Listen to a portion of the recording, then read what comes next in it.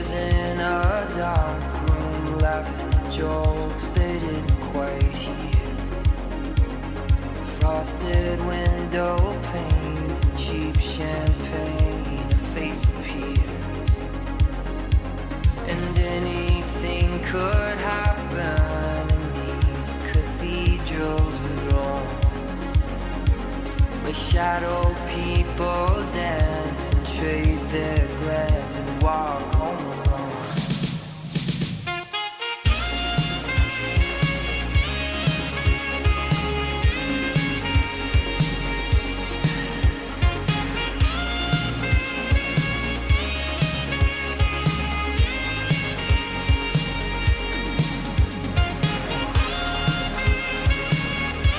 We were in the middle.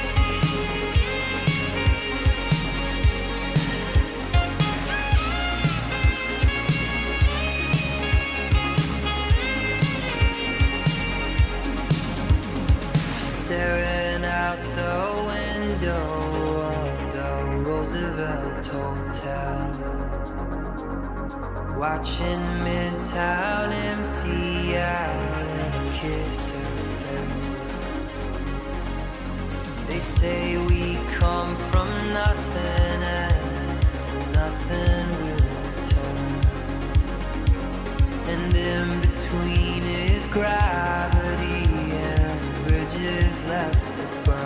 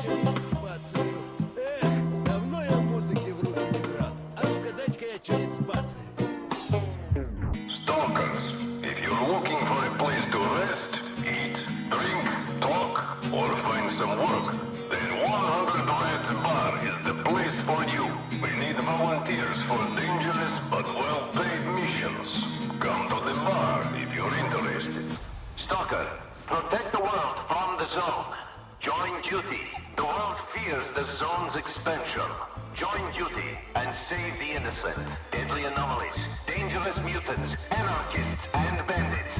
None of them will stop duty on its triumphant march towards saving the planet. Ну чё, рванули, пацаны? Всех порешу. Опа! Вот они, фраера. Это чё, такой прикол, типа, да? А ну, чики-брики в дамке!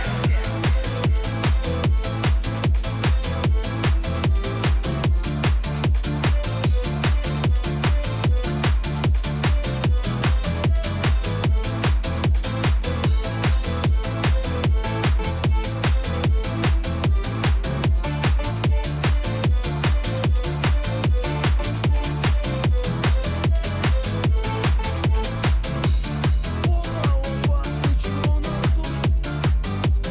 Опаньки! А тут ничего так расклад. Не, ну ты жму реально тупой был, пошел. Ни запас, ни хрена.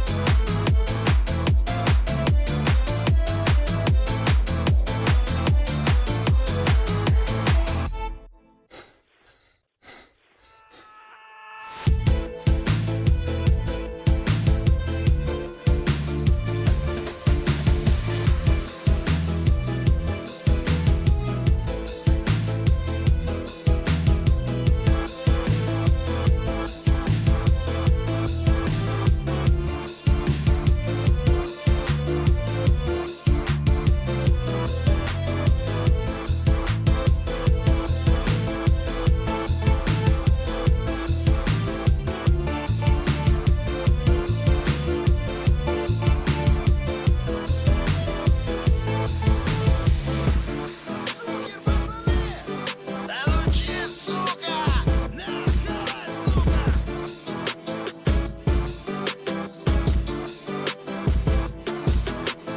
Ну, подорвали, пацаны!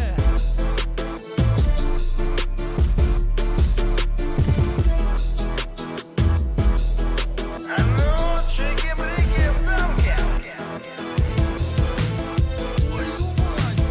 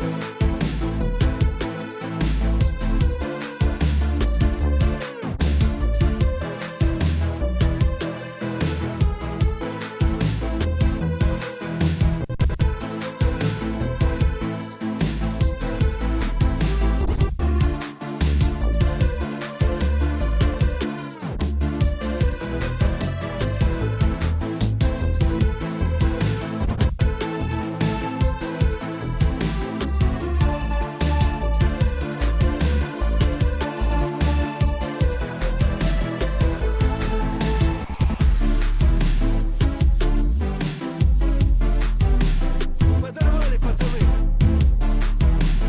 Колешь на ноги, растаманы заслышали, вручай! Слышь, мужик, помоги отпедрить этих чистоплюйских удов.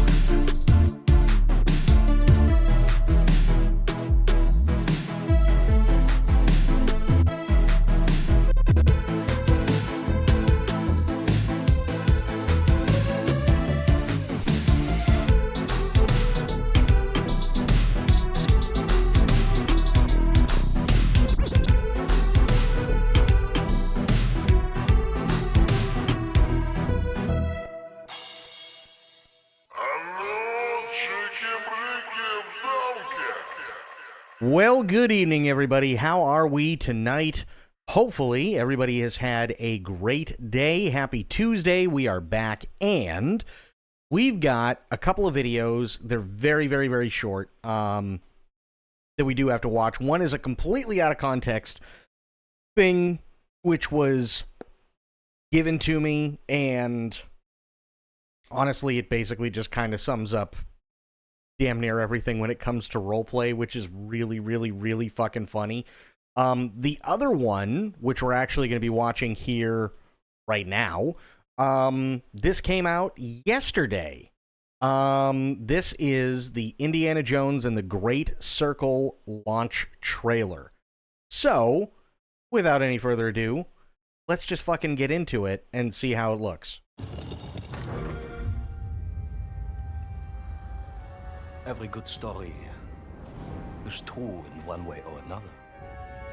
And I know one you haven't heard of. Dr. Jones. So what I'd like to do is put the guns down. Go ahead. I'll knock your teeth out.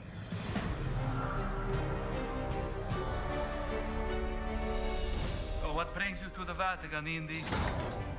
I'm looking for someone. This actually looks pretty decent. He stole something from me, and I mean to find out why. Right now, I'm looking into the disappearance of my sister. And I believe Emmerich Voss is responsible. So, this great circle, they think it's a conduit of some kind of power, correct? Boss certainly does. He believes it'll secure his place in history. I'll have to study it some more.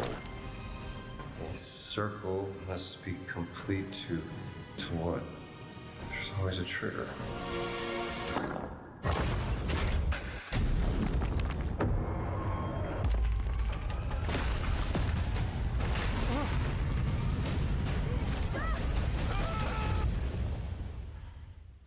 Good luck, Indy.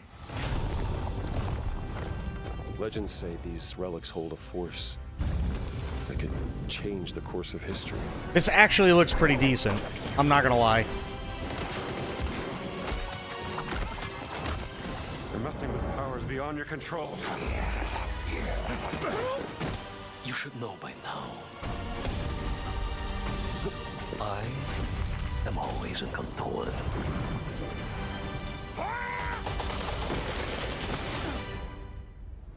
You're good at this, Dr. Jones. I know enough to get me into trouble.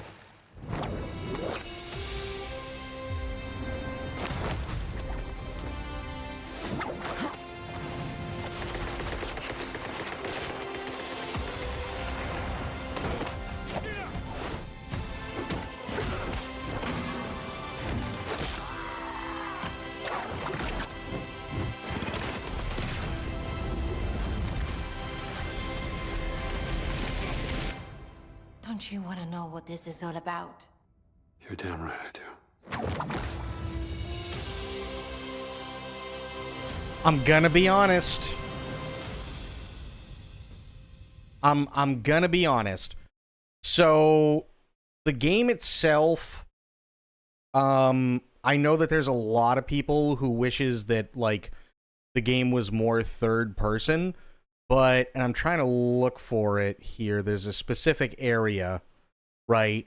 Where he's jumping through all the different puzzles and stuff. Like, yeah, sure. I'll bring it like right through here, right? You can see that obviously there's a lot of things that are going to be first person, but I feel like there's a lot of times where it's going to be switching back and forth, right? So whether that's like when you're swinging using the whip, it kind of goes into third person for a couple of seconds, or you know, when you're activating a certain thing, it goes into third person for a couple of seconds, things like that. I think that's actually like a really good and interesting way of keeping it so that, you know, you see Indy, right? But you also feel like, here we go. Yeah, this is the one I was looking for. You also feel like you're Indy. So you see him, right? And he's activating something, and then sure enough, it goes into first person, right? So you get enough where it's cinematic and it feels like you're watching Indy do something, but then you go right back into the game trying to make you feel like you are indie. I think that's actually going to be a really, really cool and interesting thing. As far as the gameplay, I'm really interested to see how it turns out. I know that there are some people who are, like myself, kind of on the fence because of who publishes it, and to be honest, I can't say I blame them, but this is definitely one we're going to try. This is definitely one that we are going to try, no doubt about it. I've been a massive Indiana Jones fan since I was little. Basically, like everybody else, Raiders of the Lost Ark and The Last Crusade were amazing. Temple of Doom was not only a lot a bit racist, but also just, in some parts, absolutely fucking disgusting. And then the rest of them don't much matter. So, yeah, like, there's been a lot of movies when it comes to Indiana Jones. I'm a fan of 2 of them. From what I've heard, in terms of reviews, people are actually liking this genuinely more so than the movies. So there's hope, but we'll see. That's really all I can say about it, is there's hope, but we shall see how it goes. So that's it for this one. I'm going to keep this one up because I'm sure that more people are going to want to see it. This next one I'm going to keep up too, but this one is fucking... This one just made me laugh. It really did. We were in the middle of our tournament when my friend John said he found a body in the bushes over there. I ran over there because I'm a healing monk to try and help, but obviously my magic wasn't strong enough because the dude's body was missing a head. So my friend decided to try and use a necromancer spell, which didn't work, which I knew it wouldn't. And apparently we contaminated the crime scene because that spell uses a lot of glitter. I mean, that pretty much just sums it up right there. You know, sometimes spells use a lot of glitter. But yeah, I'm gonna keep the trailer up for Indy for sure. I know that there's a lot of people who are Indiana Jones fans, myself included. So yeah, we'll probably see that a couple more times tonight when more people get in. But apparently, there is a patch that has occurred. Maybe it'll work, maybe not. Let me, actually, I'll exit out. Unless it already did it, I don't know. But, yeah, there we go. Update required. There we go. That's what I thought. Yeah, do it. Update. Go for it. So, yeah. There's a lot of things coming up this month. What I really, really, really want to do is I want to get through the rest of Stalker 2. If I remember correctly, there is also The Long Dark that's coming out. We have Metro Exodus as well, and we have Indiana Jones and the Great Circle. So we do have quite a bit that we have to get through. I'm expecting Metro to take maybe 2 or 3 streams, maybe 4. I'm expecting The Long Dark to take probably somewhere around the same amount of time. I have no idea how long Indiana Jones is going to take, and I also have no idea how long Stalker is going to take. But we do have some stuff coming up and stuff that we are currently finishing that is absolutely going to basically get us through the end of the year and probably into the beginning of next. So there are quite a few things. There are definitely quite a few things. And I'm excited. I'm excited for it. I hate to say this because I know that there have been a lot of people that have lost their jobs this year in the gaming industry. We all know this, right? And it's been a crap year. But I think in terms of game releases, this has probably been one of the biggest years in recent memory. Just here on my phone before I drag myself from bed. Here's hoping the Duga quest behaves. I'm hoping so too, Sober. Are you just getting out of bed?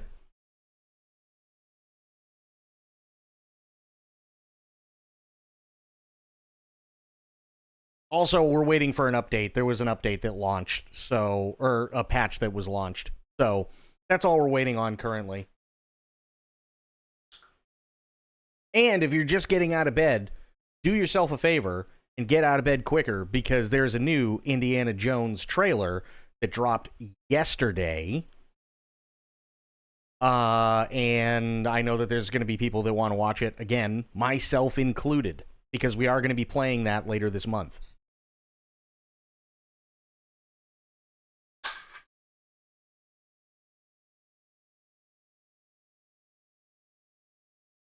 Went to bed at 4 p.m., woke up at 1 a.m., IR Dracula. Hey, you know, it happens sometimes. Sometimes it just do be happening. I've been there many times. Many, many times. I'm actually trying to get over a cold currently.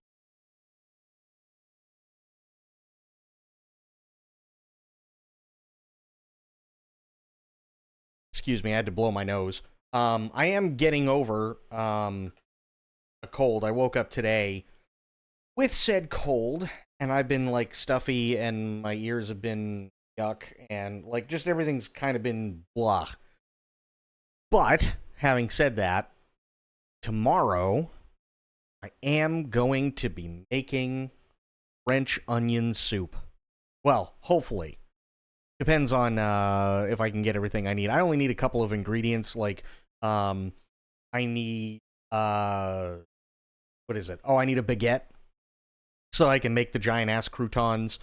I need Worcestershire sauce. I need soy sauce. I already have a shitload of onions. I already have a bunch of beef stock. So it shouldn't be too bad. The only big thing is hoping that I can get my hands on some Gruyere cheese. And if I can do that, then yeah, absolutely, French onion soup tomorrow. That's the plan anyway. If not, I'm going to be looking it up later tonight.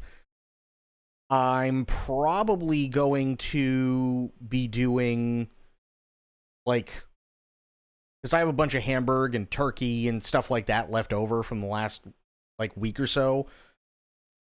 I'm thinking about making, like, mini meat pies.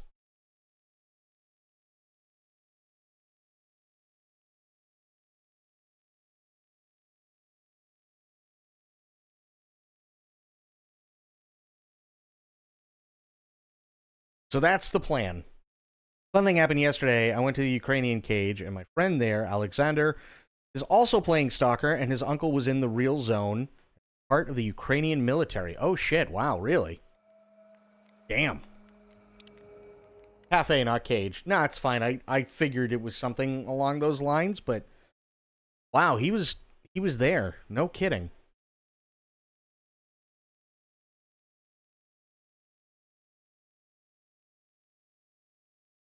That's, in all honesty, that's fucking crazy. I assume he was there as part of the military in the 80s, right?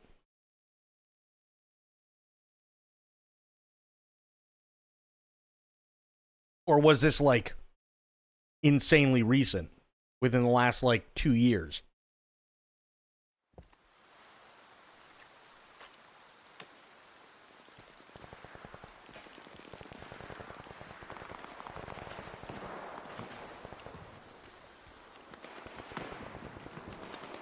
This is right now, and Alex showed me pics. His uncle directly in front of the reactor. Holy shit. Wow.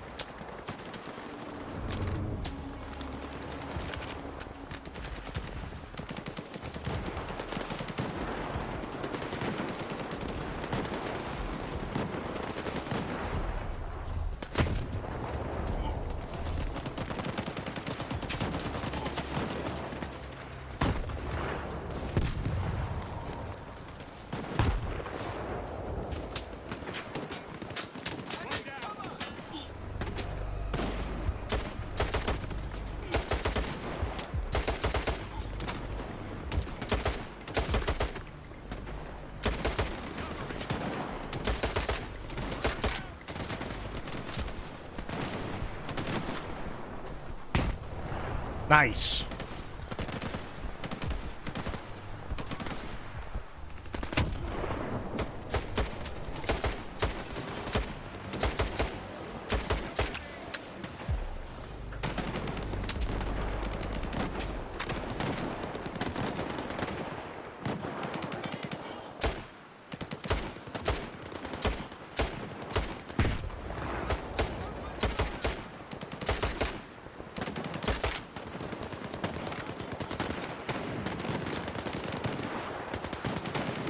Never thought I'd see the actual power plant with people in front of it, and he had pics of Pripyat 2 and the Duga. The most bizarre river outside the plant, full of massive fish. Yep.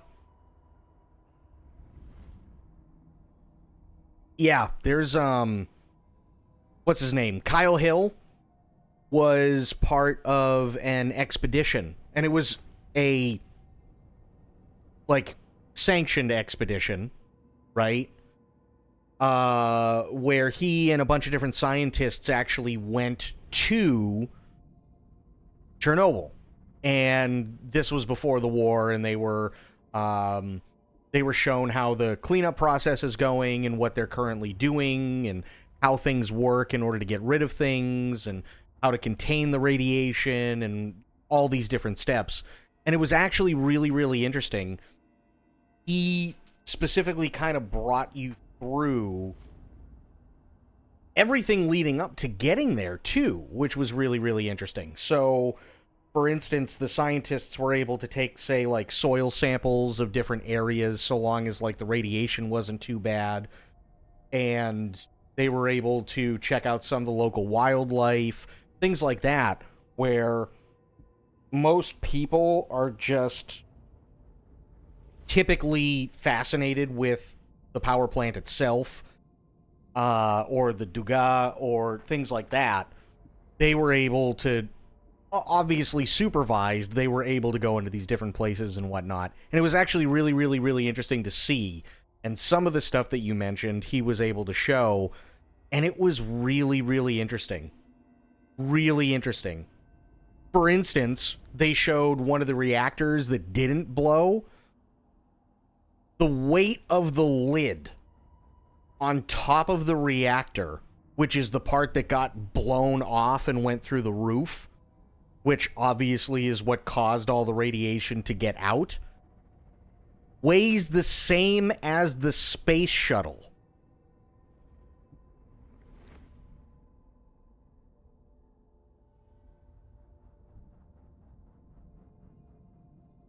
So imagine just a giant circle as big as the space shuttle in every direction, so just diameter-wise, as big as the space shuttle and as heavy as the space shuttle, not only being blown through the roof, but then going about 5,000 meters into the air in less than a second. That is an insane amount of power.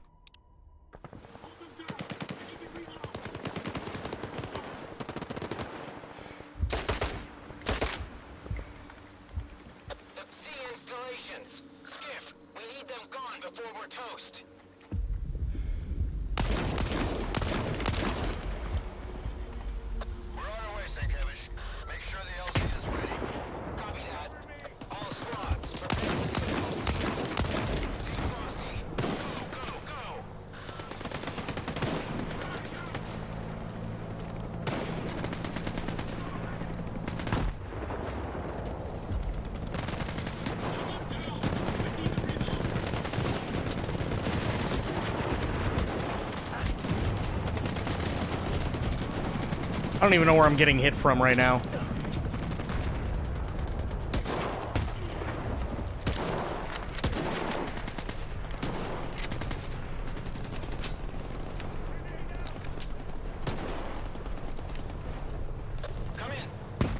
Took a pic of that hotel when you take the sniper shot from in COD 4. That was awesome. Oh, hell yeah.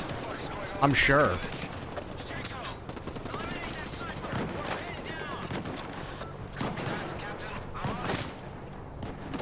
Oh, this explains why they're tanky.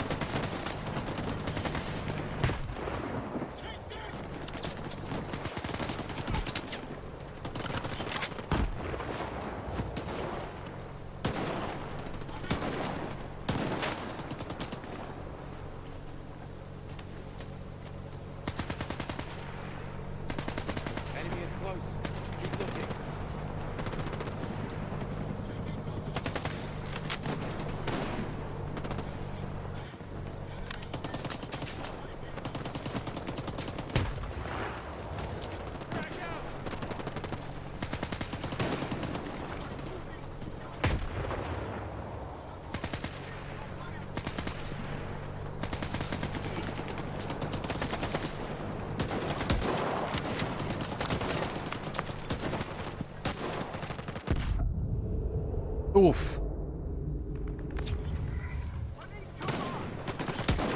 Oh, shit. Sorry.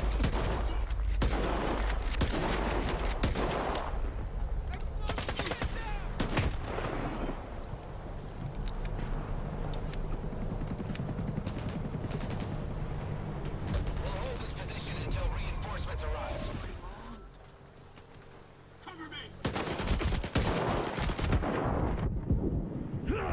Shit. Okay, well, it's working.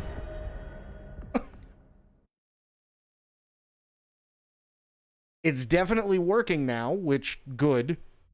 Also bad, but it is working.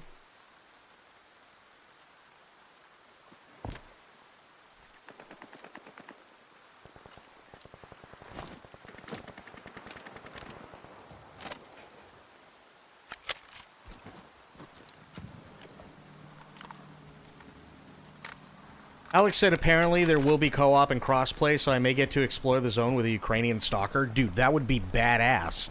Holy shit. Those who are in eternal union with the monolith can never be stopped. For the monolith. Fuck! It's like they don't feel any pain at all. Aim for their heads.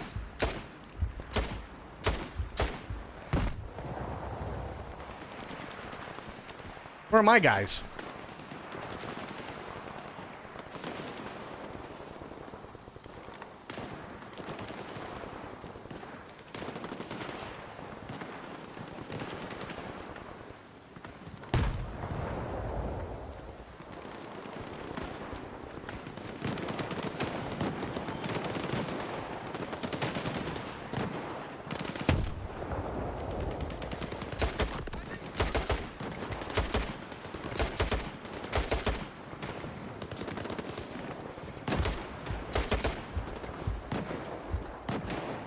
Delicious sausage in the middle of a war. A battle wiener. Yes.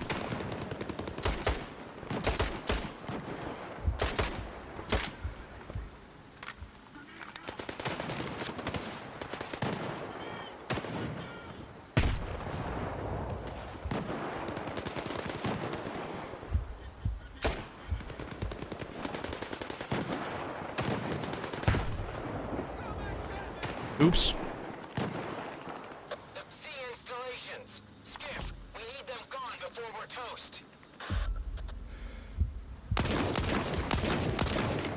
There's one.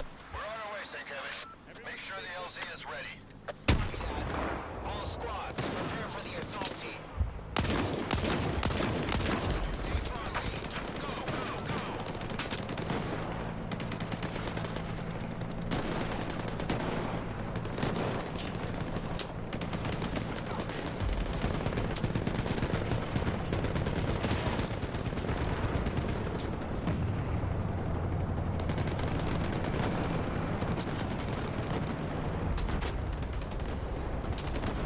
I don't even know who I'm supposed to be firing at half the time. That's the worst part. Ow.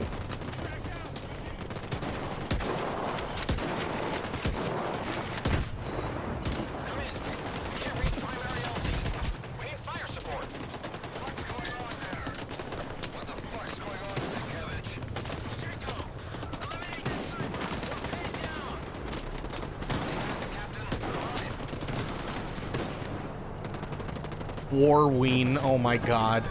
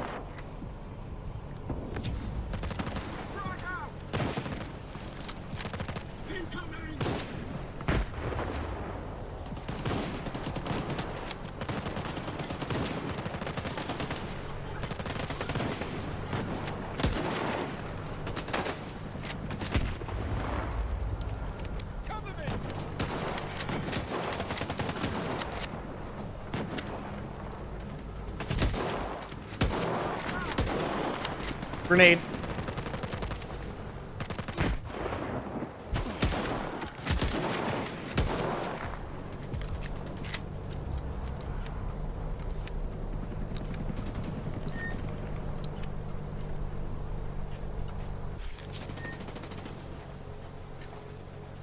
Eat sausage.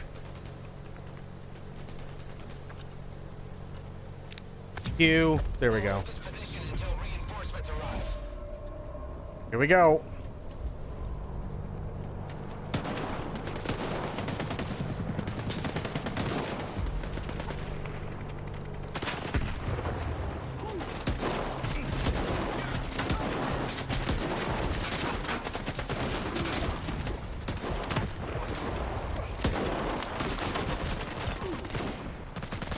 Yeah, this is where it gets really mean.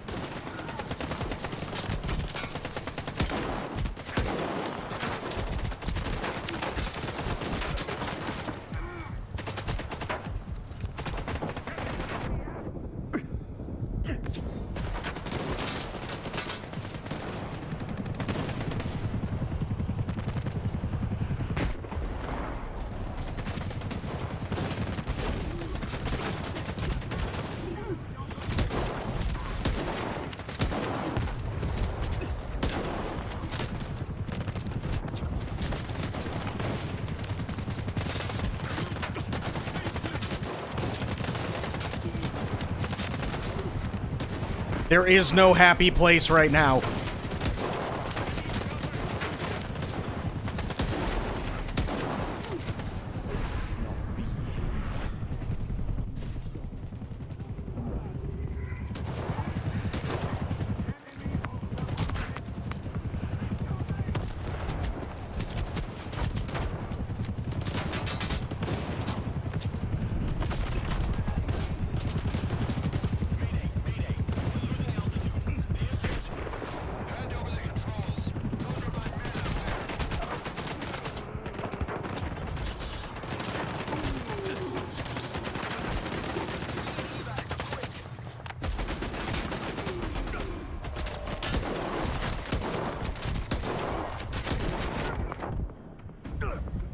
Fuck!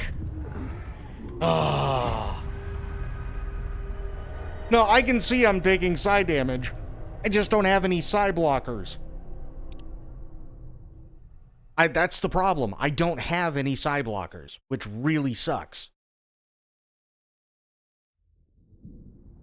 Also, Dawn, how you doing? And yeah, I am in the middle of the shit right now.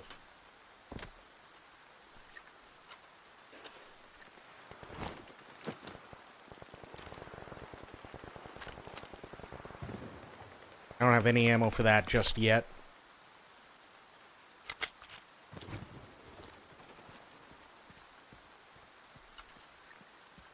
Got a brand new phone for the first time in 8 years. Nice. How you liking it? Battle Wiener.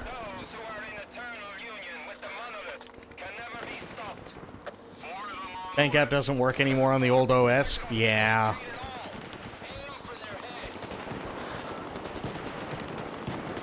Unbox while I watch? Hell yeah, dude.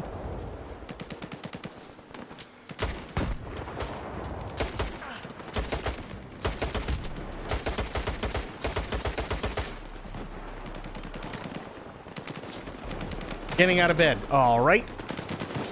See you in a few.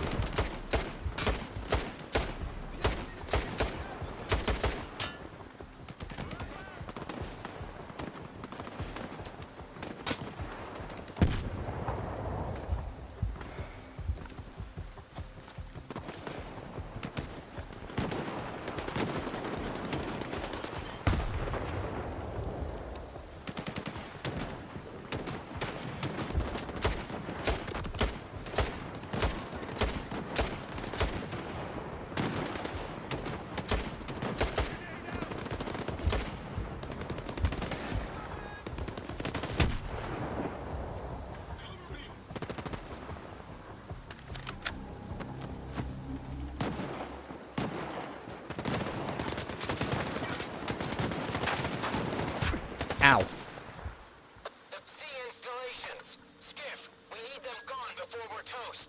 Done and done. We're on our way, Sienkiewicz. Make sure the LZ is ready. Copy that. All squads, prepare for the assault. Shit.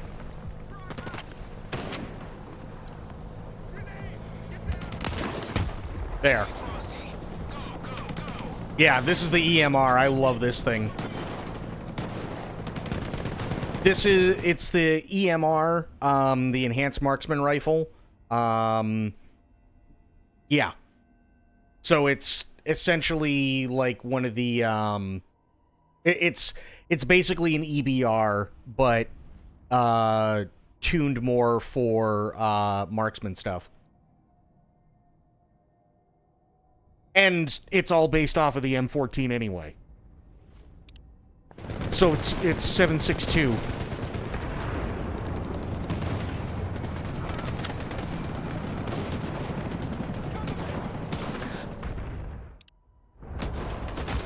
Ow.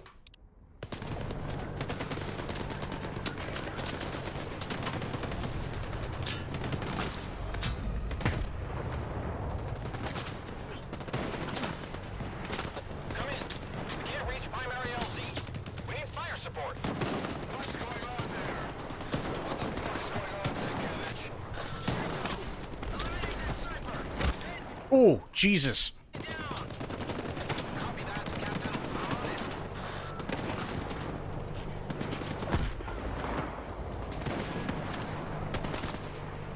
Oh, the M701 Super? Yes, please. Yoink.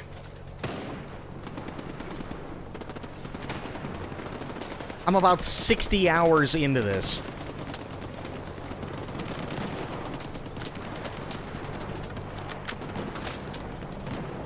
Yep.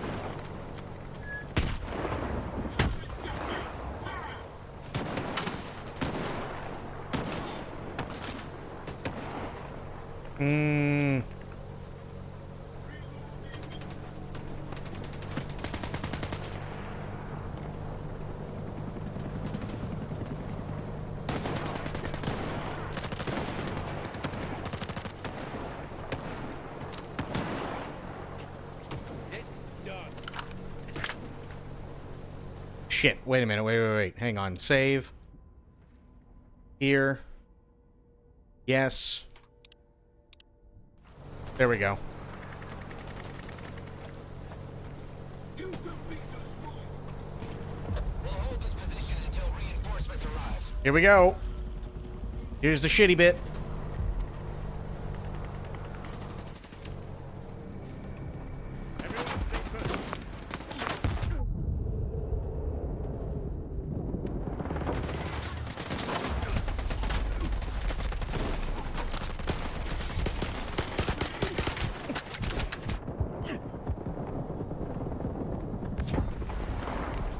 No, you idiot. What in the fuck? No.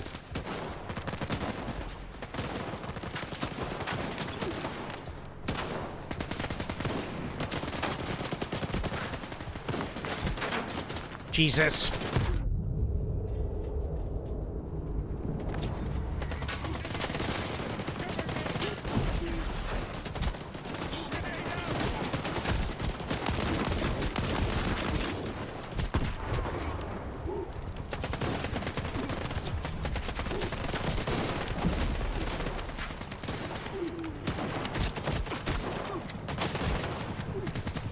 Can't even reload.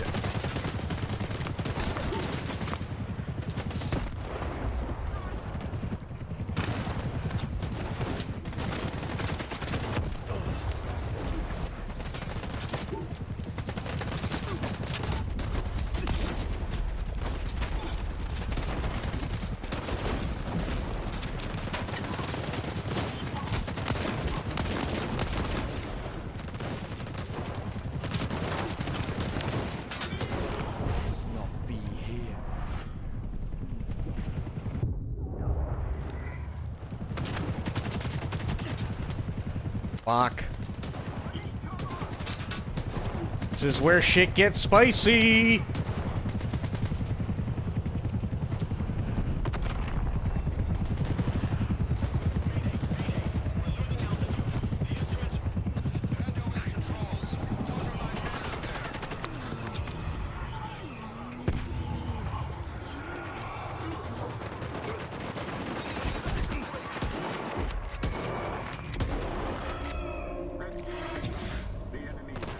Holy shit, did we do it?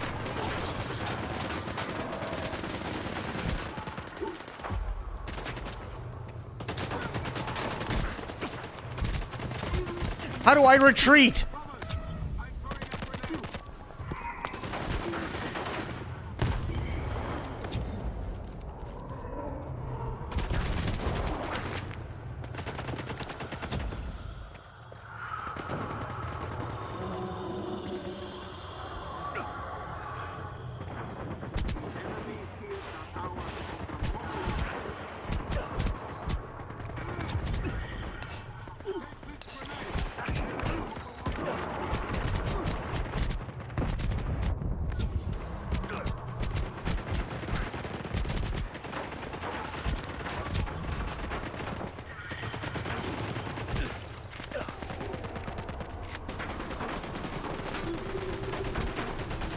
Come on, come on, come on, come on, come on.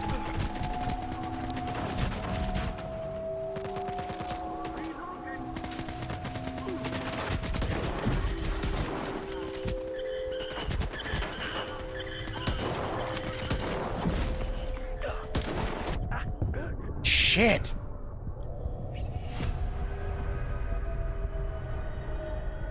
I don't even know. I didn't even have time to look at the compass. That's the worst part. I have zero clue. I have zero idea what I was supposed to do there, because there was just so much shit that was going on.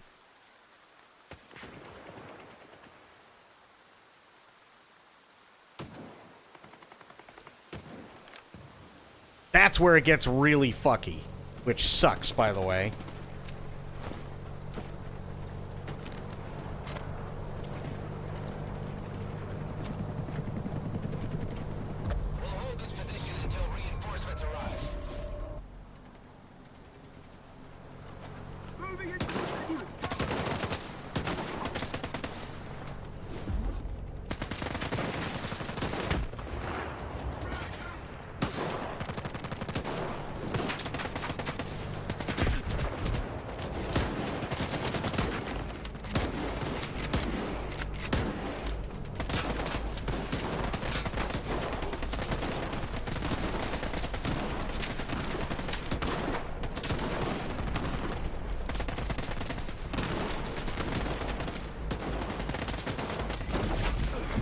Oh, fuck you.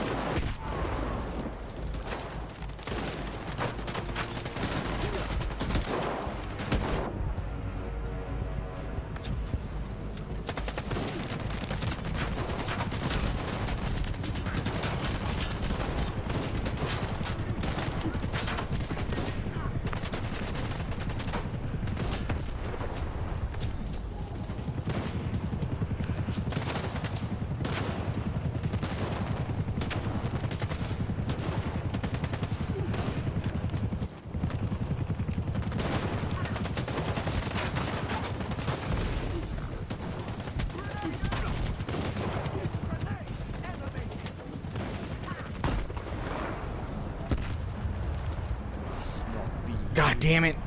This is where shit sucks. God, if I had a psi blocker.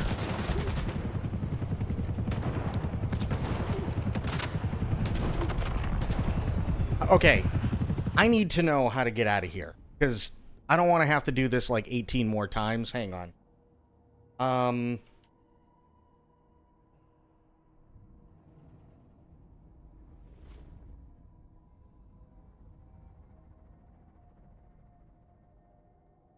All right, what's up? Shh, quiet. So wait, what do they want me to do? Hang on.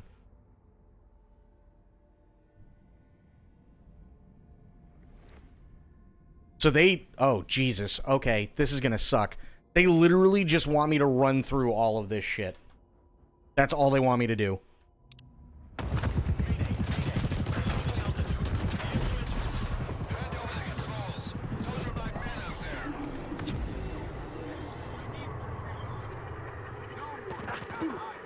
Yeah, they literally mean retreat.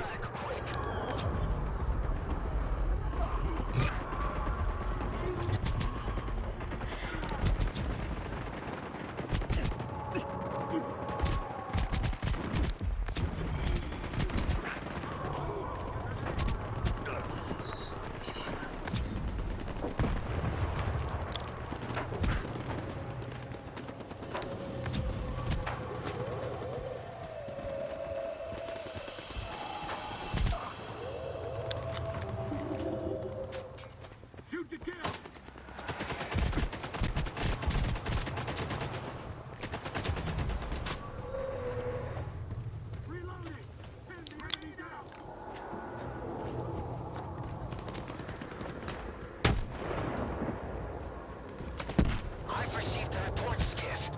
Faust and his doppelgangers? Is it true? Did you witness this firsthand? And why has the colonel gone silent? I think Corson is dead. Lots of others, too.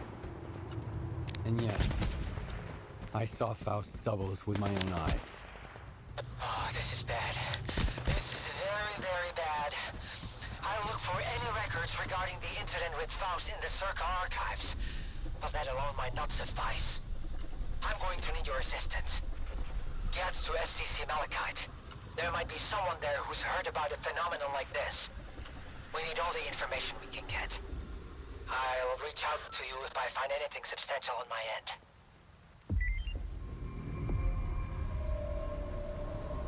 Okay, I gotta go that way, apparently.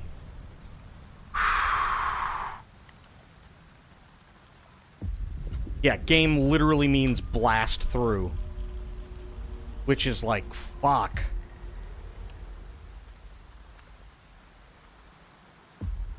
I gotta like, they're basically zombies at this point. Okay, that's STC Malachite, gotcha.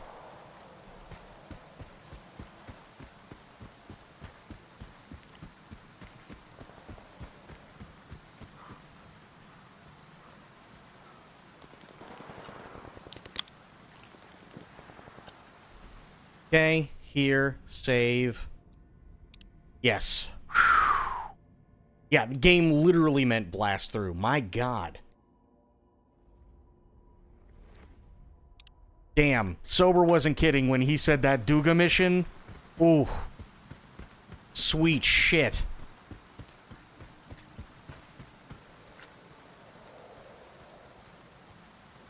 Wait, what? Oh, okay. Oh, I just kept accidentally putting it away. Nope, don't go that way. Don't go that way.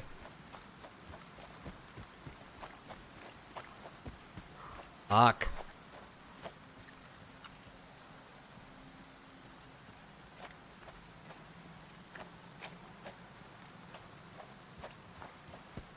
Just run. Just run.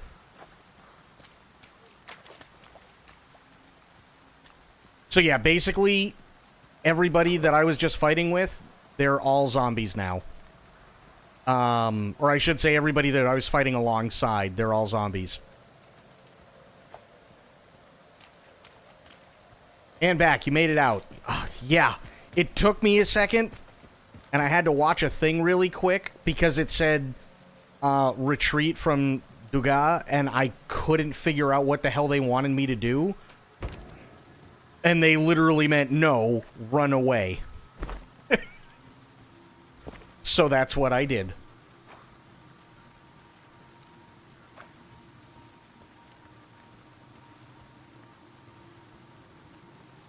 Also, welcome back. Yeah, that whole thing turned quickly into very much ass.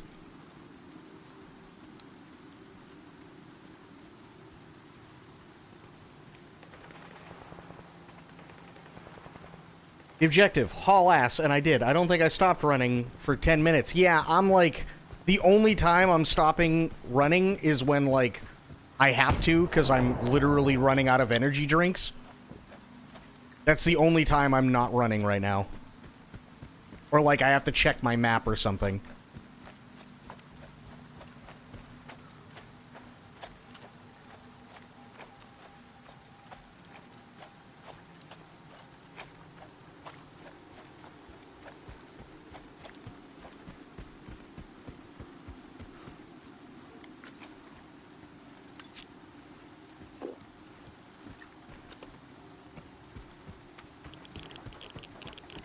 Don't care. I will taste all of the radiation if necessary.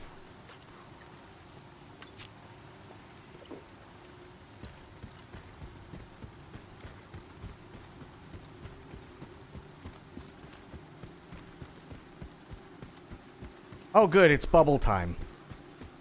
God damn it.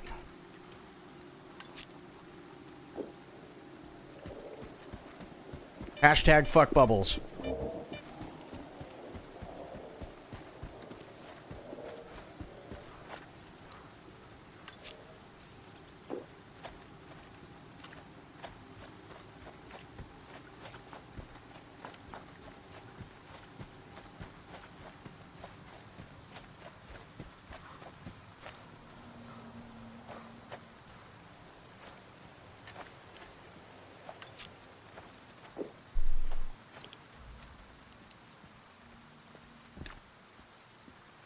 So wait, there's no way Malachite's safe. Or maybe it is? Interesting.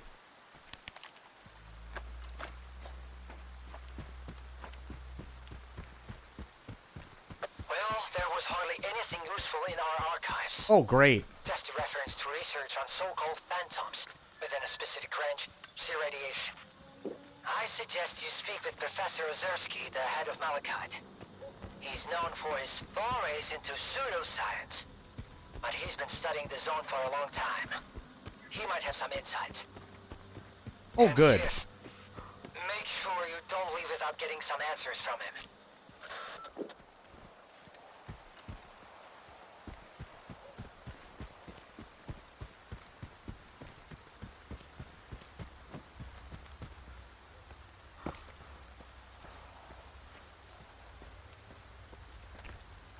Damn it.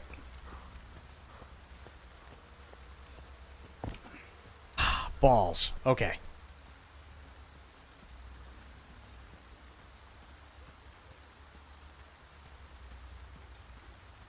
Yeah, that was... oof. And I can tell you, I'm pretty sure there will be more Dugas later on in the game. I've seen a couple of, like, quick screen caps of things. That is, I'm like, almost positive that is not the last time we see the Dugas. Please be nice. Oh, good, he is green. Whew.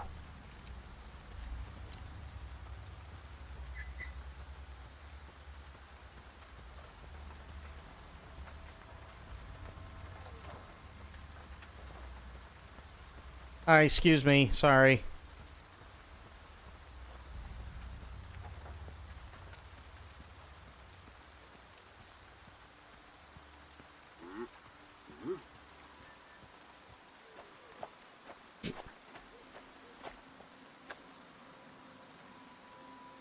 What's that?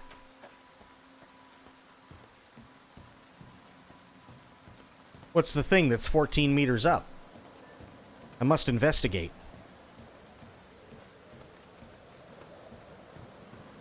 Okay, I will not investigate. God damn it. He's 16 meters down. Balls!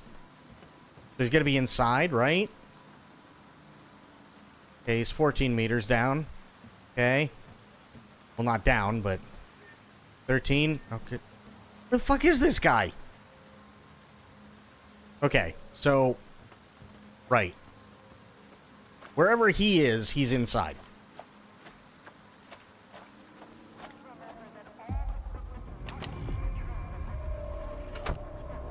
Aha. Hello. Another field trip. Look, at least let me... Wait, you're not one of them scientists. Whew. Listen, buddy, if you need to go places, I can help you out. But we gotta stop and take a break along the way, alright? These eggheads have been up my ass all around the clock. Take me here, set my equipment up there. Man, I should have stuck to the swamps. Don't ever say you're looking to stick to the swamps. Don't ever say that.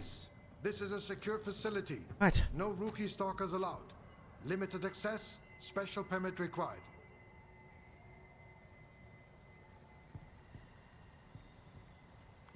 Okay. Does Korshinov's badge count as a special permit? You're from the ward? Well, why didn't you say so? Come on in. Thank you, Rocketeer, with your 2 RPGs. Jesus.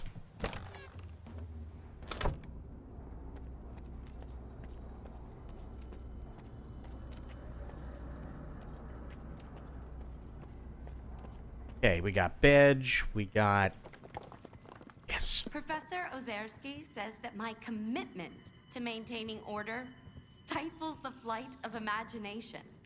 Well, flights are for airplanes. And in science, order is paramount. That's why I won't tolerate mess. No discounts, no let's make a deal, and certainly no I'll pay you next time. You pay, you get your goods, not the other way around. Is that understood? Good. Gentlemen, this is a first in this entire game. I'm glad you are here with me. I present to you the 3rd woman in all of Stalker 2.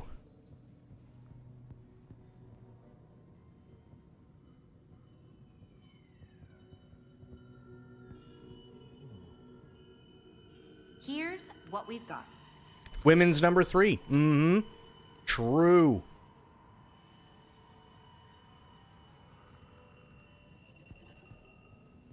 What are you?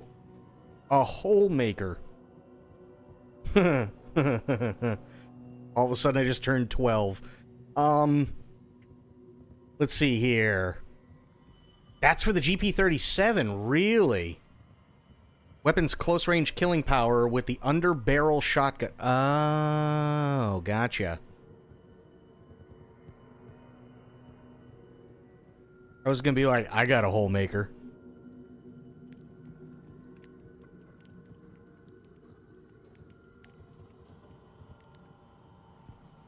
Oh, shit. The Rhino? With its high caliber, this revolver is often marketed as a hunting weapon, proving equally effective against African buffalo and zone chimeras. What the fuck?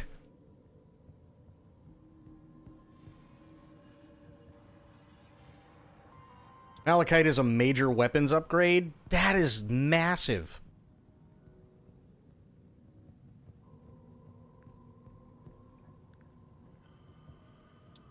Absolutely massive. Holy shit. GP37 I already got. Motherfuckers. The Vintar. I have a Vintar in my stash.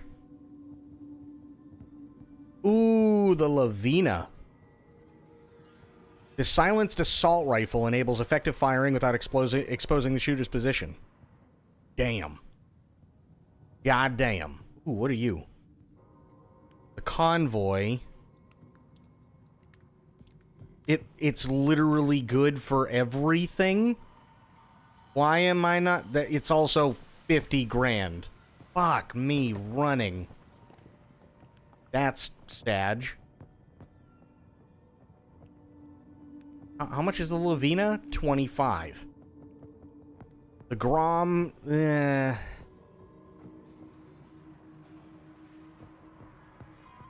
See, I have a Vintar. I have a GP37. I'm pretty sure I've also got the Spasa 14.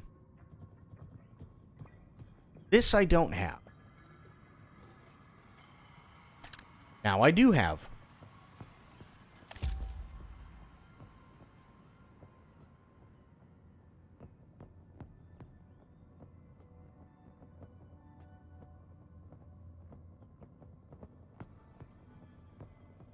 Can't wait for you to meet someone nice later. Someone nice.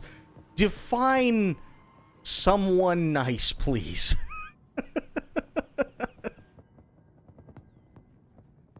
Okay, what are you? SP5, semi-jacketed, core hardened steel, requires additional weapon maintenance. Okay, what about you?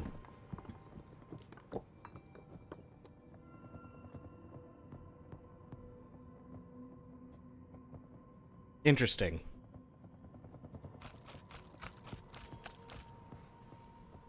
Sure, fuck it. Okay, maybe I went a little overboard, but still. You'll see, you'll love him. Okay, that's fair. I'm gonna get rid of this, because I don't need it.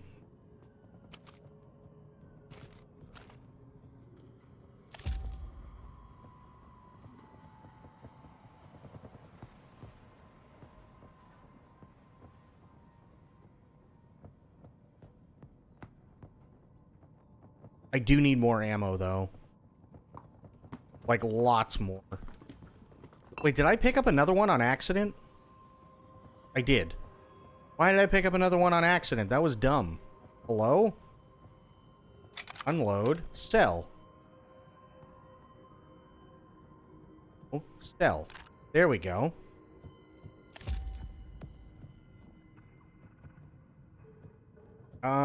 Let me see. So I will take this, switch it over to here. Because the EMR has been really, really, really good to me. I'm a big fan of the EMR.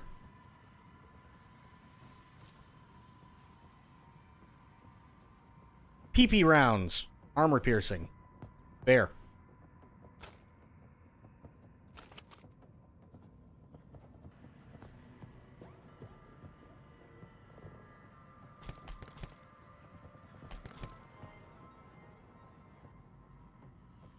Also armor piercing. Nice.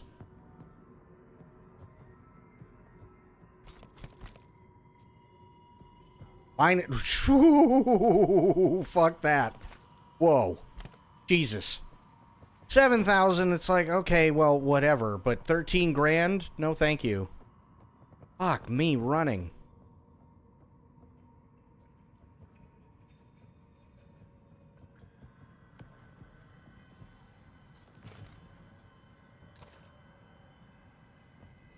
Okay, well, that's 9 grand down the fucking toilet, but I kind of needed it.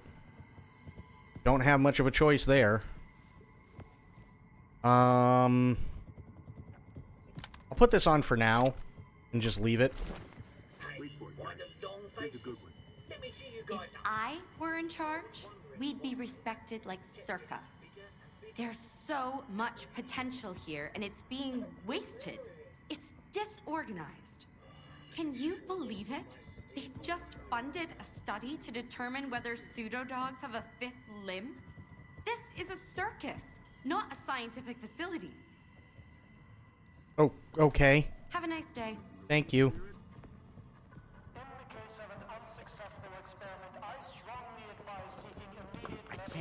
If I'm honest, I was thinking about this. Let me see if I can bring it up really, really, really quick. Because there are other mods, by the way, that apparently are really, really good. Here, let me bring it up. So, better gunfights is one. Is tired of NPC aimbot from hundreds of meters away, bullets are chasing you through the trees and you can't enjoy the gunfights? Would you like ranged fights to last longer? Then this mod is for you.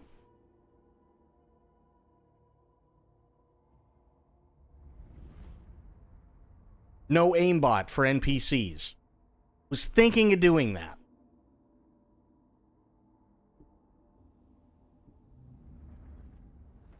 I was thinking of doing this.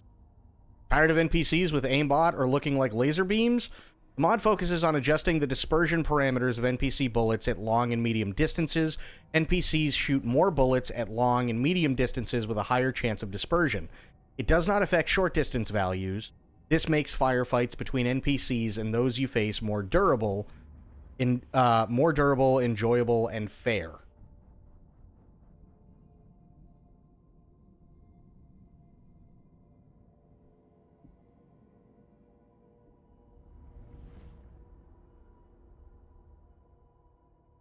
I was thinking of doing this. What does it say for posts? I might be mistaken, but I haven't noticed any difference. Enemies reduce me to 0 within seconds from 200 meters with bouquets if I don't hide.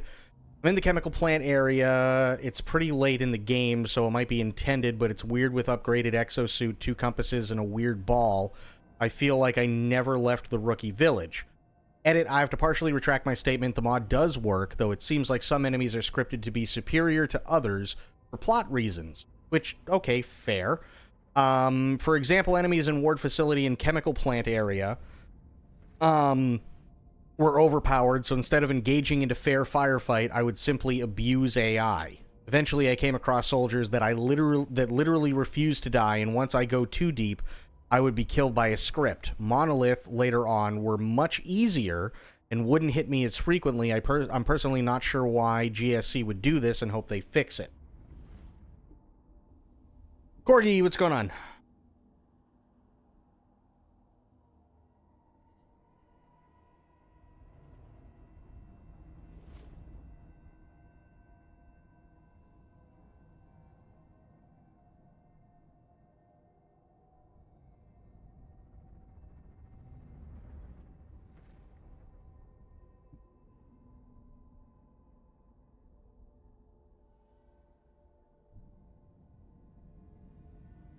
So I was thinking of doing this, but I know that, like, what sucks is I know GSC, like, is putting out weekly patches.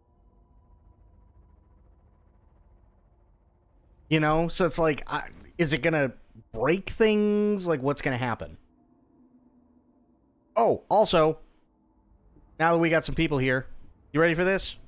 Let's watch it again really quick. This came out yesterday. Every good story is true in one way or another. And I know one you haven't heard of. Dr. Jones. So what I'd like to do is put the guns down. Go ahead. I'll knock your teeth out.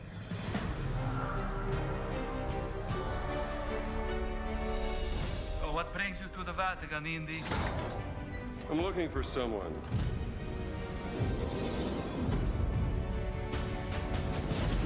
He stole something from me, and I mean to find out why. Also, wait a minute. Hang on. Go back. Pretty sure that's Tony Todd. Rip Tony Todd. He stole something from me, and I mean to find out why. Right now, I'm looking into the disappearance of my sister. And I believe Emmerich Voss is responsible. So, this great circle, they think it's a conduit of some kind of power, correct? Boss certainly does. He believes it'll secure his place in history. I'll have to study it some more. A circle must be complete to what? There's always a trigger.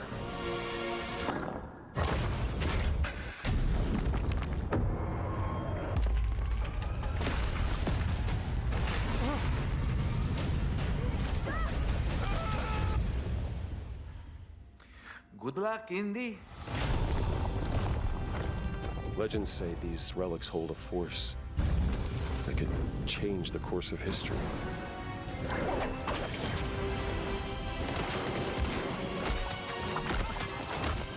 You're messing with powers beyond your control. You should know by now. I am always in control. Yeah, Troy voices Indy. You're good at this, Dr. Jones. I know enough to get me into trouble. And to be fair, Troy Baker does a really, really good young Harrison Ford. Like, Indiana Jones era Harrison Ford. He actually does. It's not perfect, but it's really close. It's really, really, really close.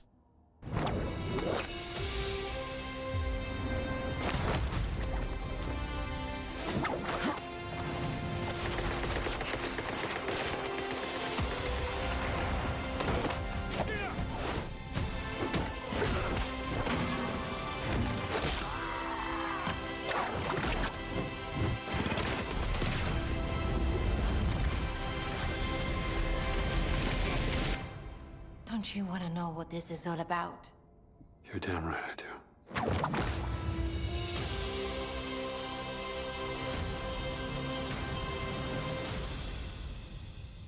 I love this. The pre-order and Game Pass bonus is the Last Crusade pack. So you get his traveling suit outfit and the Lion Tamer whip. Stupid for just a pre-order, but if they're gonna put it on Game Pass, that's actually pretty cool. Just saying. And the Temple of Doom outfit, which I probably won't wear. Gonna be honest. But, yeah. I thought that was pretty cool. Also, you guys will get a kick out of this. This is really dumb, but I absolutely love it. We were in the middle of our tournament when my friend John said he found a body in the bushes over there. I ran over there because I'm a healing monk to try and help, but obviously my magic wasn't strong enough because the dude's body was missing a head. So my friend decided to try and use a necromancer spell, which didn't work, which I knew it wouldn't. And apparently we contaminated the crime scene because that spell uses a lot of glitter.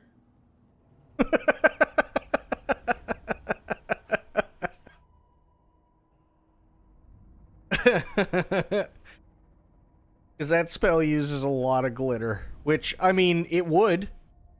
This is true. They won't leave me alone. No time to myself, even in the exclusion zone.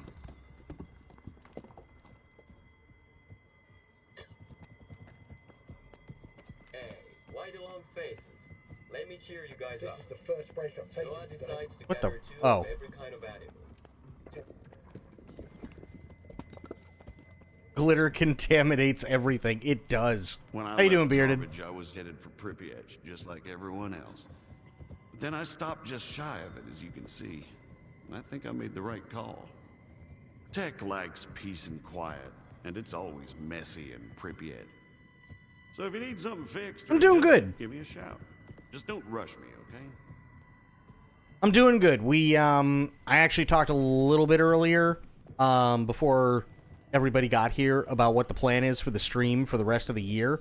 So we've got the rest of Stalker. We also have, I believe, Chapter 5 of The Long Dark, unless they've delayed it again.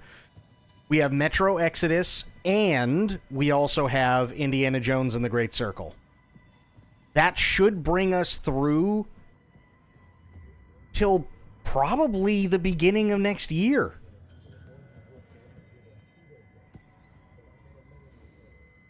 No rush. I'll do it nice and slow. Yeah. Oof. $4,000. Okay, definitely repair this. That's a good gun. Don't need to repair that. Repair this. Repair that. I don't have a choice. God, that EMR is sexy. Love that EMR.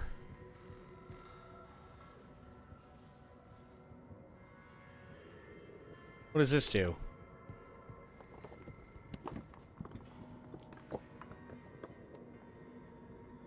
That costs 900. Aiming accuracy 20%. Moving while aiming is 15.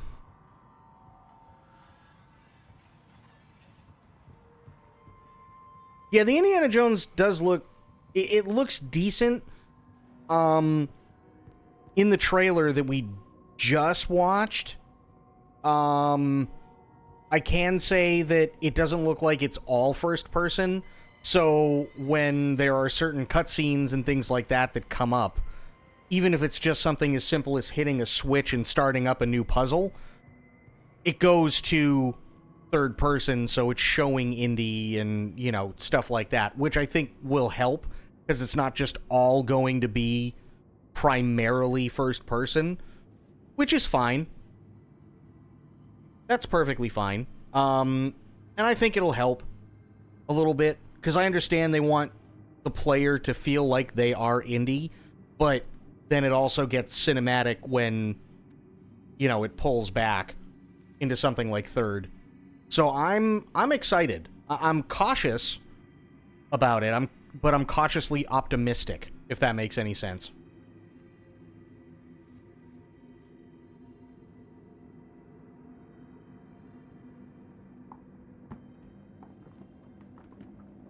What can you taste butthurt from? Yeah, don't be a stranger. I sure could go for a nice steam bath right about now. Okay. Where is Bedge? What's Spark doing here anyway? Getting us research materials under Professor Ozerski's direct orders. But that's need to know. Your eyes react to the light.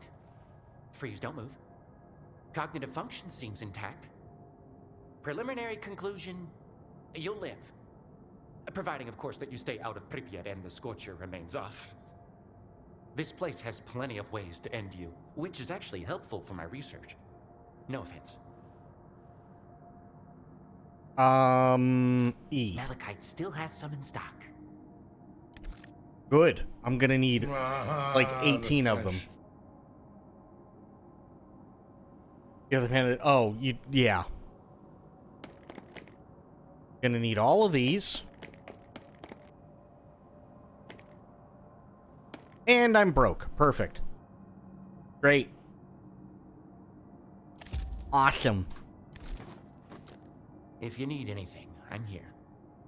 Getting us research materials under Professor Ozerski's direct orders. So, I mean... But that's need to know. Here's the thing, right? Who cares about people being butthurt?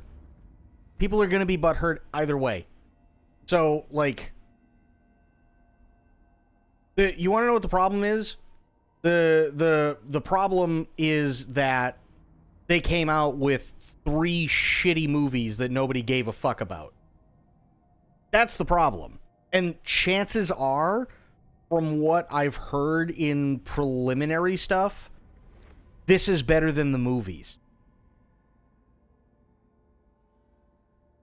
To be fair, that's not a high bar to surpass, considering the last 3 movies that came out for indie. But at least that means it's going to be semi-decent. And it's still going to be better than Temple of Doom. So, is it probably going to be the best thing in the world? No. But is it going to be a game that everybody can go, you know what, that was pretty good? Probably. Guys just can't resist adding a touch of mystery. Don't shit on my waifu, Temple of Doom. Oh, God. Temple of Doom was... I'm gonna be honest. I love Indiana Jones, but god damn it. That's such a rough sell. It's such a rough sell. Temple of Doom was so rough.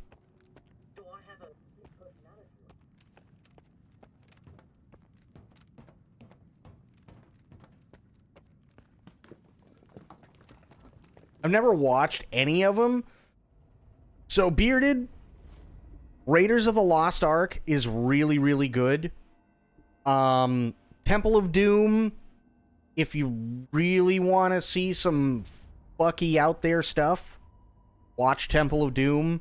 Most people who are Indiana Jones fans don't particularly care for it, because there are things in there where it's just blatantly racist. Like literally it's bad.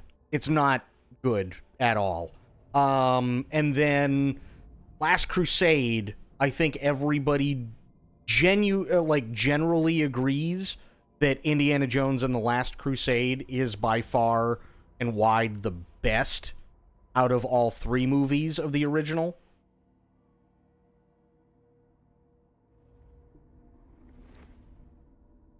And then they came out with Crystal Skull, which was awful, and they came out with the last 2, which were both pretty crap.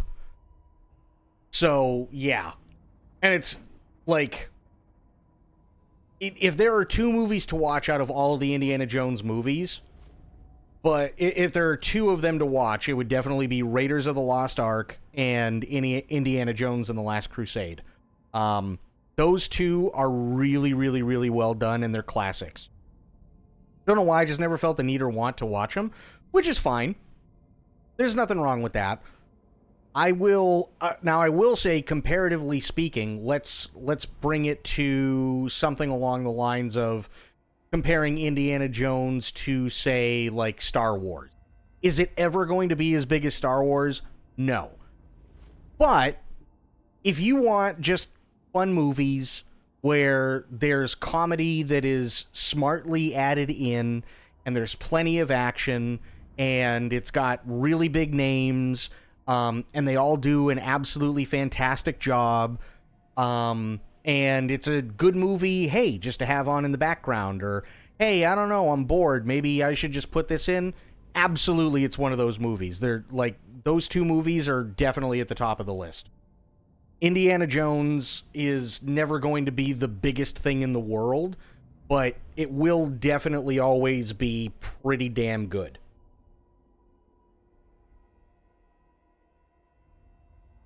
Sean Connery was fantastic in Last Crusade. There's no doubt about it. Never really watched Star Wars either. Was never really into it. Yeah, I'm just talking, I mean, like, we all know the hype, right? We all know the hype behind Star Wars, and we know the hype behind, like, a bunch of other movies that came around in, say, like, the late 80s, early 90s. The hype for Indiana Jones will never, ever, ever be remotely close to that stuff. But that's okay. They're not trying to be that stuff. It's trying to be its own thing, and for the most part, it does pretty well. So, yeah, I mean, like, again, if you're looking for something to watch and you've never watched them before, Raiders of the Lost Ark and Indiana Jones and the Last Crusade are really, really, really well done.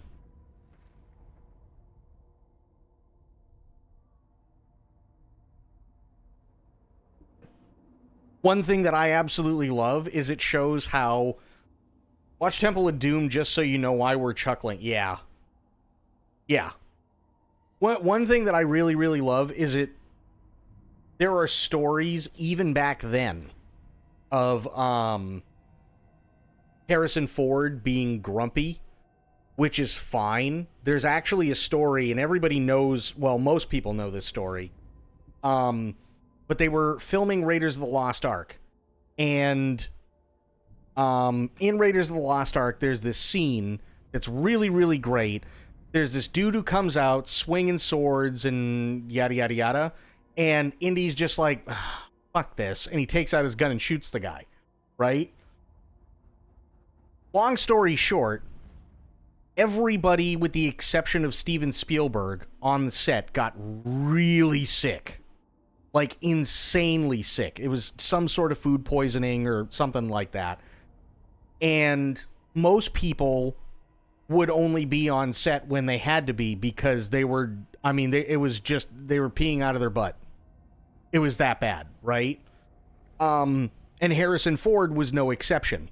He was really, really bad. I think they said it was basically like dysentery that everybody got. And there was a cholera. It was something like that. Either way.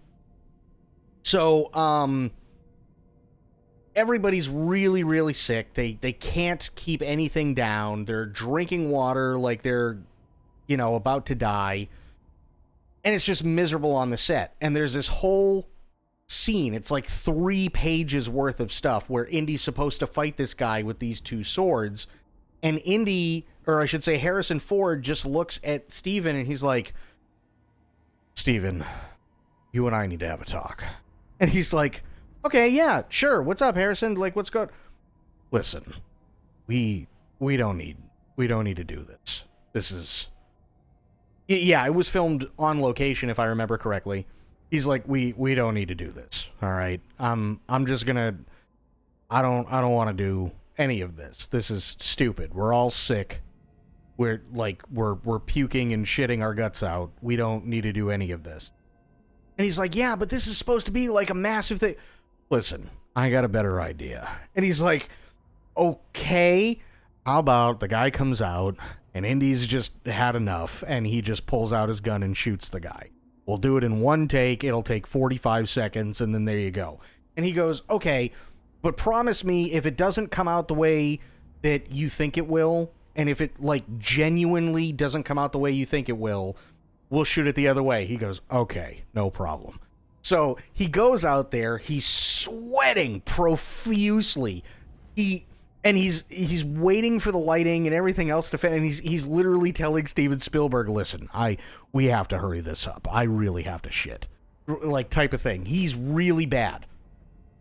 So they finally call action, and the guy comes out and he's swinging his swords, and Indy just has this look of complete annoyance and like just so done with the movie, and pulls out his gun and shoots the guy, and Steven Spielberg goes, okay, cut. That was amazing. Absolutely. So they threw out like 3 pages of script because literally everybody just had like absolutely terrible shits, and Harrison Ford wasn't having any of it.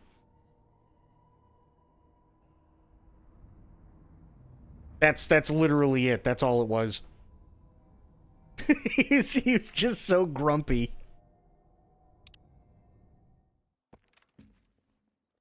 Ten out of 10. Exactly. Here's a good one.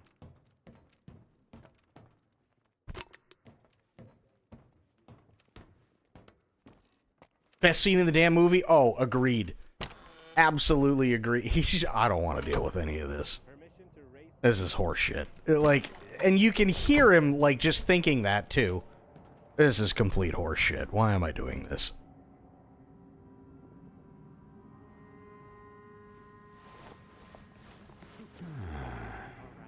Apparently, there's a scene in Raiders, again. John Rhys Davies was talking about it, and I had to laugh. Where, again, this was when everybody was really, really, really sick, and it was really funny. And John Rhys Davies is supposed to have a close-up moment. And I can't remember what the scene is, but they're, I think it was when they were, like, sitting down at the table and it was overlooking, like, the marketplace, if I remember correctly. And John Rhys Davies is like, there were literally not enough bathrooms on set or where we were staying to like take care of everyone. He goes, like, I was at one point, he goes, it was so bad. At one point, the entire cast and crew were down for 3 days, and if we weren't laying in bed, we were running to the bathroom. And we were all severely dehydrated and everything, and I remember distinctly there was at one point where I'm laying in bed, covered in sweat and my own filth, and a guy bangs on the door, and I yell for him to come in, and I'm looking like death, and this guy has the look of sheer terror on his face and asks if he can use my bathroom, and I just kind of lazily point, and he goes in and rushes in, and I just pass out. He's like, so when I say we were sick, I mean we were really sick. He goes, but finally, sounds like Taco Bell.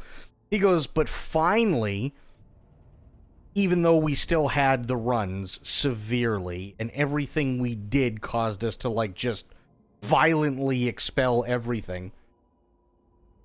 He goes, some of us were semi-okay enough to do some shoots, but that's also one of the reasons why when we are in those areas where we're in the market and everything, we're all really, really sweaty.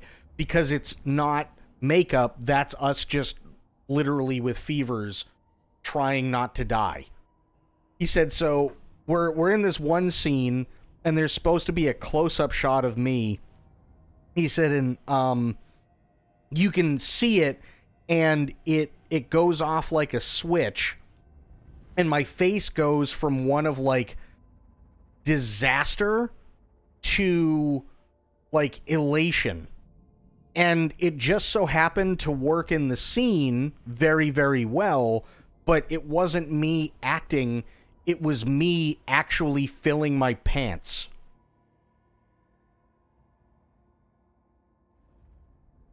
He's like, so I don't know if they still have it in the movie or not. I haven't actually... He's like, I never actually saw the movie. He's like, but I do remember that there was a scene where everybody was laughing offset because this scene was supposed to be, like, one way specifically, and the close-up was of my face turning from concern to, oh, everything's gonna be better. And it wasn't me acting, it was me just going, that feels better, because I literally just filled my trousers. When you gotta go, you gotta go. Yep. Deli Belly is no joke. My ex got ill in Indonesia, and she almost had to be medevaced. They had to give her anti-parasiticals and antibiotics, and she was shitting through the eye of a needle. Yeah. Oh, yeah. It's really, really, really bad. It's really bad. I hope I never, ever, ever get that sick. The only time I've ever been remotely close to that sick is when I got Giardia, which is awful. This is the first break I've taken today.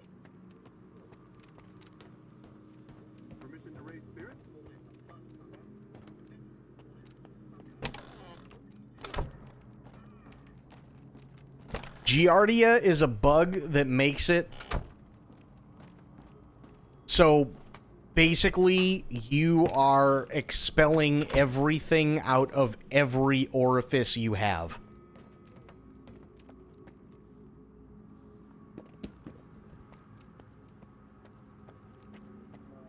I can't concentrate. They won't leave me alone. And I'm not even kidding when I say that either. It's really bad. So, my experience with Giardia, right? I was still living with my family and everything like that at that point, and I think my uncles got it. They were really bad. And then I went, okay, this is probably like my parents are going to get it, my sister's going to get it, my grandmother's going to get it, like so on. I'm just going to like self-isolate. So I basically, unless I was coming up for dinner and everybody else was done, like grabbing whatever, I stayed in my room, you know, I'd go to work and yada, yada, yada. And I called out of work one day because I was like, listen, and I told a little white lie, which was basically, listen, I'm throwing up, I can't come to work. But I knew because of what everybody else was going through, that's more than likely what was going to happen, and I really wasn't feeling good. So I'm laying in my room on my bed and I'm watching TV, and it literally went from me just doing nothing, and all of a sudden there was a voice that popped into my head. So it was just like, you have to shit now. And it was like, that was it. I ran to the bathroom and literally sat down, and I couldn't stop. But then the worst part is, here I am just evacuating absolutely everything out of my system, and at the same time, I have to throw up. I grab the bucket from next to the toilet and put it in my lap, and now I am... It's literally simultaneously coming out of both ends. I was in that bathroom for over an hour doing both of those things.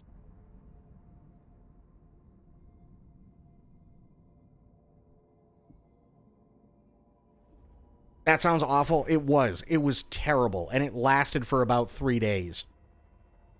It was miserable. Absolutely miserable.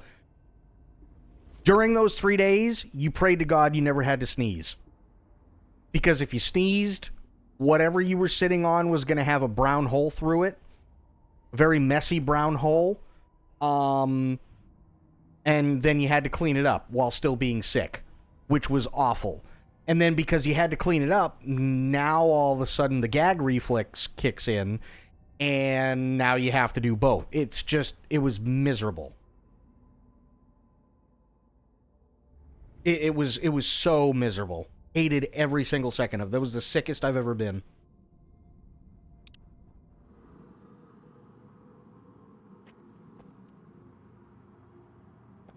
So yeah, Giardia, not fun. Not fun. Kind of actually like the opposite of fun. If I had to really, you know, nail down what it was.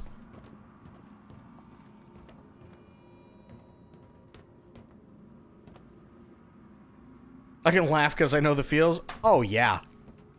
I mean, now it's funny. Now it's really, really funny to think of, like, the ridiculous things that happened while Giardia was, you know, while I was sick with it, or while, like, my uncles were sick with it, or my grandmother. But God, while you're going through it, it's awful. If you had to really choose, 0 out of 10 would not barf shit again. No, barf shitting is bad. Barf shitting is really, really, really fucking bad.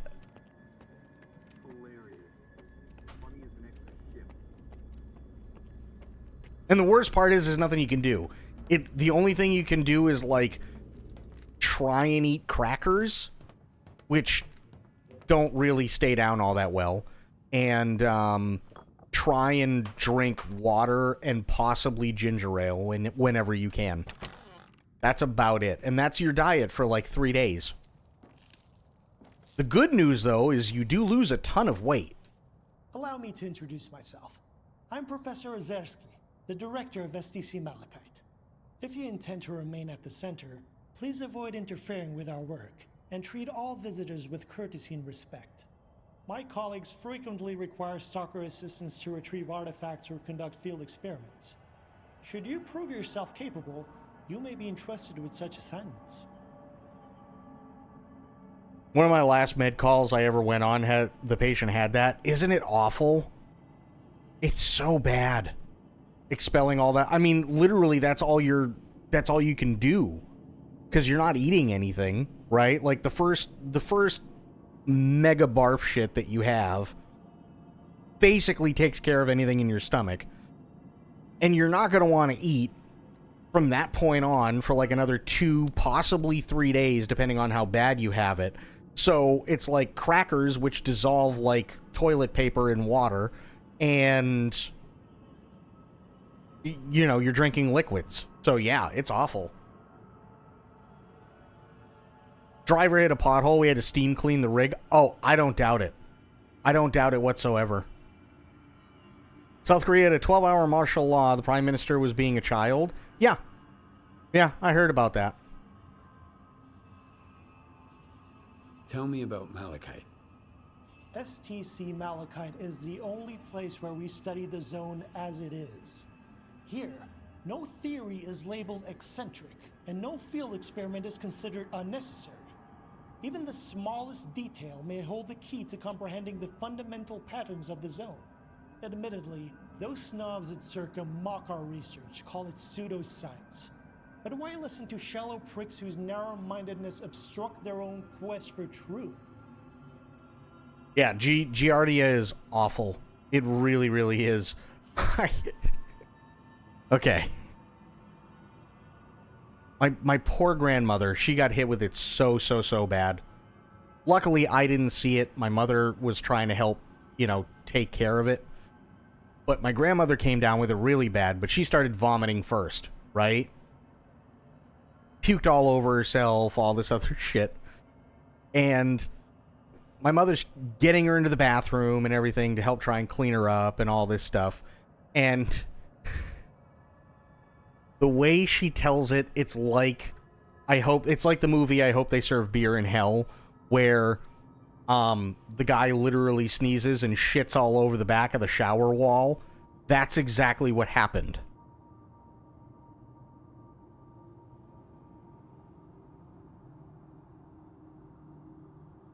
Yeah. Yeah. It's like, I mean, there is no stopping it. You literally, both ends are literally a high-pressure fire hose ready to just be opened.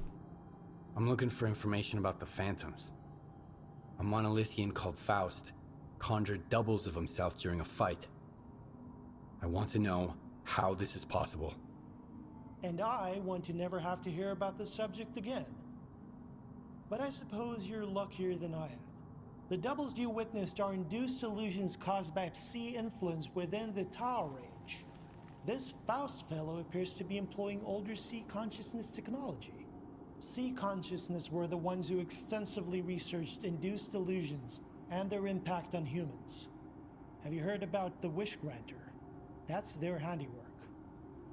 Oh, good. Where can I find the Psi consciousness scientists? Where can I meet the Psi consciousness scientists? I need Oh, to C learn more diff, about their yeah. technology. Oof. You're a few years too late. Psi consciousness ceased to exist in 2012 following the demise of all of its members. A stalker who goes by Strelok managed to reach the generators after deactivating the Wish Granter. Then he gunned down Psi consciousness. Evidently, he didn't take kindly to being used as a guinea pig. Remember this AMA I read? This guy was ill in an airport and had a bad barf reflex. He shat liquid in the toilets, but the smell made him puke, so he had to get on hands and knees and puke into his own shit in the bowl and got splashed. Oh, yeah. Yeah, it's awful. It, like, C. diff, Giardia. I mean, literally, you have to remember, like, this is stuff where your body is so sick, it's just expelling stuff that's basically dead or dying. It's bad.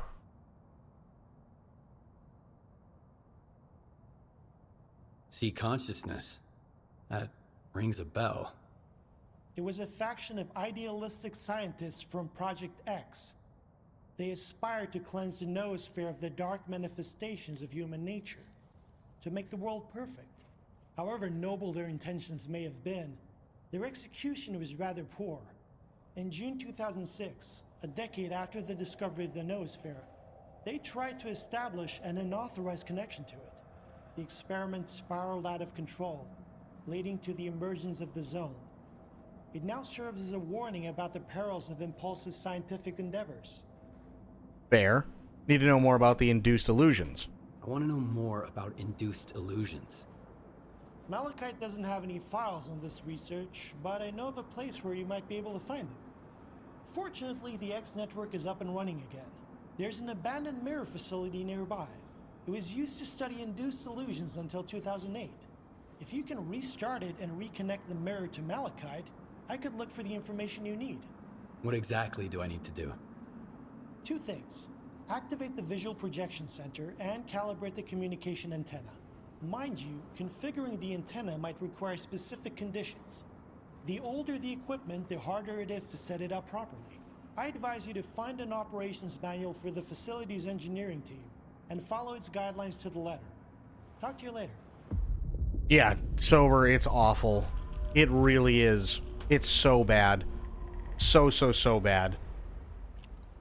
And then, years later, right, after being so sick, more than a couple of times, because of everything else that I've done, right, when I'm working for hospice, there were times where I'd have to go into facilities and there'd be like this big like thing on the door or like next to it for like a patient's room, and it would say, you know, something along the lines of stop, talk to a nurse about this patient or whatever. And again, I was the guy who would go in, I would set up hospice equipment, so air mattresses or oxygen concentrators, so on. And I'd also have to pick them up. So people couldn't figure out why, like, when I'd go to the nurse and they'd tell me, oh, well, this person has C. diff, or this person has MRSA, or this person, like, has staph. I'd be like, okay, nope, fuck it. You disinfect everything first, then I'll come back. And I wouldn't touch it. hospice is end-of-life care, right? Sometimes the word means something different here. So it's really, really weird because I know it also means something different in Canada. Generally, when people talk of hospice here in the States, that's what they're talking about, right? But it's more specifically referred to as palliative care.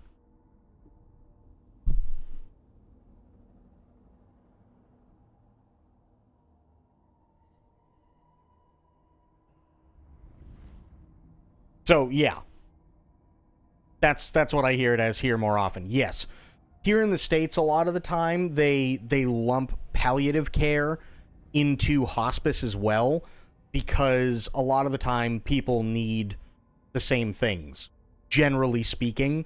So if somebody requires hospice, but they've probably still got anywhere from, say, like 5-6 months to a year left, they're still going to need the same things, whether it be a medical bed or like an air mattress that has bellows in it that, you know, stop people from having bed sores because they're going to be bedridden, things like that, oxygen concentrators and so on.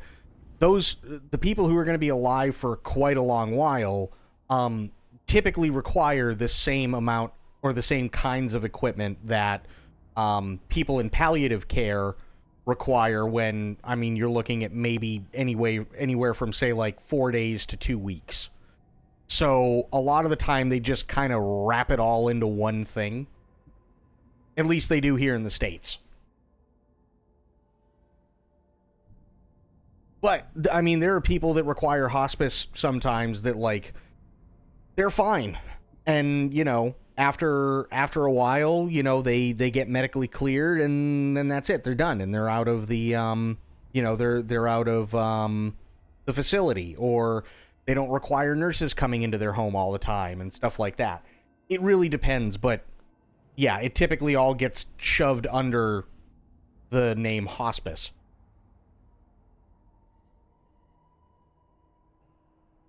So yeah. I've been into tons of facilities where the nurses are just like, ugh. And that's kind of the problem. And it's like, I get it. There are some nurses who have been there for years and stuff like that. And they don't see things the same way others do. But that's not necessarily a good thing a lot of the time. So when you see something like that sign that says stop, talk to the nurse's desk or whatever, and you go, okay, yeah, so I saw this sign, this is where I'm supposed to be, what's going on? And they go, oh yeah, no, they had MRSA. I'm like, has anybody gone in and like completely sterilized that room yet? Well, no, but you can pick the stuff up. I go, fuck no, you can call me after it's sterilized. I'm not picking it up until everything is sterilized. Absolutely not.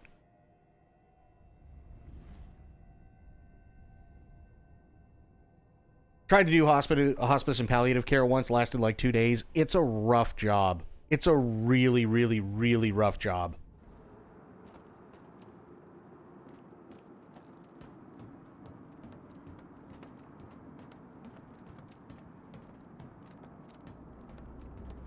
Howdy, eggheads. Care to tell me where Ozerski is? Young man, I'd like to ask you. Nah, don't bother. Just get Ozerski for us, alright? Tell him you've got it. Yeah, it's...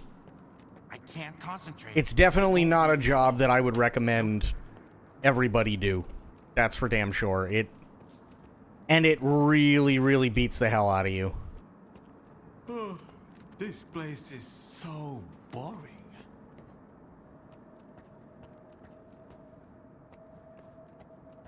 Where the hell did I come in from? Was it here? No. Was it here? Also... Oh, yes. Okay, it was.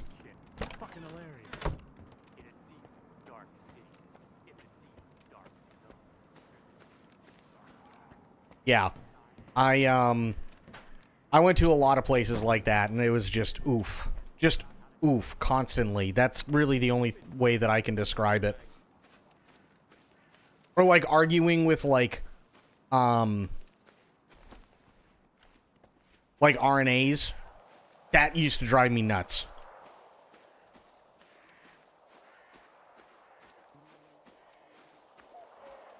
Wife is a nurse's aide. He's been doing it for 25 years. Oh, yeah. Oh, yeah. Or CNAs. Ugh. I literally, I had a CNA that thought he knew everything about everything. And I had to do what was called a full boat delivery. So we're talking bed, air mattress, a fuck ton of oxygen, a nebulizer, bunch of other things. And it took like 2.5 hours to set everything up. And then I also had to explain to not only the CNA, but the family how everything worked and show them the instructions and like went through everything and made sure they knew everything. And this CNA was trying to be a nice guy, right? And he, I kept asking him, hey man, do you want in on this? And no, I'm good. I know how it all works. Okay. And this is in the middle of the winter. Now, thankfully it's during the day, so it wasn't like terrible. But what made it terrible was I'm on call this particular week, right? And the problem becomes that I get a call at 3 o'clock in the morning. Now, from where I live is about an hour to an hour and a half away from the warehouse where I'm based out of because of all the snow. And then it's another hour and a half to 2 hours to where this person was that I did this full boat setup for. So I get this call at 3 in the morning. And they're saying, yeah, this person is saying that they lost power and they're on oxygen and so on. And I delivered M tanks. And if you don't know what an M tank is about a 6-foot tall tank that weighs the better part of about 90 pounds, right? They're not easy to lug around. But they're there because typically if somebody needs a fuckload of oxygen, and the power goes out, they have enough for between 1 or 2 of them 8 hours of oxygen, which is typically more than enough time for somebody to get out and do what they need to do, refill tanks, whatever. So I get this call at 3 in the morning. The guy I did this full boat for is out of power, and he's on oxygen. Okay. And the dispatcher says, you're going to want to call. And I said, okay. Hang up with the dispatcher, call this guy, and it's the CNA. And I said, okay, so what's the problem? He goes, well, we lost power. Okay, you lost power. Got it. I said, now this guy was on an oxygen flow of, I want to say it was like 8. It was like 8 liters a minute. So he was no slouch when it came to needing oxygen, right? And I had set everything up for 8 liters a minute. And I did the math, brought the right amount of M tanks, and I think I gave him like 1 extra. Okay? And I asked the guy, I said, okay, did you switch him over to the tanks? The guy goes, well, yeah, but there's a problem. I said, what do you mean there's a problem? He goes, well, he's already been through 2 out of 3 tanks. And I said, wait. How long has the power been out? And he goes, well, it's only been out for about like 15 minutes. And I said, hang on. You mean to tell me that the power's been out for 15 minutes and he's blown through 2 M tanks in 15 minutes? I was like, what did you set the liter flow to? He's like, oh, I just set it on continuous. I said, okay, that didn't answer my question. What did you set it to? I need to know the number. And he goes, oh, it's on 16. I'm sorry, 16 liters of oxygen a minute?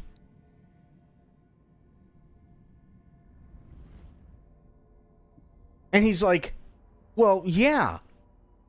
And I said, and this is why I told you. I said, this is exactly why I told you when I was setting everything up, that you need to be there. And he's like, well, I thought I was doing everything. I said, you put it back down to 8. That'll give me at least a few hours to get there. I'll be there as soon as I can. Once you put it on 8, don't touch anything. So I get dressed, I drive as best I can through the snow down to the warehouse. I get more M tanks, then I drive as fast as possible in the work truck out to where this guy lives, and I get there, and the dude's like, well, I don't understand what the problem is. I said, you do realize that you could have killed this guy? He goes, well, what do you mean? I said, there is such a thing as oxygen poisoning. I said, you were giving him double of what he needed. Just to literally, like, keep him in homeostasis. You were giving him double. And he's like, well, isn't that how it works? No! Not at all. If the body takes in too much oxygen, he's literally going to die. Everything's going to dry out, and he's going to die. Period. And he's like, well, what can I do to help? I said, go into the fucking garage. Don't do anything. Don't touch anything. Don't talk to me. And so I finally got the guy taken care of. I set everything up. I brought in more oxygen, more M tanks, and everything else. And I said, now, I said, you're literally not going to touch any of this. I said, there are 4 tanks here. So between 4 tanks, you're looking at 360 pounds, okay? You are not touching anything, because as soon as I get back in my truck, I am picking up the phone, and I am calling hospice, and I'm going to have somebody who knows what the fuck they're doing, because they decided to listen to come down here and take care of this guy and get rid of your ass. And he's like, well, I didn't mean to. I'm like, I don't care what you meant. The fact of the matter is that now it is 5 o'clock in the morning. This guy has literally been on oxygen that is at least double what he needs, and you could have killed him for God knows how long, and I had to come and fix it. And who knows when you actually changed the thing. For all I know, you could have changed it 10 minutes before I showed up. So no, you're out. You're done.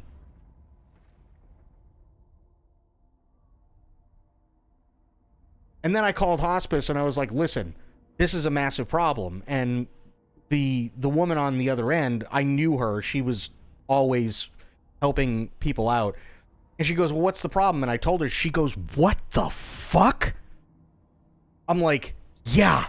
She's like, you better tell him not to leave. I said, trust me, I've already told him not to leave. She goes, good, because not only am I sending somebody over there right the fuck now, she goes, but I want you to stay there, and I want you to make sure that he doesn't leave, because I'm calling the police.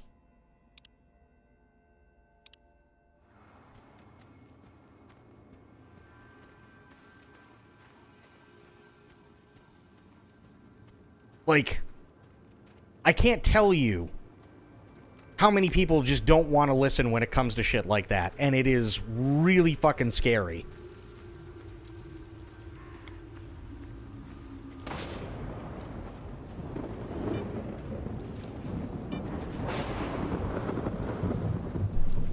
Saw a great deal of similar idiotic mistakes when my dad was in the hospital. Eventually they added up and killed him. It was scary how dumb they were. Yeah. Oh, yeah. All STC Malachite staff, an mission is approaching. It is dangerous to remain outside.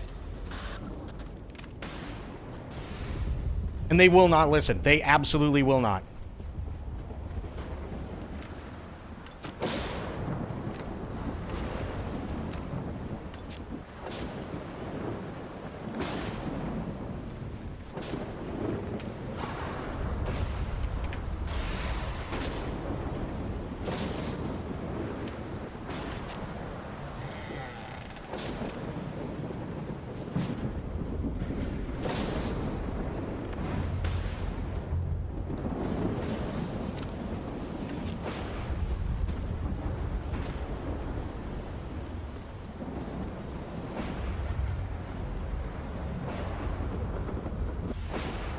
I think I'm fucked here.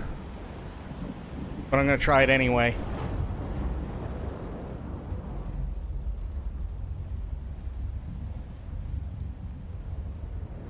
My dad was fatally allergic to beta blockers. They knew this. They mistakenly gave him beta blockers 3 times. Oh my god.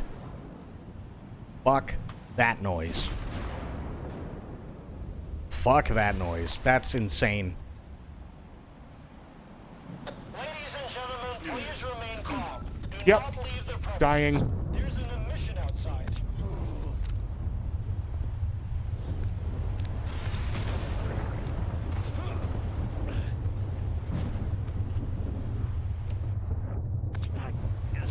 Oh. Yeah, I'm screwed. I'll just do it again. Yeah, they don't want to listen. And they decided he had had a stroke because the lidocaine made him loopy, so they sent him down to the stroke ward with no heart monitoring. He was in due to a heart attack, just like to die. Yeah. It's crazy. To all STC Malachite staff, an emission is approaching. It is dangerous Fuck. to remain outside.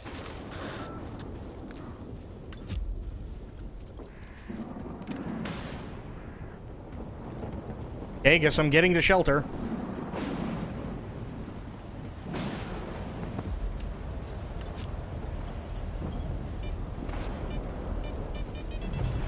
Oh, fuck you.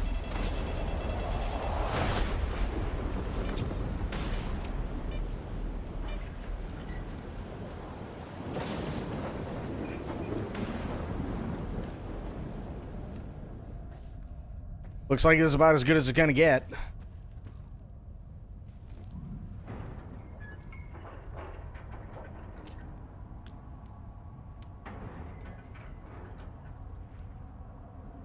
We'll do a panicked run through the hospital, and the nurses got him back to ICU, and the nurses there are like, no, I'm right, he's had a stroke, fuck you. Every single nurse there was dumb as a brick. Yeah. Yeah, it's crazy. It's absolutely crazy.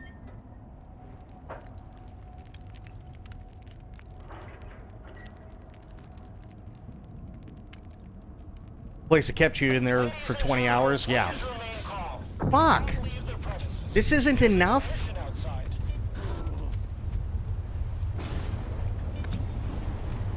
God, they really want you to suffer, don't they?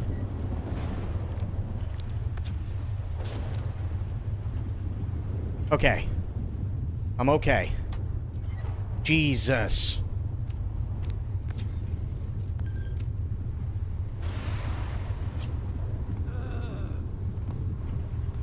What is... Hello?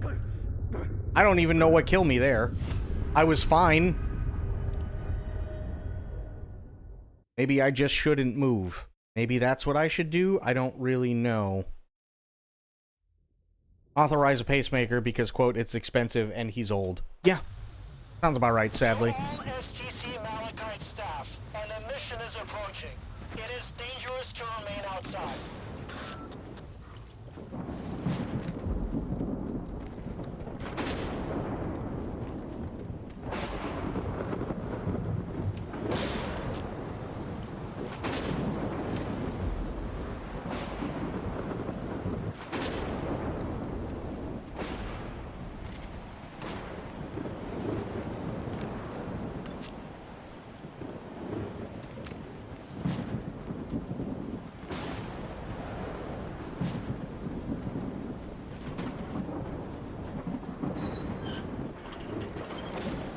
Fuck.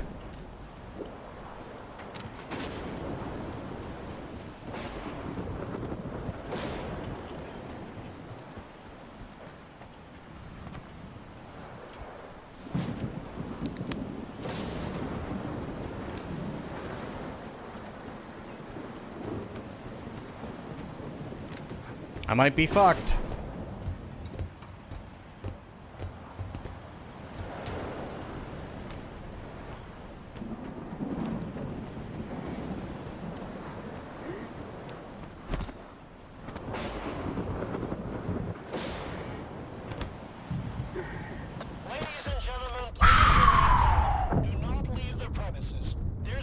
Jesus. I talked earlier about it because it makes me mad. One last one, he had pneumonia and was unconscious. A nurse fed him porridge and then he had to... Oh my god.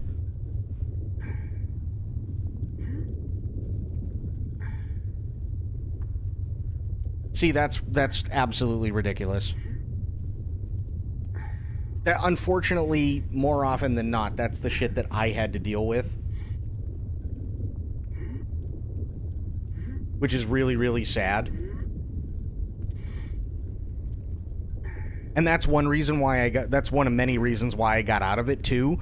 Because one of the biggest things that, like, always pissed me off was nobody seemed to care. And, like, I've had people ask me, well, I mean, do you have a medical degree? And it's like, okay, first off, I know that when somebody is like highlighter yellow, that means jaundice. And you know what? That's also bad, and they should be getting taken care of. And when somebody doesn't know that somebody has jaundice because they haven't checked on them in 2 fucking days, that's a problem. Right? If I know that somebody is supposed to be on oxygen and they're being given double, sometimes maybe even triple what they're supposed to be, even if it's for a short period of time, that can literally kill them. Right? My job is not only to make sure that people are comfortable, but also to make sure that, you know, people are doing their jobs. May now resume activities outside the facility.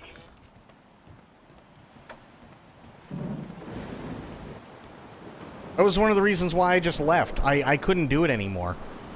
I couldn't. It was awful. It sucked. You see it in your wife. Yeah. It's like, it's not fun.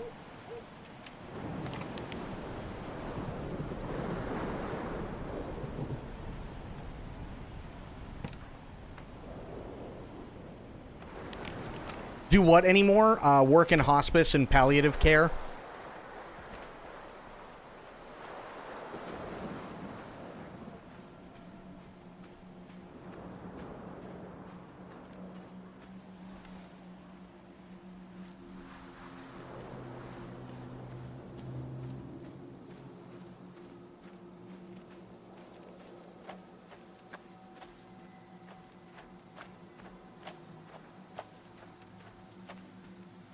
Because I don't know how it is anywhere else, but I do know that here in the States, the way that it works, or it's at least supposed to work, is that, let's say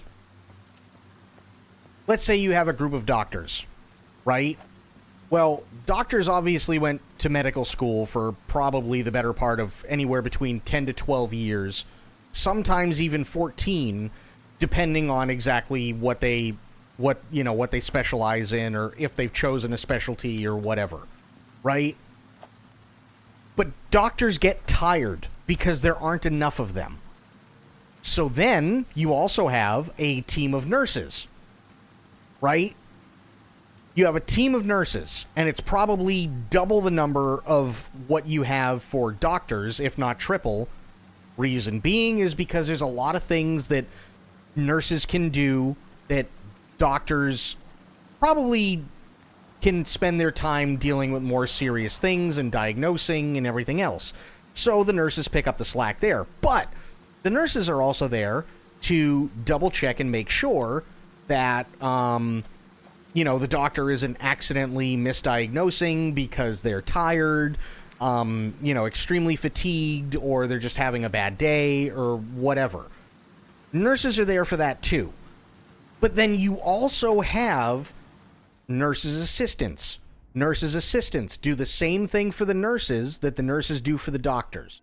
You also have CNAs that go out and they report things and so on to nurses and, stuff like that. So again, that's less that is on the nurses' plate in terms of things that need to be done. But then you also have hospice and palliative care workers who are there to double check and make sure that, hey, there are things in the immediate that are supposed to happen, right? This person is bright yellow. This person has way too much oxygen. This person is vomiting up blood. Like that stuff. Hospice and palliative care workers are supposed to tell people this is the problem. You also have EMTs who know in the immediate things that are going on, right? And And they report to the nurses and the doctors and so on and tell them this is what's happening in the immediate. This is the problem. This is the stuff that we need to take care of immediately. It's all checks and balances, right? So even though a doctor has a final say as to what the problem is and what the diagnosis and the prognosis is, you have all these other people in the medical field that are checking, rechecking, double checking in terms of long-term, short-term, and in the immediate to make sure that the patient is taken care of across the board. Problem is that if people in the hospice and palliative care section stop caring and people in the EMT section stop caring, then there goes your first line of defense to tell you what's wrong in the immediate. If the nurses and the nurses' aides, whether they be RNAs or CNAs or whatever, stop working because they get too tired or they've had enough or they've quit, then everything in the immediate to the short term and possibly long term gets thrown out the fucking window.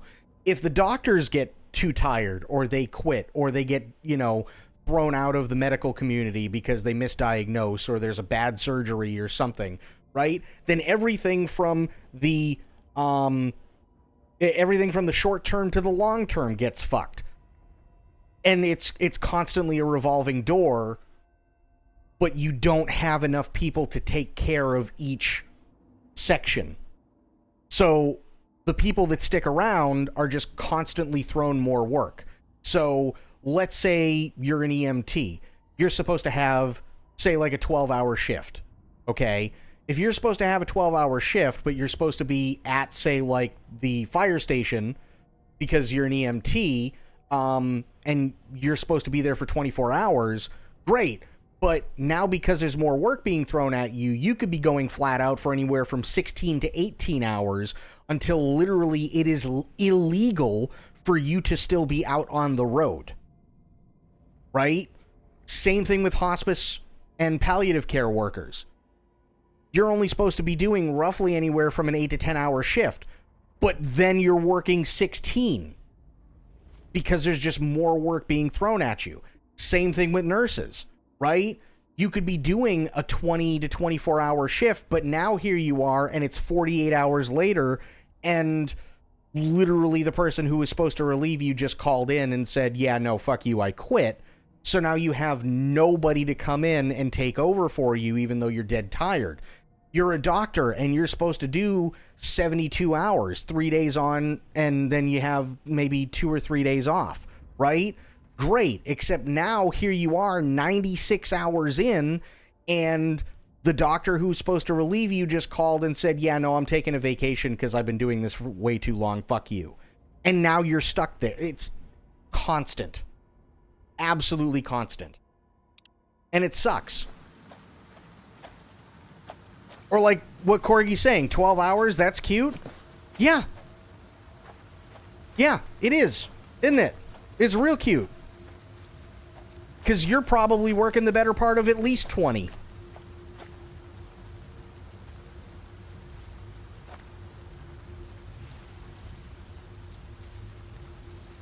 That's the sad part. So it's like the medical field here in the States is go, go, go, go, go, go, go, go, go, constantly. And it sucks. By the way, the only people who really make the big bucks are the doctors. No bullshit.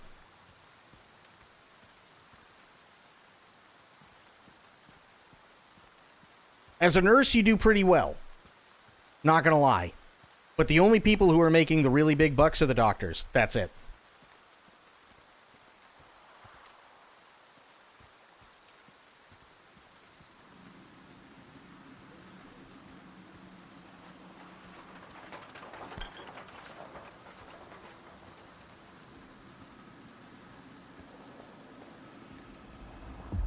Doctors went through hell to get the big bucks?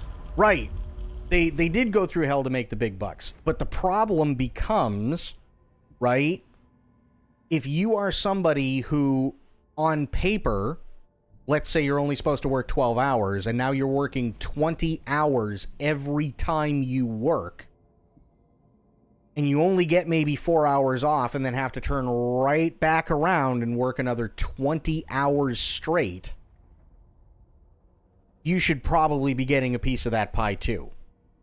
Right? Especially if you're working in the same field. And especially if you're the person who is quite literally your job is to make sure that if you pick up somebody at a house because they're having a heart attack or because they're throwing up blood or something like that, right? And your job is to get them from the house to the hospital as quickly as possible and keep them alive, and you're doing that for 20 hours straight a day, whether you have a fucking master's or doctorate degree or not, don't you think you should be getting a slice of that pie too? Because you're not. Instead, what you're getting is more 20-hour work days.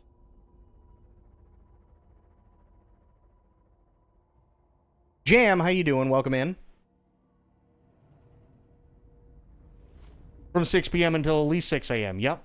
Or take my wife, for example. It's nothing for her to have 48 patients by herself. Yeah, absolutely. And it's awful.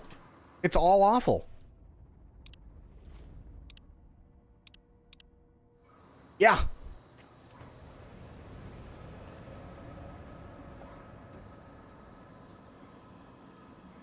You talking about a doctor? Well, I'm talking specifically about medical. Because I used to work in hospice.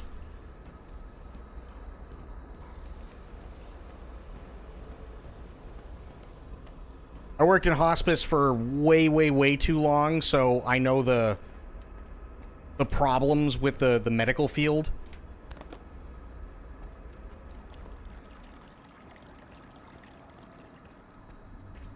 Yeah.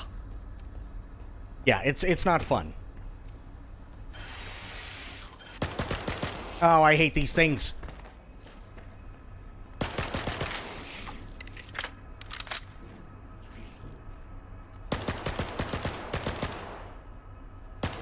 There we go.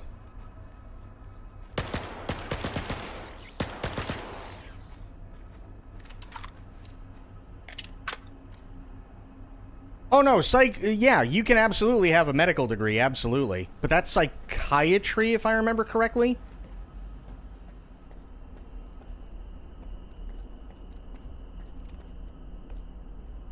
If I remember correctly, it's psychiatry because they're the ones who have to be able to prescribe meds.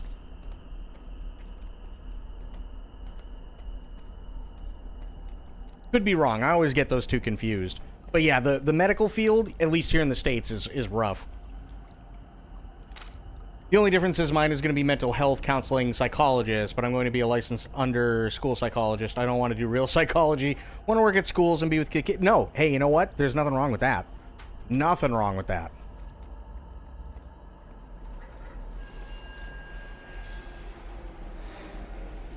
Oh no, there's a controller here.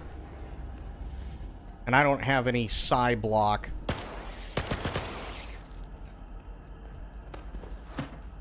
Neither does he. That's bad.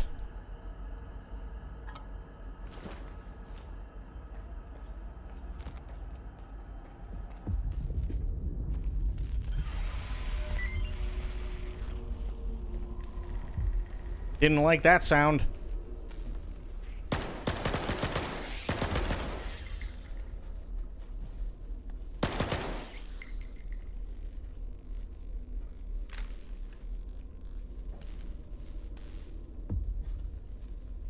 All the fuses in the mirror switchboard room. Oh, good.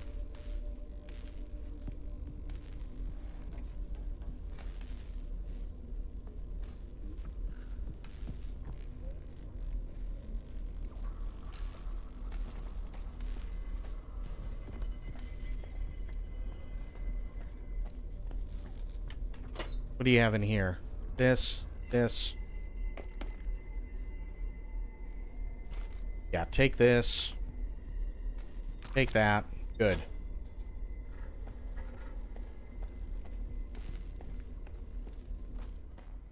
What do you have? Nothing. And now I'm overweight.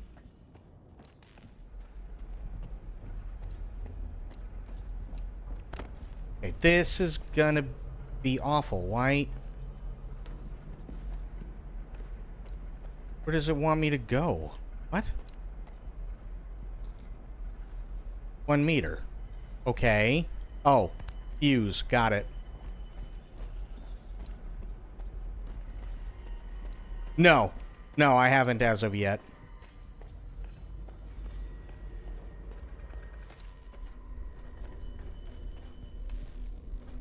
We've got a real breakthrough here. We've gone from incoherent noises, grainy visuals, and flickering shadows to a repeatable illusion. There we go. Clear and vivid. We've finally determined the range at which C effects can produce distinct induced illusions.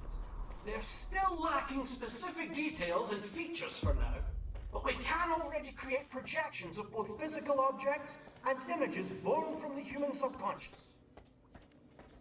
3, 2... What? What is it? Oh.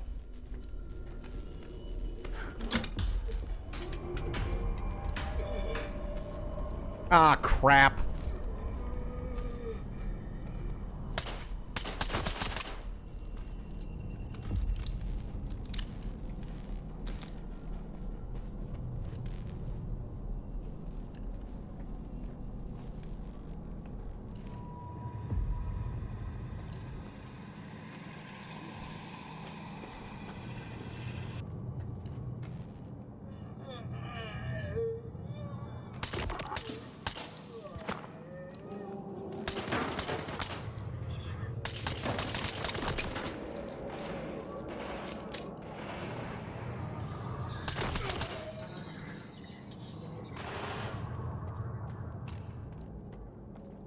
Oh, this is gonna be awful.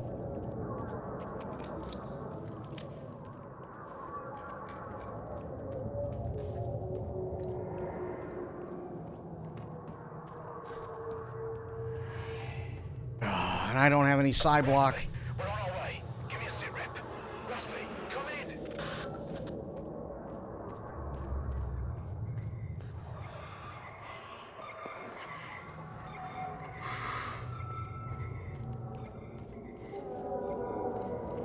What the? Okay. Weird. Oh, he just phased through a door. Great.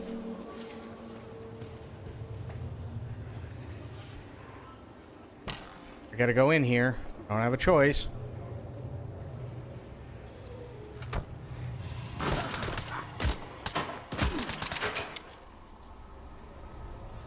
And I ate a sausage again. That's not what I wanted.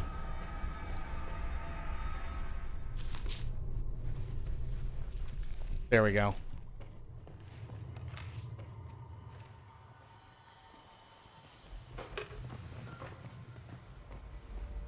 I hear him.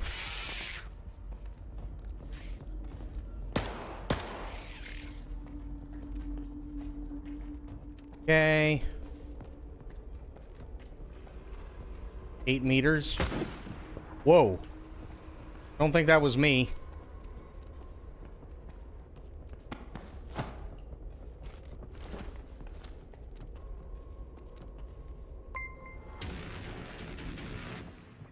Also, Jam, thank you for the follow. Where do they want me to go? 12. I got plenty of shotgun rounds. I don't need shotgun right now.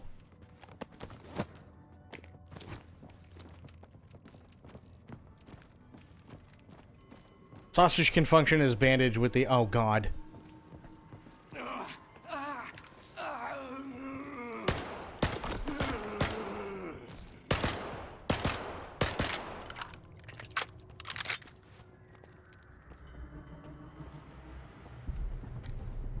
At least I... There. At least I shot the gun out of his hand.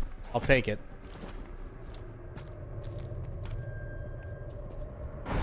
Oh!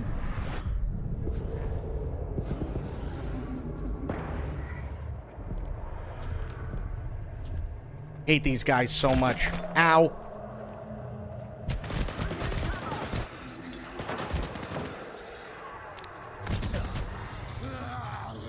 Oh my god. Okay, this sucks.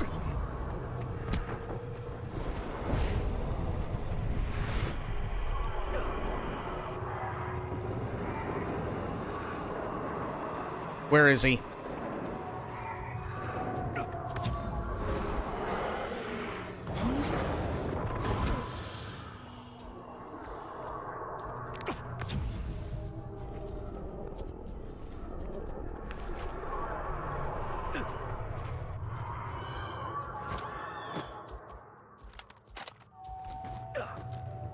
Okay. I hate this guy so much.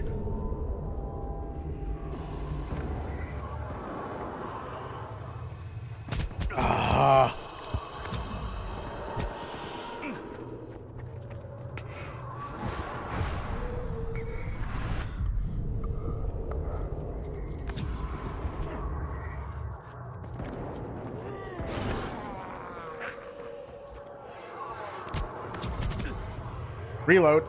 Please reload.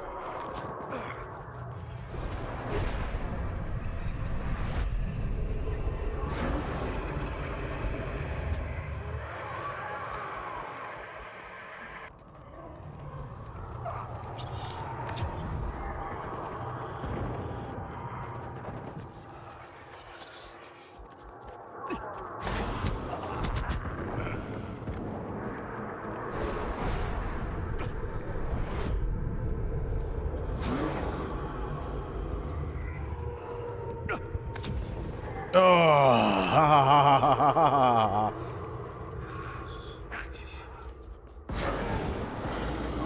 Got him.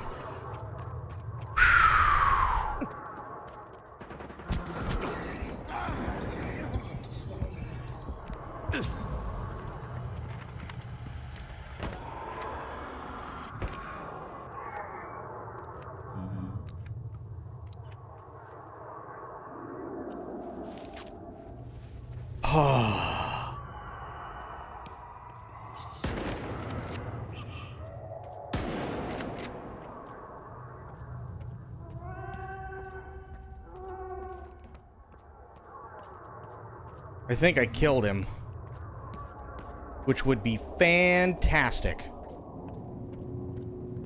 What's behind me? 3, 2, 1. Hit the button. Just hit the button, please.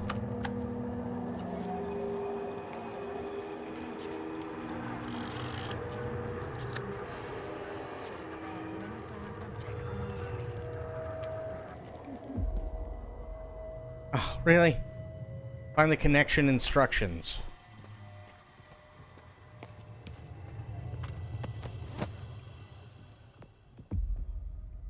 Okay, that was awful.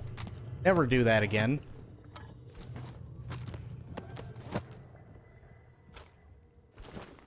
Here. No, don't pick it up. I have to get rid of that. Where is it? Here. Unload, drop. Nice. Much better. What about you? What do you have? You got crap. You have that and these.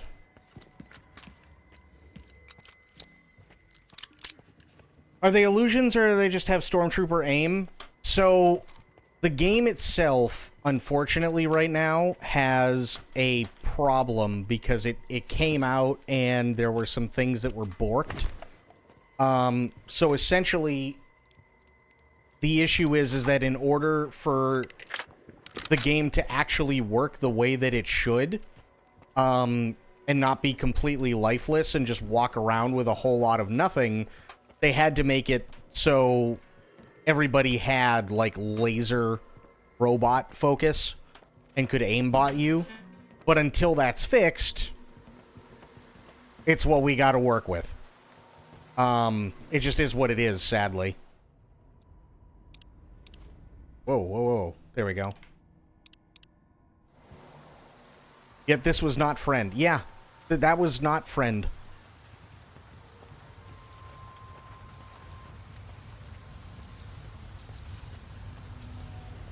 Oh, God. That's a chimera, isn't it? No, this is not friend. Goodbye, friend. Goodbye, friend. Get rid of the obstruction blocking the rails. I did. It was not friend.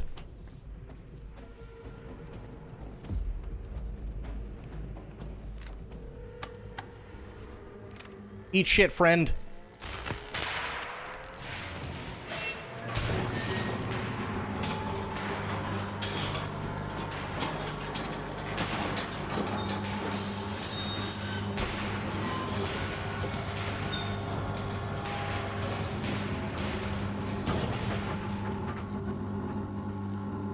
Attention.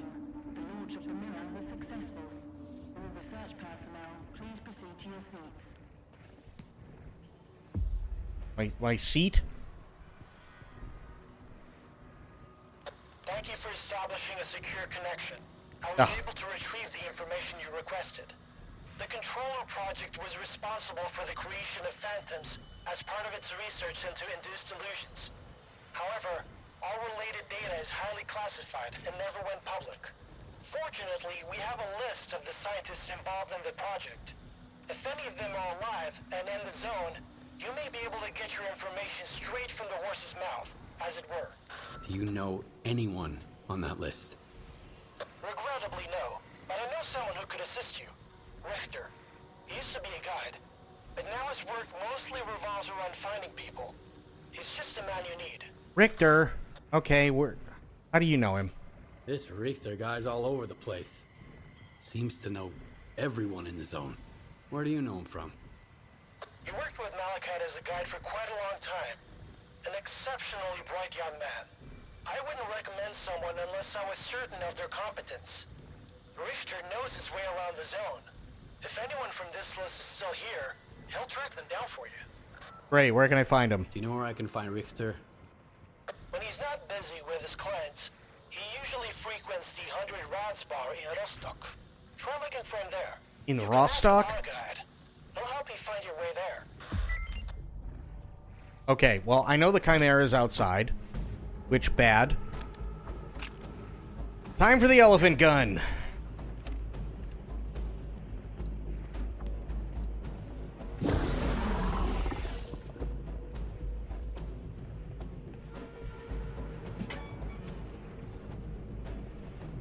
I too tried to kill friend.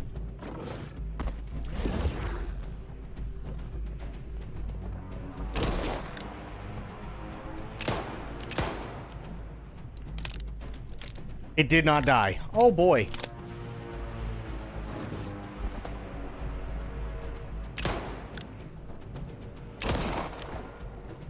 Ooh, I tagged him.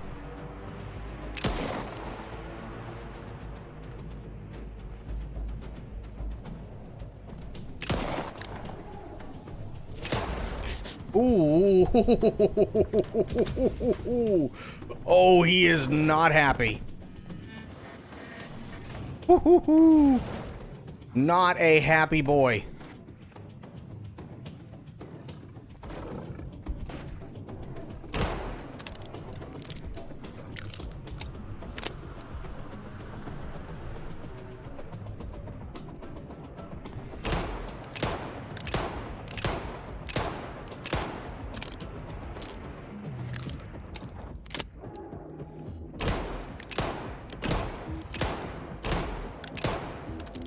Wow.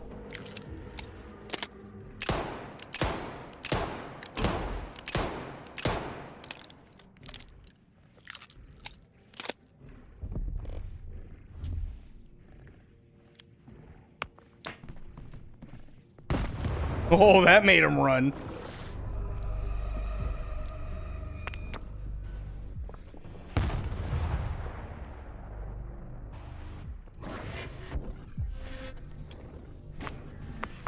Oh, shit.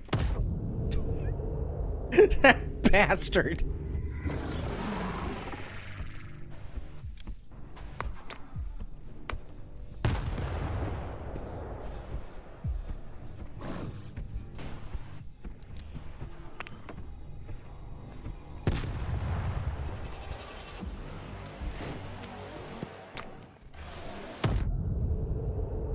Oh, God.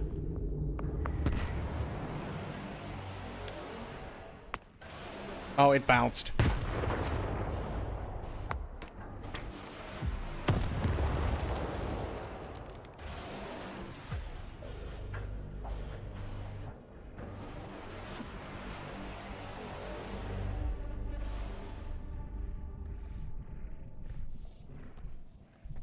Yeah, he ain't happy.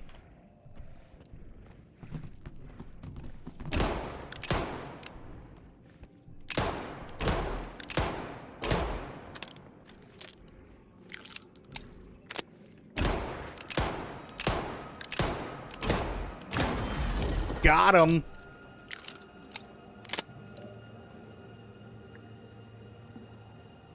Get wrecked, idiot.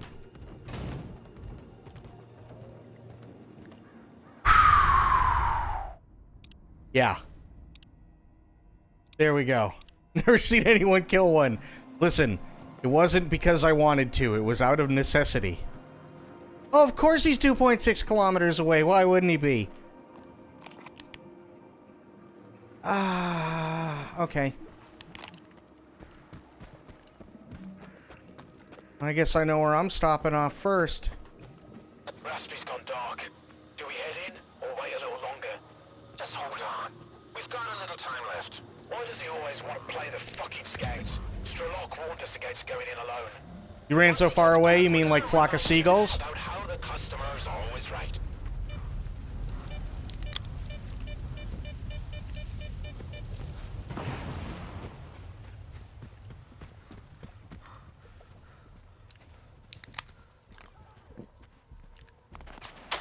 Ooh. Ow, I got sniped in the ass.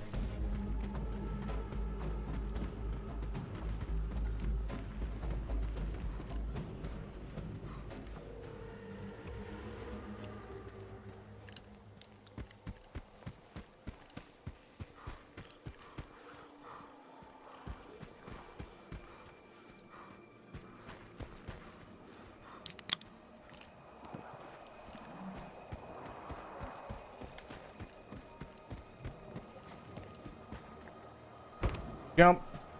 Parkour onto the ladder.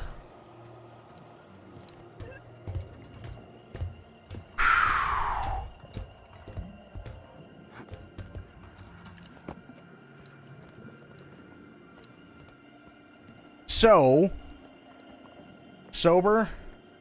Parkour rolls across sofa. The sober, there is one thing to remember. Even in video games. If it bleeds, you can kill it. Just depends on how much ammo you've got.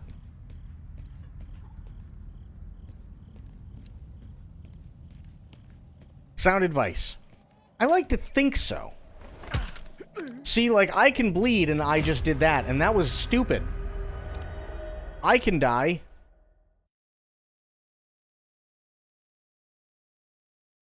But to be fair, I also only know that rule in video games specifically because I remember so many times in like the late 90s, early 2000s where they had like FPS games, and if they didn't mean for you to kill a thing and you went into God mode, right, and you tried to kill it even with like infinite ammo, yeah, the thing just wouldn't bleed. Raspy's gone dark. Do we head in or wait a little longer? Just hold on. We've got a little time left. Why does he always want to play the fucking scouts? Strelok warned us against Ow. going in alone. Once he gets back, we're gonna remind him about how the customer is always right.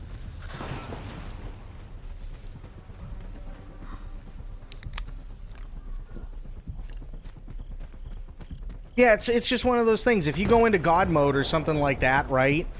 Especially in those older FPS games. and you shoot it and it doesn't bleed, it wasn't actually meant to die.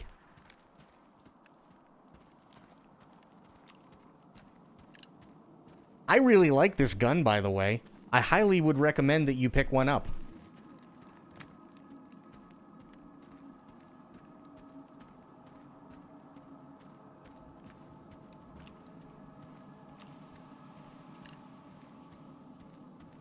I can't believe he's 2 kilometers away. That's gonna be a long walk.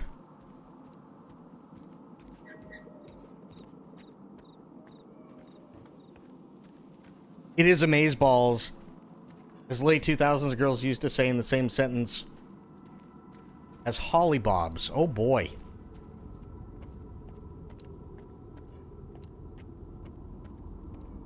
Okay, how much am I going to get hurt? None. Good.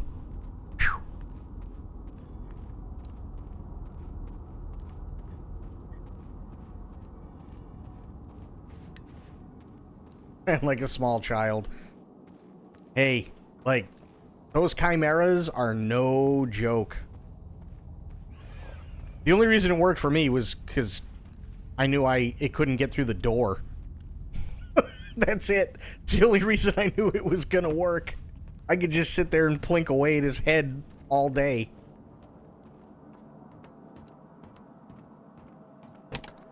If this is a chimera, say, like, out in the swamps, then, yeah, I would have run. I totally would have run. Amusingly, there's an achievement for running from it. Oh, I don't doubt it. You haven't met Friend yet? That's a good thing. Meeting Friend is not fun. Also, I absolutely love how he's sober and he's like, oh yeah, there's somebody I want you to meet. And the entire time, from Dugas all the way to here, I'm sitting there going, okay, so there's Friend that he wants me to meet, and nice friend, and I get it, and I'm thinking, okay, maybe it's somebody who's really cool, like Curly, even though he drops his iPad all the time, right? Maybe it's somebody like Richter, because, you know, Richter, for all of his faults, is still a genuinely nice guy. Maybe it's somebody like Foreigner Bob, because Foreigner Bob, I mean, you can't go wrong with Foreigner Bob, right? Maybe it's somebody like that. Nope. Not even close. Oh, Demon Cat's horrible. I just waited Demon Cat out. This place is so boring. How much money do I have? I got 13 grand. Oh, that's not terrible.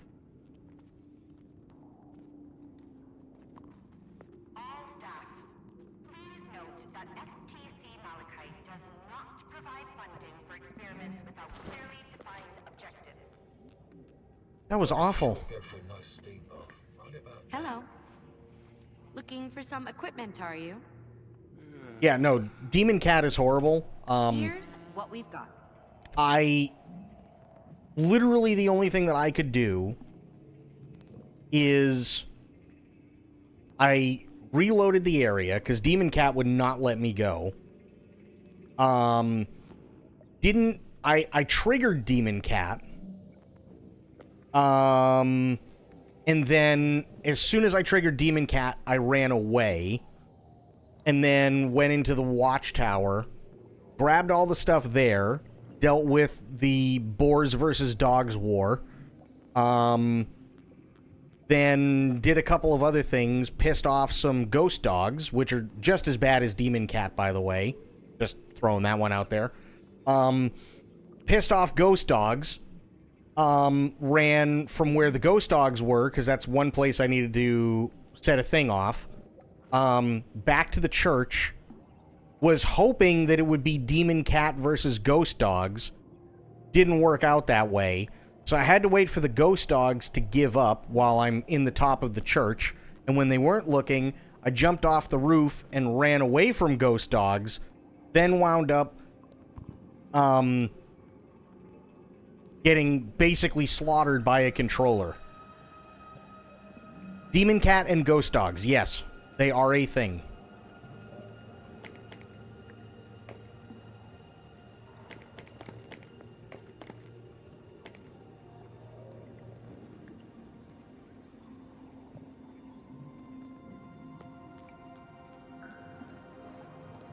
Okay, I am going to need some more 5.56. I know that. How much is the 5.56?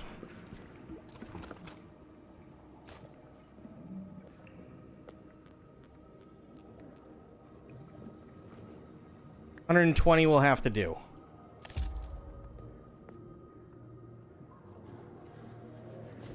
Sell this. Sell this. Why not? Gives me 200 more coupons. So they all ganged up on you? No. So, Demon Cat... Have a nice day. Okay, so the one thing that you can always count on when it comes to animals is even if the animals spawn, like, right up your ass, if you're able to get to a point where they can't hit you, they will eventually migrate somewhere else. So what I did is I activated Demon Cat, and then I ran away so that Demon Cat couldn't find me. But because Demon Cat was now active, it would go somewhere else eventually, and that's exactly what it did. So by the time I got Ghost Dogs and had the Ghost Dogs chase me from Burned Down Village back to church, Demon Cat was gone.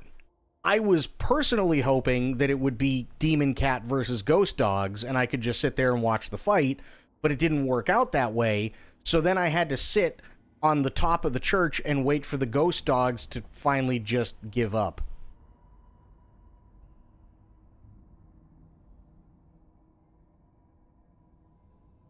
That's essentially what I had to do. Also, give me 1 second. I desperately need to pee. I'll be back in a minute.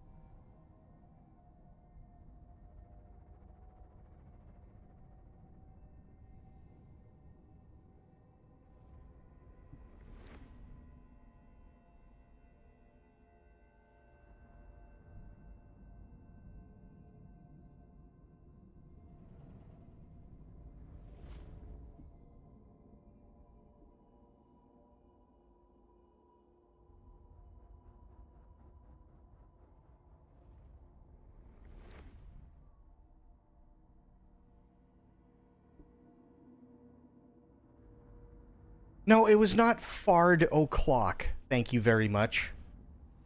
No. It was absolutely not Fard O'Clock.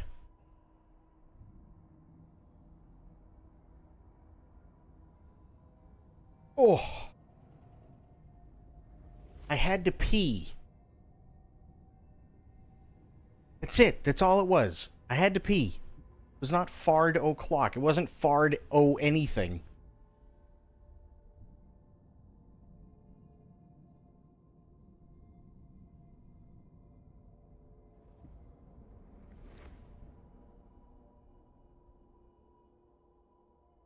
No, it wasn't Shart O'Clock. I had to pee.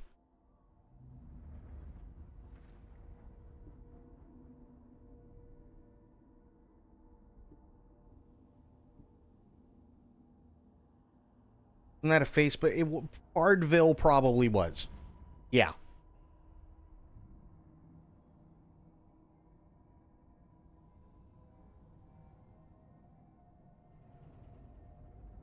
And it was a really good pee.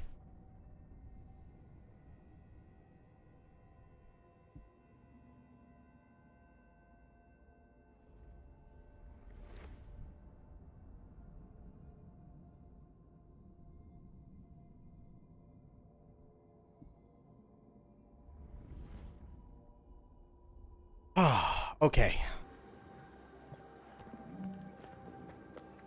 What time is it? I begged, didn't I? Yeah. I did. That's still locked, because that's not the way I'm supposed to go.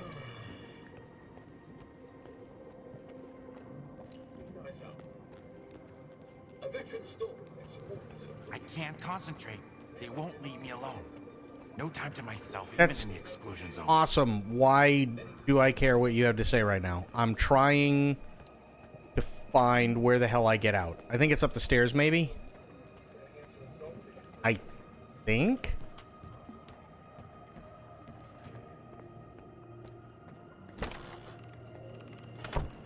Yes. This is one way out. Perfect.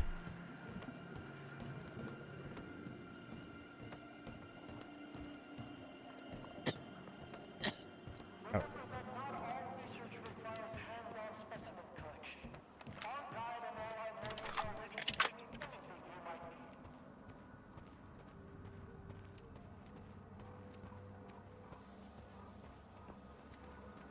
Okay, so it's 7 in the morning, right? 7 in the morning, I have to go there. That's a long way. That's a very long way. I gotta make it to this bridge.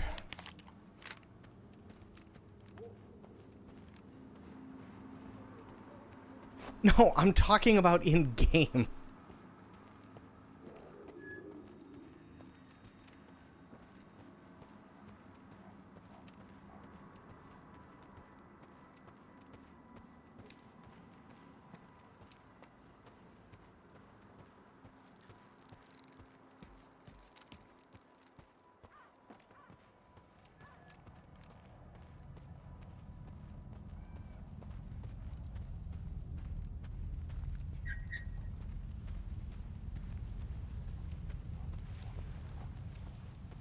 Okay. Now we start the long journey. I mean, granted, it's only 700 meters to the bridge, but that's still kind of a ways away. Put more meat in my mouth. Go. Once again, I'm a victim of misinformation. No, you're not. You're not a victim of misinformation. I said it's 7 in the morning, and I looked at the map, and there's a clock on the map, and it said 7:11 a.m.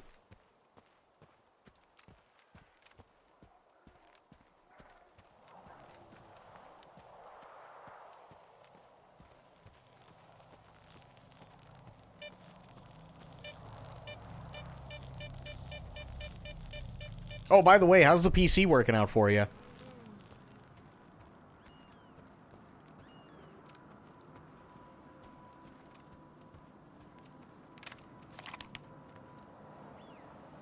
See, now it's 8. Touch that blue grass. It looks shocking. 'Cause it is. It's very shocking. That's why we don't touch it.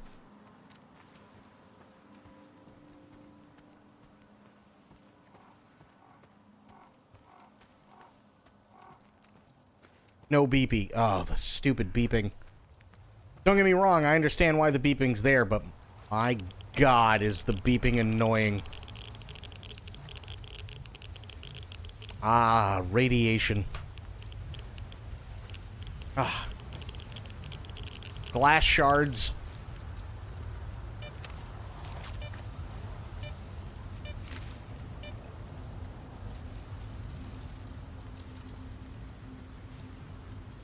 They really are. I hate them. I hate them so much. Working great. We'll have to wait a while to upgrade the GPU, but games run way better than before, so I feel good with how it is now. Good. Good. Glad to hear it.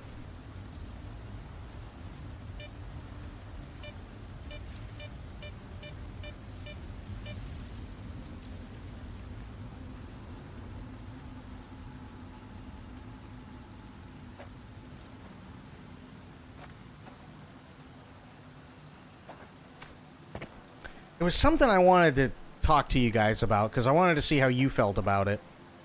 And I'm trying to remember what it was. Crap, what was it? It's like the Oshos and Sushi Ghost, pretty much. Yeah. You hear that Osho, you're like, oh no, please, why?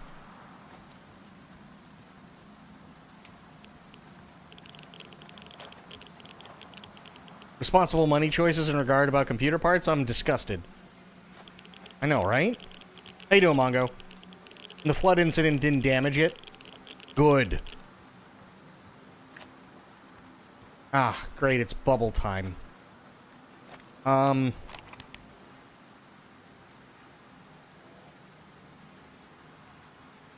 Okay, so I do have to go back up this way.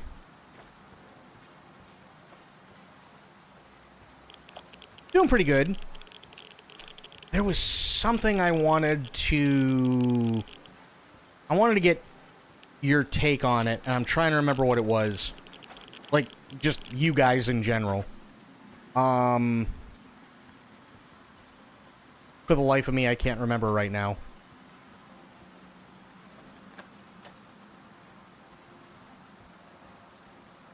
Would have hit a wall with my head till I bled if I stopped working because of it? Yeah. Or if it stopped working? Yeah. That's fair.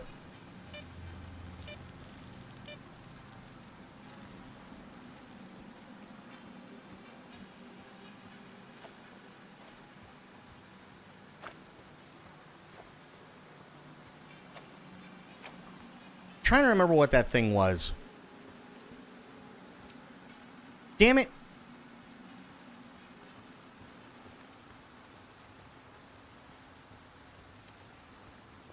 Yeah, it had something to do with video games and the video game industry, and I'm trying to remember what it was. Because it was on a video that I watched earlier today. No, it didn't have anything to do with new releases. Oh, great, it's Lightning Bolt, asshole. Oh, okay. I remember. Well, at least this is one of the things. So... Oh, this thing's gonna hurt. When it comes to Bloodborne, okay, you have a fandom that understandably got a game that they really, really love, and that's fine, that is locked at 30 FPS. And it's not a consistent FPS. Right? So understandably, people like the style of the game, people like the kind of game that it is, and so on. Got it. But we just got news, like maybe 3-4 days ago, that one of the reasons, probably one of the big reasons why Sony and FromSoft currently are not doing anything that we know of with something like Bloodborne is because Kadokawa, which is the company that owns FromSoft, is trying to have Sony buy them out in fear of a South Korean company doing a hostile takeover. Right? So if this is news that hits, why is it that everyone is still galactically stupid and pissing and moaning and calling it Sony's fault that nothing is happening when clearly Kadokawa is trying to be bought out because they don't want a South Korean company to do a hostile takeover and ruin everything that they have?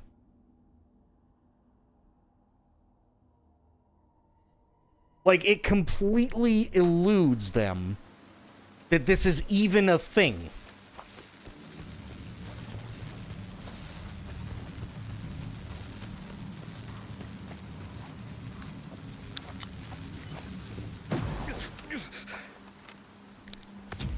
What do they mean by a hostile takeover? So basically a hostile takeover is, let's say a company has as much money as company B is worth. Let's say $6 billion, right? Let's say Company B is worth $6 billion and Company A wants to control everything that Company B has. Let's say Company A has $60 billion and it's only going to cost, $6 billion to buy out Company B. They will literally buy all of the shares. So they'll buy controlling stock in the company and then fire everybody off. So that now they have total control over anything and everything that Company B does and is. And then chances are they'll probably dismantle absolutely everything.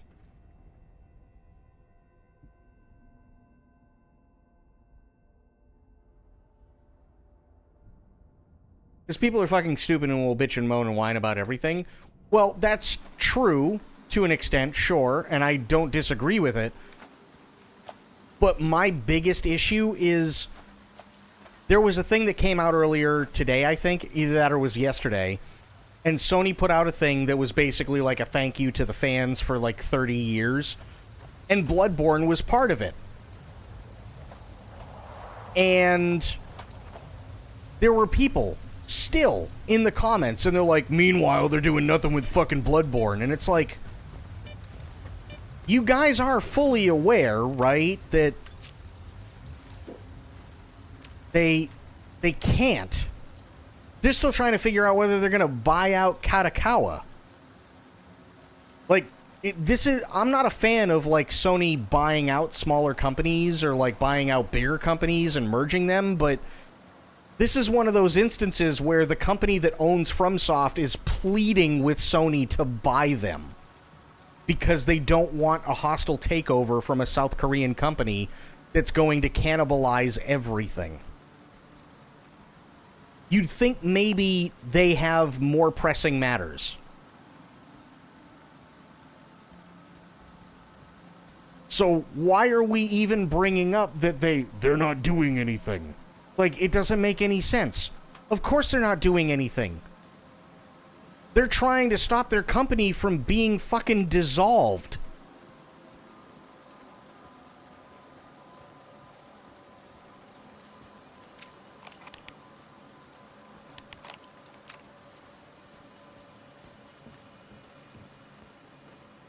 Nothing. Damn it.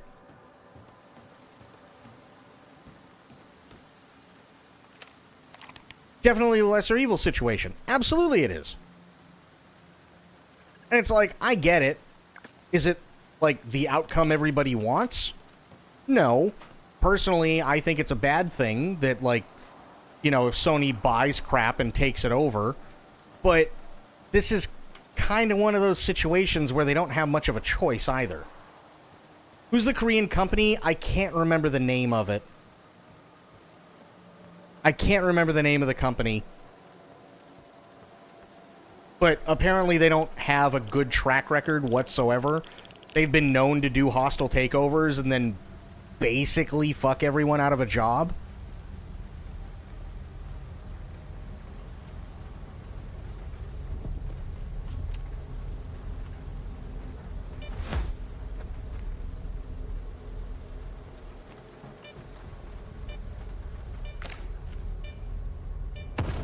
Ow.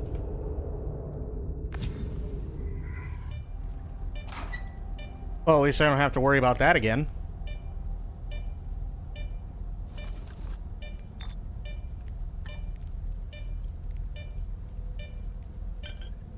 Oh, what am I doing? It's over here. There we go.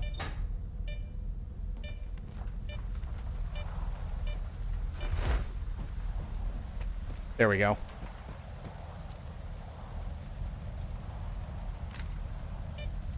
I just remember that it is a pretty big company that has massive power in anime. Well, and that's the other big thing, too, that people are worried about, because if this Korean company gets a hold of Katakawa, there's no telling what's going to happen to the anime side of it. It could literally, like, destroy a shit ton of anime that people really, really, really love.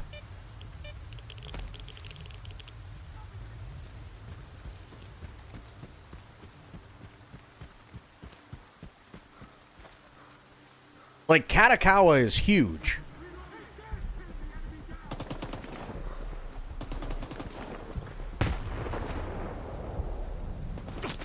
Ow.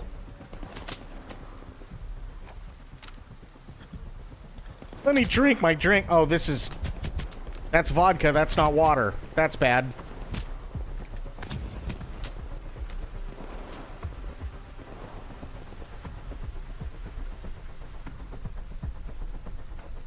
Okay, well, I guess I'll eat.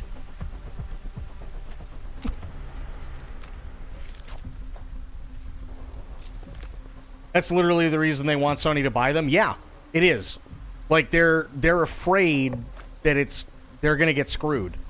Big time. That it's gonna destroy anime companies, it's gonna destroy From Software, and a lot of other video game companies that they have. Like, Katakawa is sincerely afraid, and I can't really say I blame them.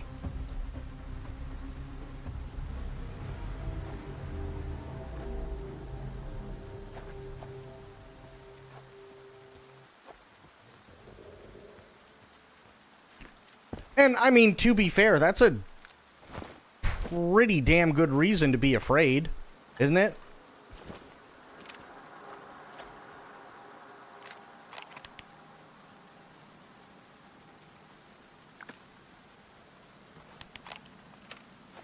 At least I think it is. They don't care much for the gaming side of the company. Well, it's not that they don't care much for the gaming side of the company. It's that they know to leave well enough alone. That's the big thing. Like, they let FromSoft do whatever FromSoft is going to do. And that's fine. But if Katakawa gets bought out, that Korean company is going to, like, dismantle a lot, including probably a lot of the anime stuff, as well as gaming companies like From Software.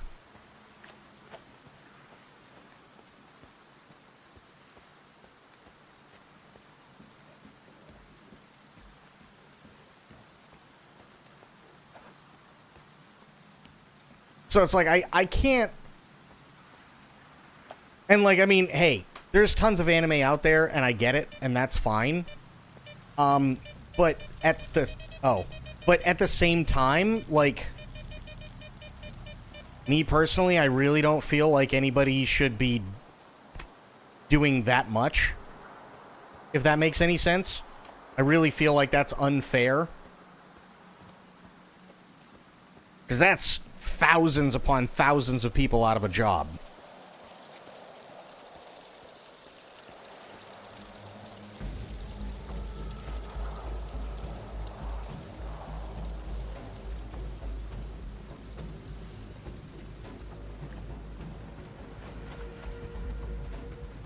Yeah, I don't care for monopolies either. But for me personally, it's just more like, if you have... Like, I'll use Sony, right? And I'll use Microsoft as an example. Microsoft bought out Activision Blizzard.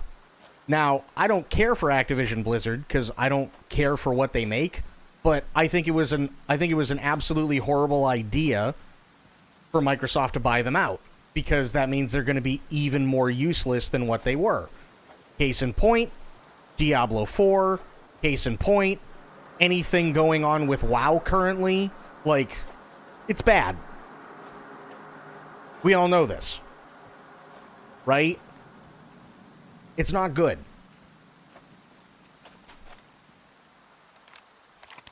But the biggest issue now is that if Sony does something, people turn around and piss and moan, and that's fine, and I can understand why they would piss and moan. But unfortunately, the problem with monopolies is it doesn't breed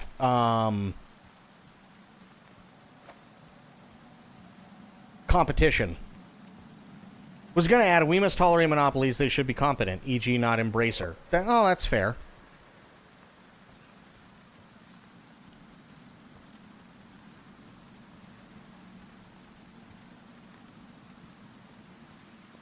Like, I don't like monopolies any more than anybody else, but I feel like this is, like you said, Spectre, lesser of two evils, right? Why be taken over by a company you know is going to screw you when you could possibly... Oh, that's not good. You could possibly have another company that you're on really good terms with buy you out, and you know to a certain extent it's going to keep the big stuff. It's going to keep the anime stuff. It's going to keep the video game stuff, specifically from software and a lot of other things, right? There aren't going to be tens of thousands of people out of a job.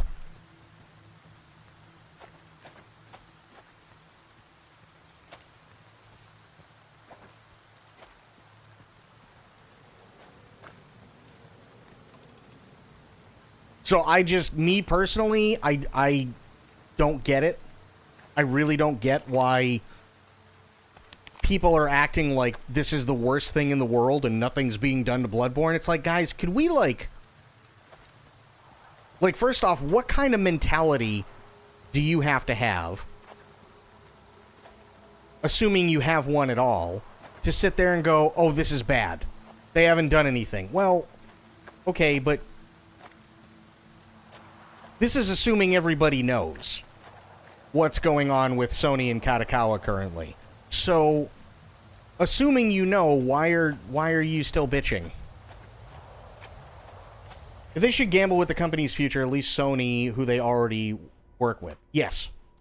I agree. They have a good working relationship with each other. It may not be perfect, but it's better than... Basically, the devil you know is better than the one you don't.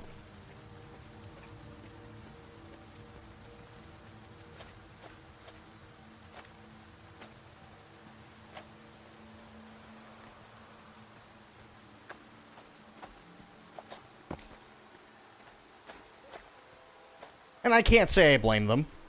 Not at all.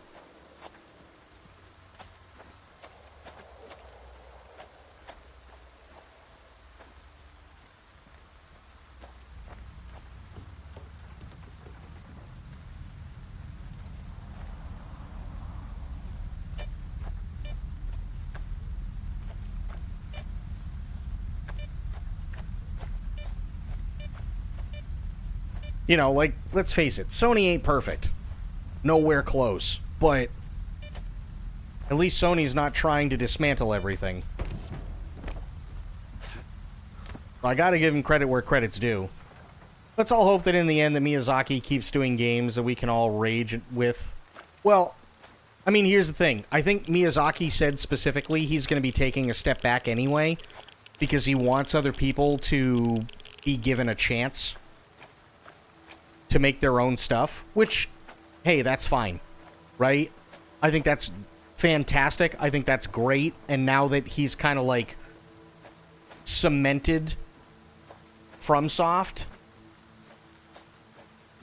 in terms of like their success, I think that allows people to consider other games that may not be done by him but are done by FromSoft more leniency, instead of people just outright going, no, this fucking sucks. You know what I mean?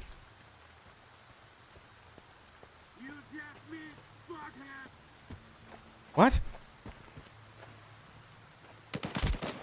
Hello? What did I do?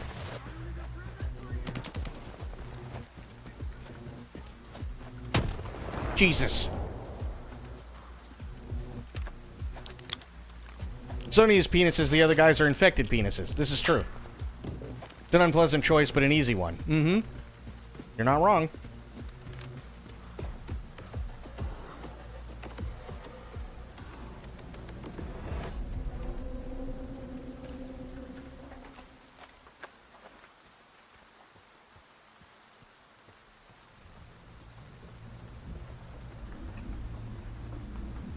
That's pretty awful. I don't like anything that is.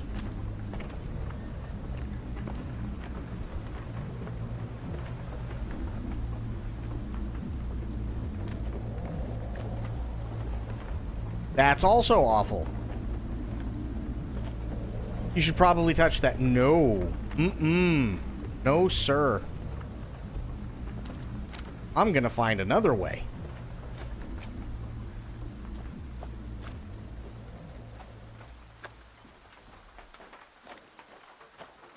Yeah, absolutely nopers.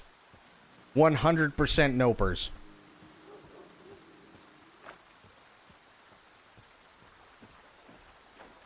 There's a couple of rules that you have to follow in the zone. If it roars at you, probably best to run, unless you don't have a choice. If it shoots at you, shoot back. And if you already know something is dangerous, but bigger than what you're used to, chances are it'll kill you in one hit. Pretty simple rules, actually. Picked the wrong day to keep sniffing glue. It's true.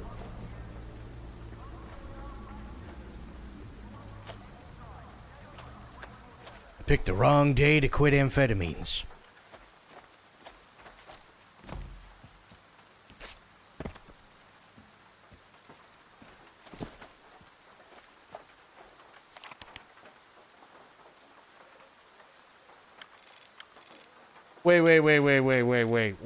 Wait.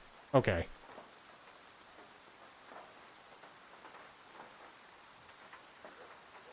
Okay, so turn slightly right and head straight.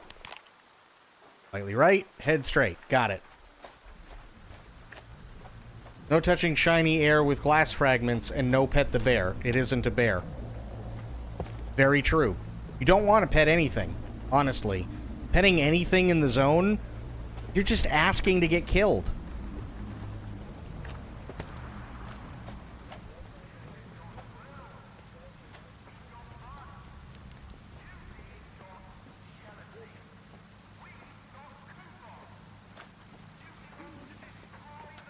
Oh, wait.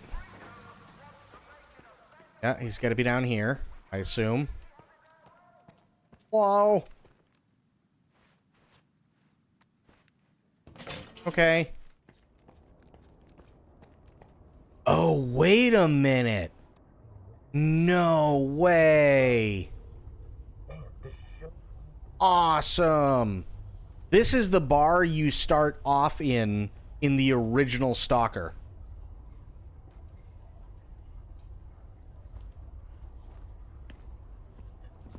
Good to see it still going.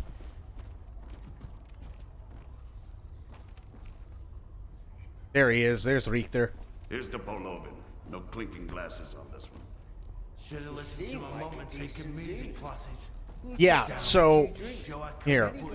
The only reason I know this is because I know this because this guy right here never talks to you unless you have a gun out. And then you're going down here, you're going, what the fuck's going on? And then you just walk right into the bar through the side. So it's all an underground thing. You want to chat? Hey, Sophia, how you doing? The joke won't tell itself. A bloodsucker walks into a bar and says, I'll take a blood. I need to find some people. Zersky mentioned you might be able to help me with that. You're making some friends, I see. Doing pretty good. Zersky is a man with a heart of gold. When he's not being pain in the ass, anyway. You seem pretty popular yourself. Are you some kind of recruiter? Bringing folks to Strider, mingling with scientists, cozying up to Scar. And you keep popping up wherever I go, too. Must be the zone's will. Nah, there's plenty of recruiters here without me. By the way, there's that stalker who showed up after the signal, Strelok. Ever heard of him? He's a legend around here. Strelok, yes. He's putting together a new crew. He doesn't like what's going on in the zone and he wants to shake things up. What? I'm just here to fish. Got anything yet? Strelok? Oh my god. Put their guns away. Holy shit nuts. The Strelok? As my daddy used to say, what keeps you from being great? I just caught rookie loot. Now I'm better. How can I find this Strelok guy? Nah. I might have said too much already. Either the zone's gonna help you, or Strelok will find you himself. But I don't think you two would hit it off right now.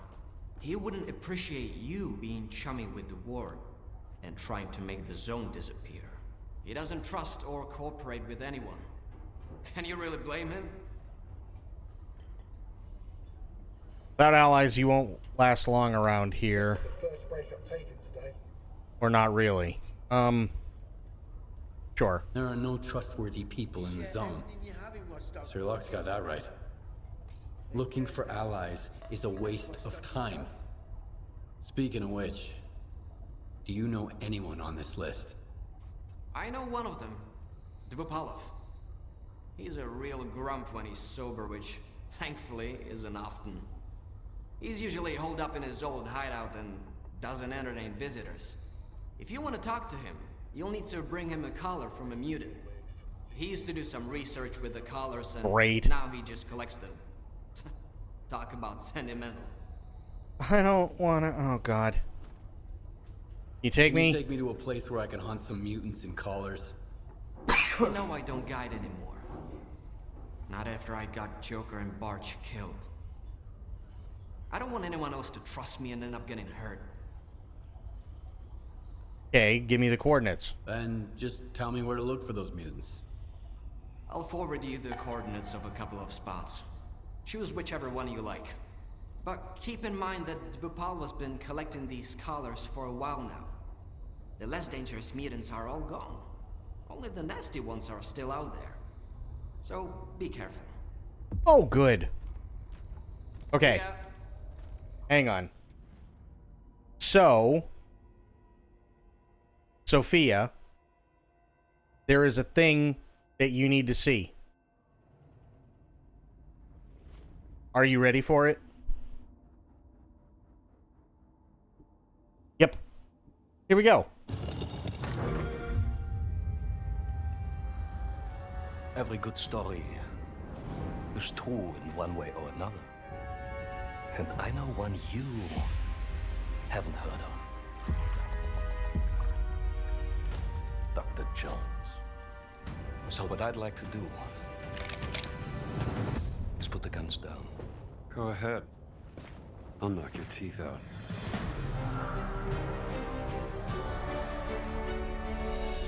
So what brings you to the Vatican, Indy?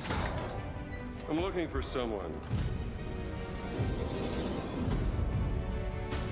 This looks really good. He stole something from me, and I mean to find out why. Right now, I'm looking into the disappearance of my sister. And I believe Emmerich Voss is responsible. So, this great circle, they think it's a conduit of some kind of power, correct? Boss certainly does. He believes it'll secure his place in history. I'll have to study it some more. A circle must be complete to what? There's always a trigger.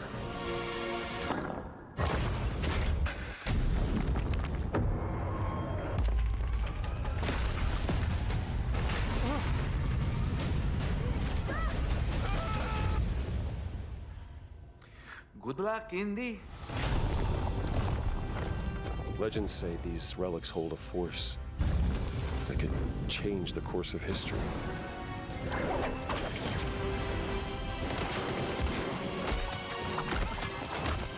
They're messing with powers beyond your control.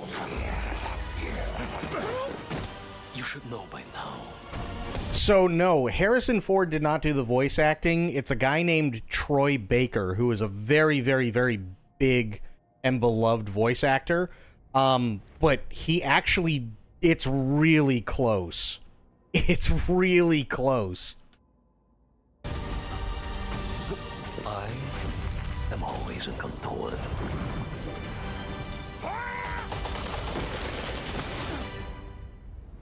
You're good at this, Dr. Jones. I know enough to get me into trouble.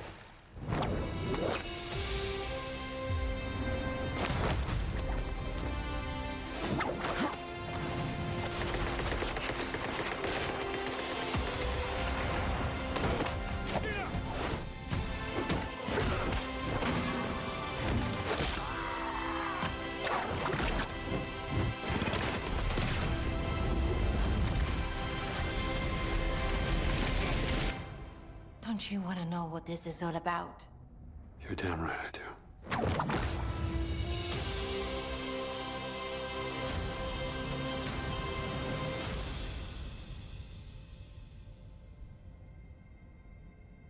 Yeah. Looks great, doesn't it? Looks really, really, really good. Like, I'm cautiously optimistic because Bethesda hasn't had the best track record when it comes to publishing games that aren't basically the same thing for the last 20 years. But this one actually looks really, really, really good. And it's coming out, hang on, 6 days from now? So, basically for the rest of this month, we're going to finish Stalker 2. We've got the Chapter 5 of The Long Dark. We've got Metro Exodus. And we've got Indiana Jones and the Great Circle.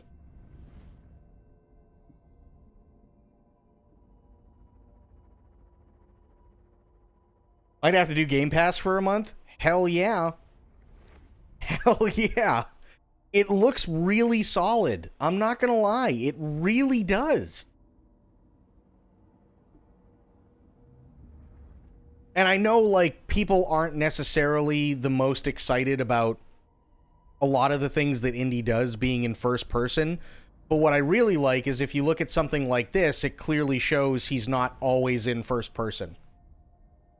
Thank you for the bits, Sophia. Really appreciate that. Thank you, thank you. But it shows he's not always in first person. So they do the cinematic stuff where it's third person, and they also do it first person, so you feel like you're Indy, which is fine. So there's a lot of stuff going on, which is awesome. So yeah, definitely going to be doing that. 1.8 kilometer. I just don't. Oh God, why? How did I manage to break the detector? What a bummer. Why? I don't want to go near the wild island.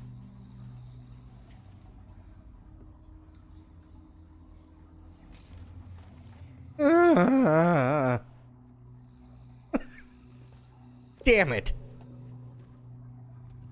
What's this? That's slag heap. Okay.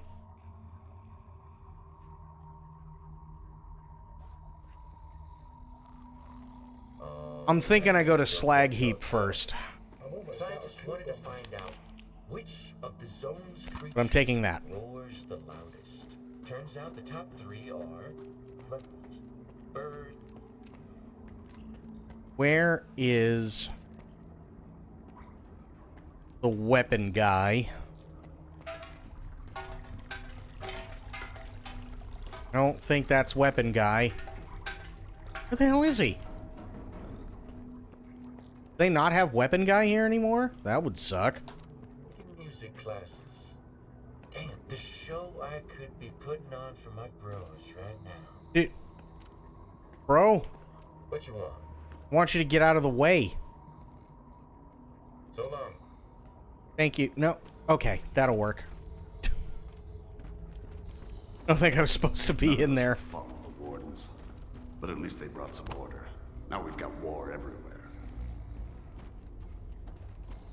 The Dugar is a hell of a place. Did you hear the news? Freedom and Duty are at it again. Oh, damn. Now I gotta sit here and wait for Duty to storm in, take Rostock back. That's in walk time? Hell yeah, dude. Traitor. But for the moment, it's mostly just threats. And I've still got work to do. So, what's your poison? What do you got to trade? I've got a solid selection. Plenty to choose from.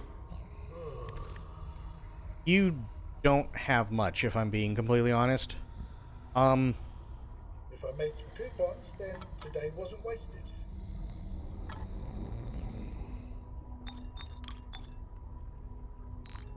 Good.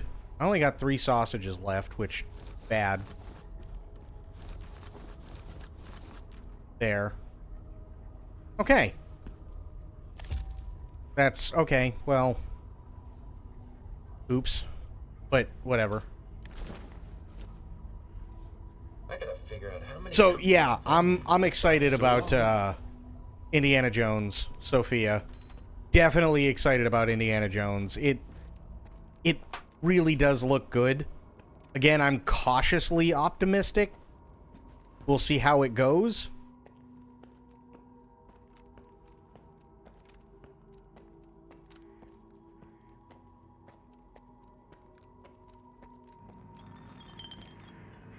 Okay. So I wish I had a decent guide to take me to Pripyat. Maybe then I'd risk the trip.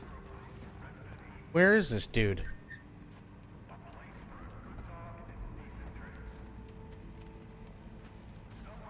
We actually, so we had Bearded Dad in here a little bit earlier. He was chilling after work. He's never seen an Indiana Jones movie. I love the Indiana Jones movies, except Temple of Doom. We were talking about exactly that. We were talking about exactly that. I said, Raiders of the Lost Ark is a lot of fun. The Last Crusade is fantastic. Do yourself a favor and bypass Temple of Doom.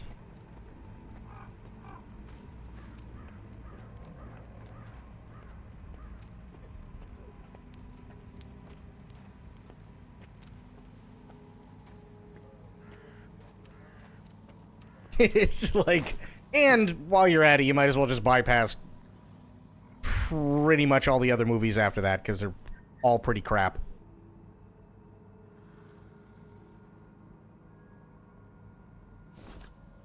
Let me see. What don't I need? Well, I can tell you I don't need 24 anti-radiation drugs.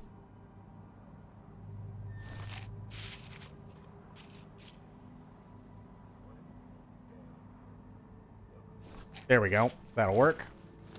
That's so much anti-radiation drugs.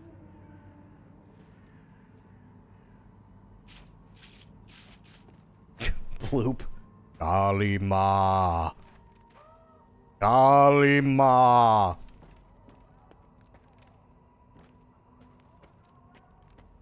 Except the CGI in the last one is fantastic. To be fair, I still haven't seen the last one, but from what I saw in the previews, it looked really good.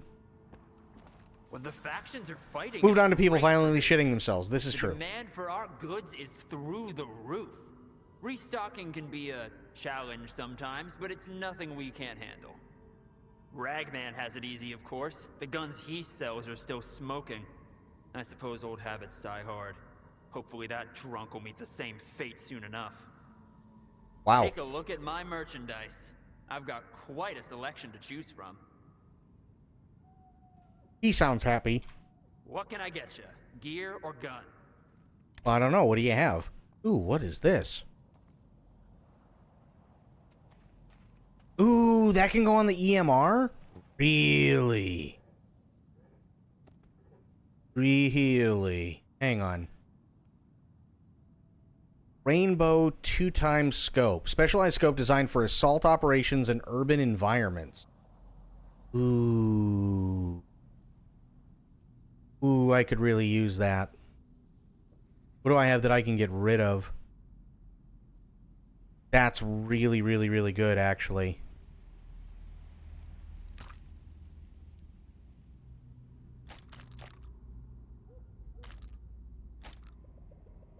That's 1,000 right there, so that should take off quite a chunk. Okay, well, you know what? Worth it. Actually worth it. Here. Oh, I gotta take this one off. Why don't I put an ACOG on it? I don't remember. Either way. No, just... What the... Oh, no. Mark 1 EMR. Okay. Mark 1 EMR. Yes. Oh, maybe because... Okay, hang on. Don't even bother going to Ragman. Right, I'm not bothering going to Ragman. I want to put on the thing. There we go. Want the... Hang on. Let me get... Okay, you're not gonna let me get in there. Ragman? No. There's a lot of ammo, though. Holy crap.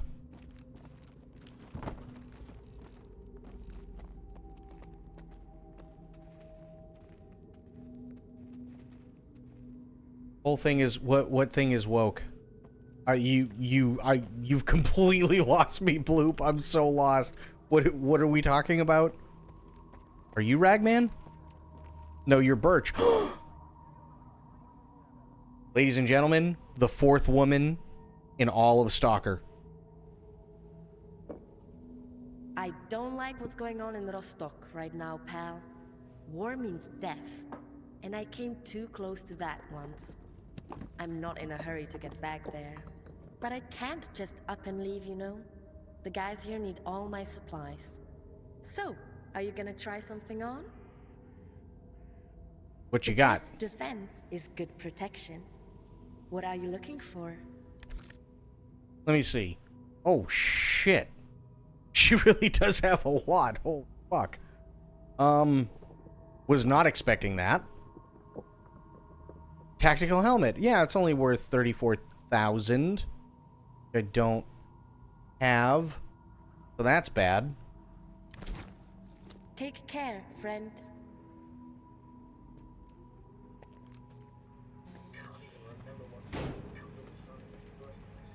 Do they have bedge? Not seeing a bedge. That's not good. Okay. Whole thing is woke, thing is anti-woke, is getting boring just in general. Just say you don't like a thing is the way it is. To an extent, sure. However, the issue also becomes, like, for instance, I'll use Temple of Doom, because we were talking about Indiana Jones. The reason why Temple of Doom gets such a bad rep is because literally they portrayed an entire Indian culture eating nothing but eels and monkey brains. Because apparently they are so, you know, like this, such a backward civilization that that's what they eat. Right? That's not good.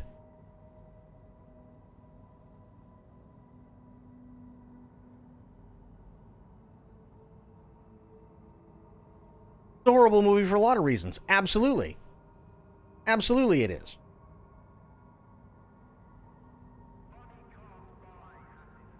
Right? But that's a pretty big reason, right?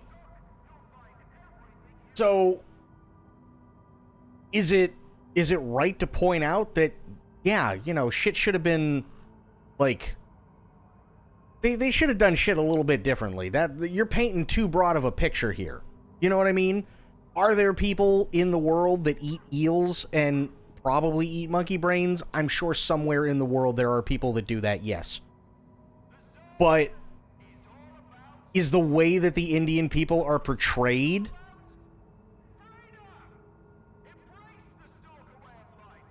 apparently the only way that is because the main antagonist is part of a cult from India that did a massacre in the 19th century. Yes.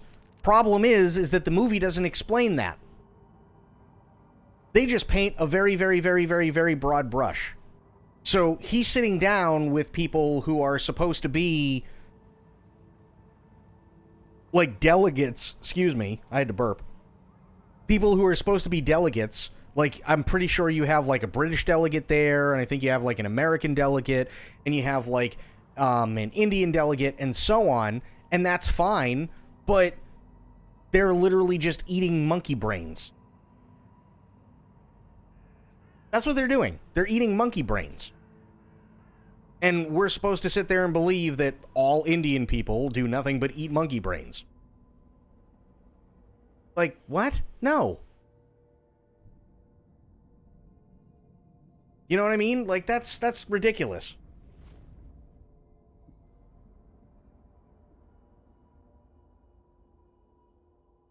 The movie didn't even explain that. When I first watched it, I thought they were a cult from South American Amazon for some reason. Yeah, because they don't explain anything.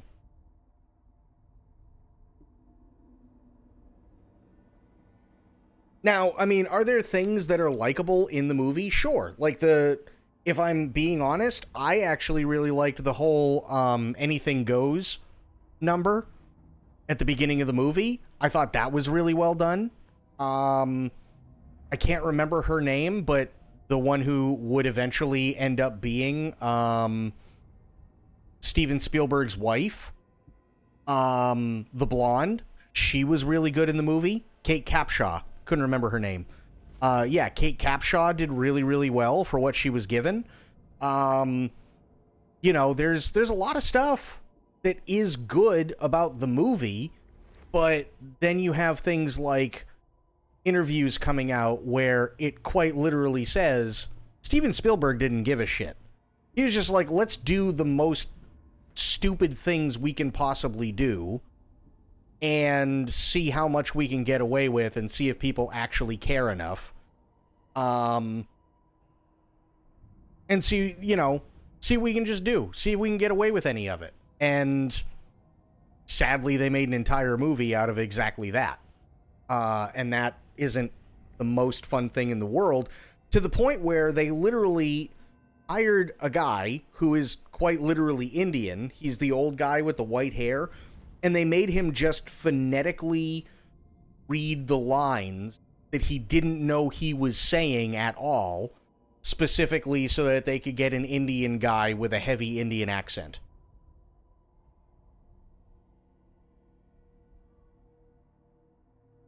And it's like, ouch.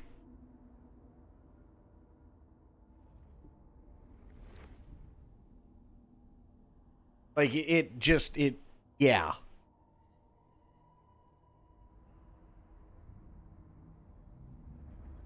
That kind of sucks. Other ones were higher than that for me. The movie was lowballing it for sure, even technical-wise.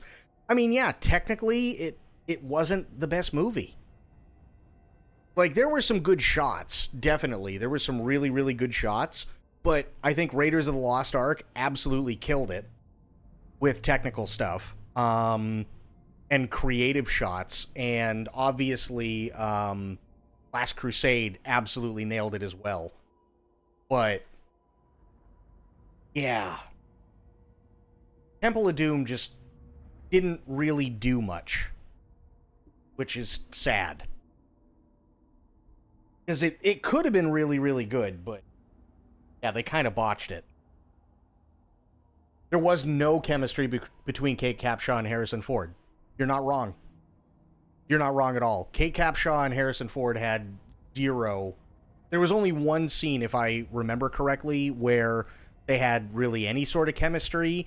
And of course, it's because they're both acting, but it definitely felt forced, which was when they were trying to do the swapping door bit, right? Where, like, he'd go over to her door, and then he'd go in and he'd talk to her, and then she was thinking about going over to his door, and stuff like, and they just kept going back and forth for a few minutes. That was funny, showed a little bit of chemistry, but that's about all you got. It just, yeah.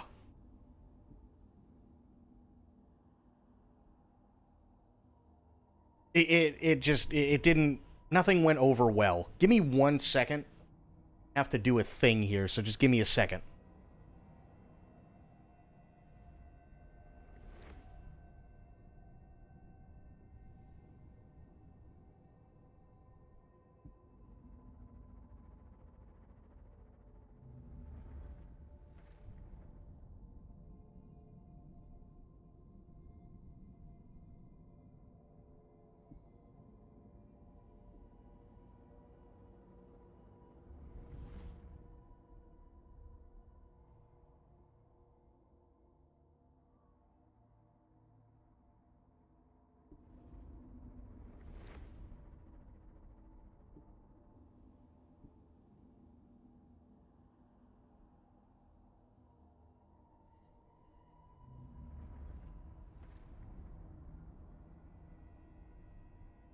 All right, there we go. I'm back.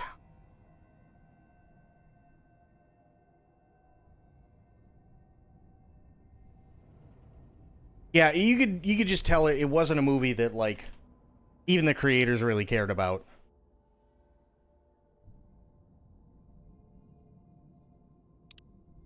But I will say, I have not watched the last two that came out. From what I understand, the last one, it was kind of okay, but the CGI was really decent. But that was really about it. Hey, man. I see you're back, huh? No, I'm just passing through. But Crystal Skull was god-awful. Crystal Skull was absolutely god-awful. And the sad part about Crystal Skull is I actually really like Cate Blanchett. I think she's really, really, really good. But it seems like a pattern with Cate Blanchett where they go, this movie sucks. We need somebody to carry it for us. And let's face it, Harrison Ford is really grumpy. Who can we get that could try to carry this? Well, it can't be Shia LaBeouf because he just fucked us all over. So let's see if we can find somebody else. They just went with Cate Blanchett, and she probably made a killing off the movie anyway. But they went, yeah, let's just go with Cate Blanchett. Why? Because everybody loves Galadriel. Come on, cut it out. It's payday, right? And you're thinking about what to do with your paycheck. Well, I did get some overtime this week. Good for you. Then it's the 10 right meters time to play down. bets. Turn that Oh, a overtime new face? into double time. Come here. I'll pour you a drink on the house. In exchange for some cash, of course. That's not on the house, dude. That's for some cash. But sure. I gotta go down more? Okay. Oh, God. I still gotta go down more. I just need veg. There we go.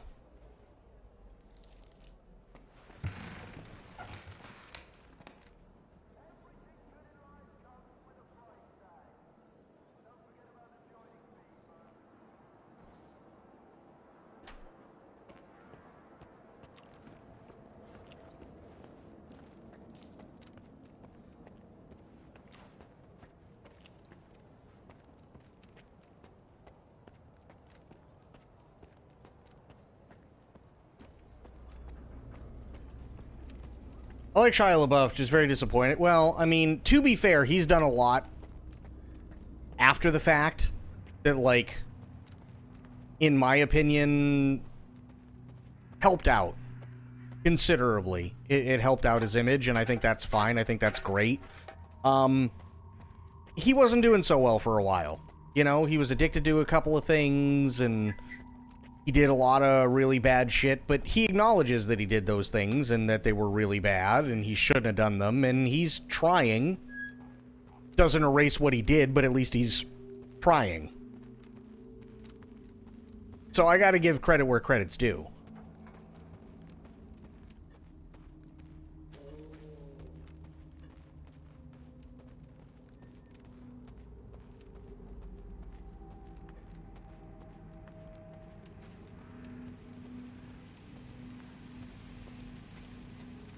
He became a star at a very young age. It's really hard on a young person. Absolutely it is. Oh, that's the other thing I wanted to tell you guys about.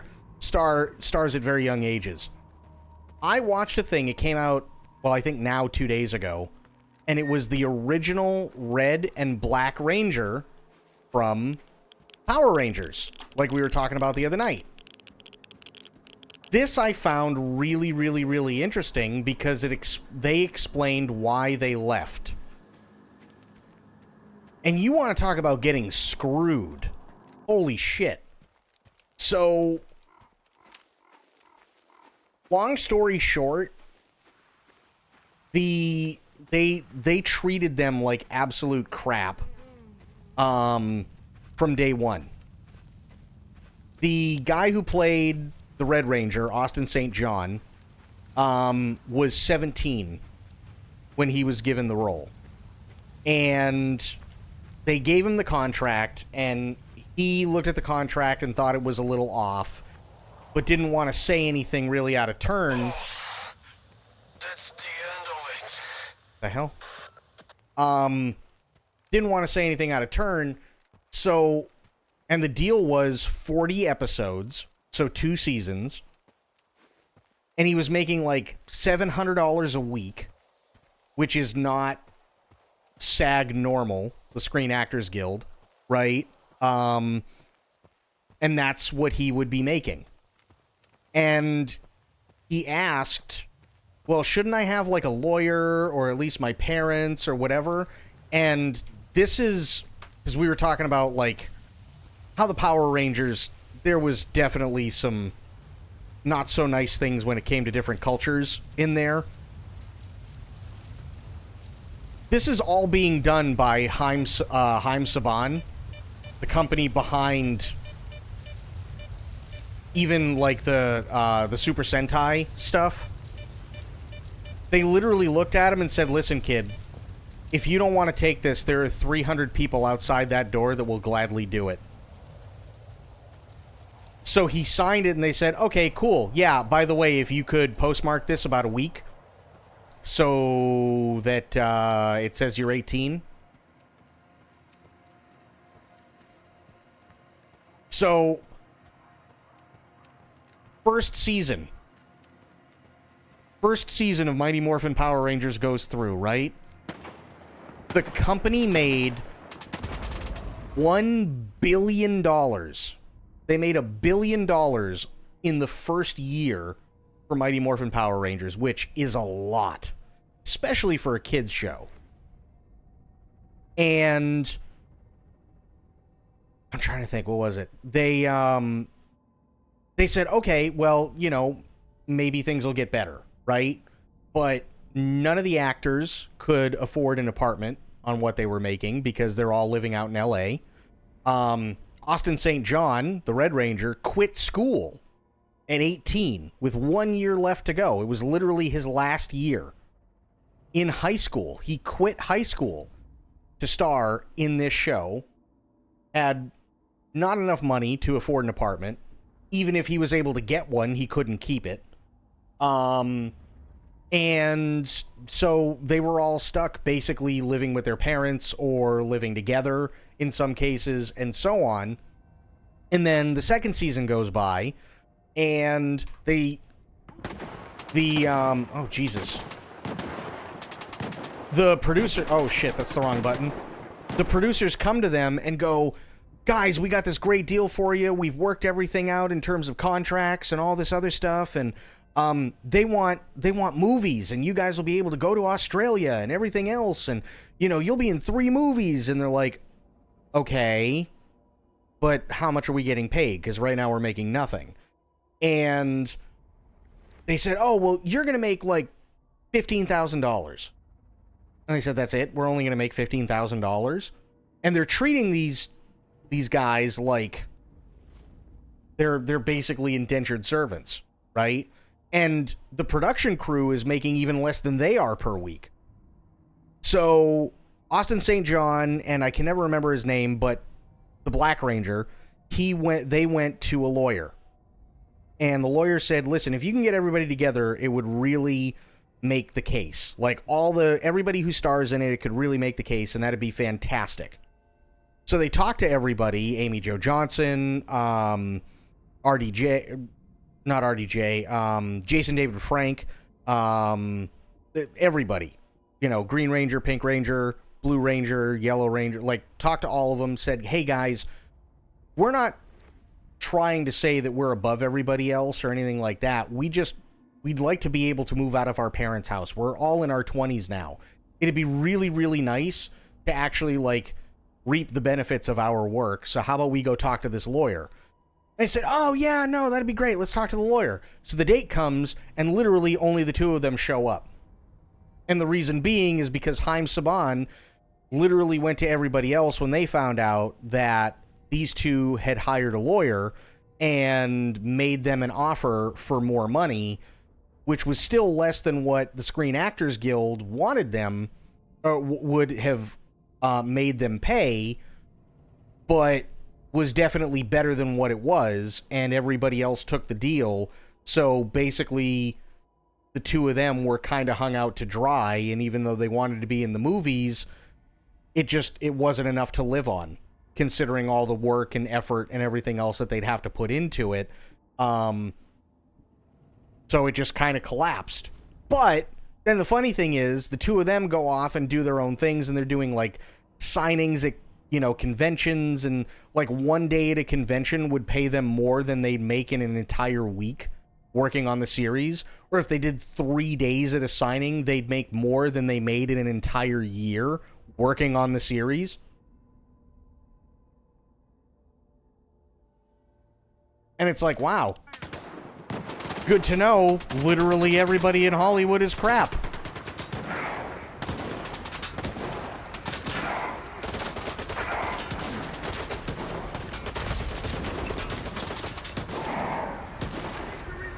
What the hell? What are they shooting at? Oh!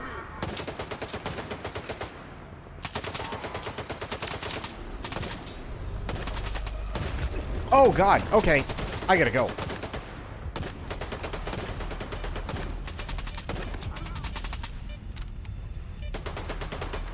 Did you? Oh, no.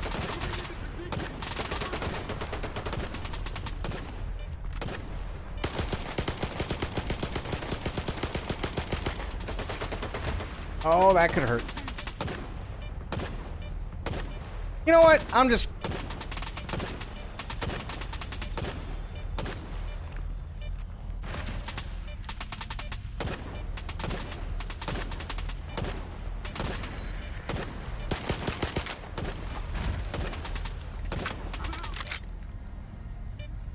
Did we get him?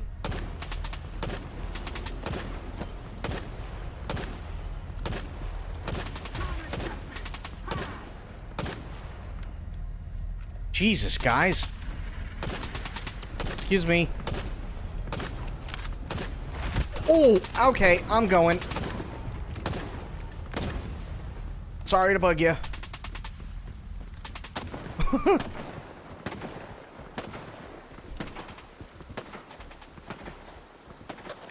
Everyone's got icons, but freedom, they've got coupons. They failed to take the zone by force, so now they sell their ass, of course. That's fantastic, but I just got hit in the balls by a trash can at the speed of sound. I'm gonna go.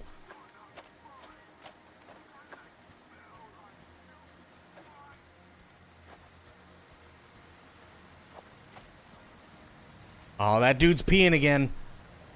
Damn it, dude. March your ass over here, Private. Yes, sir. Wanna hunt some mutants with a real colonel from duty, Private? Oh, this is duty?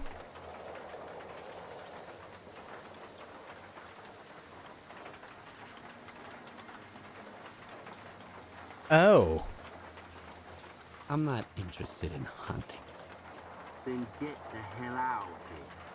I mean, I was trying to.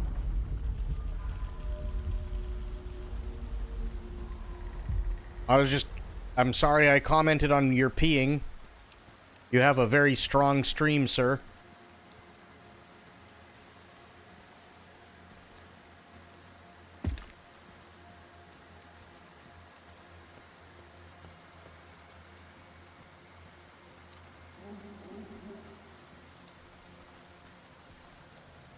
But yeah, how awful is that, right?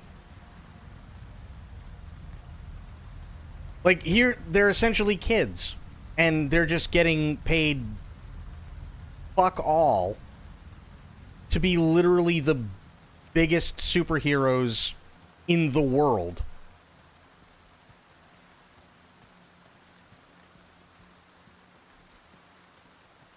So yeah, it's not easy. The fuck was that? Oh. Okay. Yeah, it's not easy as a kid dealing with that shit. And again, like Shia LaBeouf, he got caught up in drugs, and he did a lot of really bad things, and it sucks. But, to be fair, I mean, look at some of the other worse examples, right? Is it... I think it's Jeff Conaway, right? Poor dude had a drug and alcohol addiction his entire life.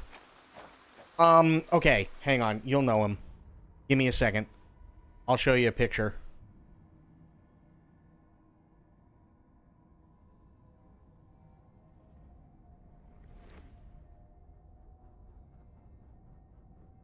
He was in Taxi, and he was also in Grease.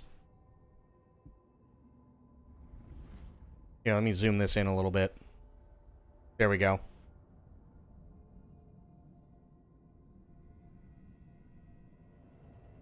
Fully exercised and with a nice mug of kvass. Nice. Yeah, he did not have a good life. He died in 2011.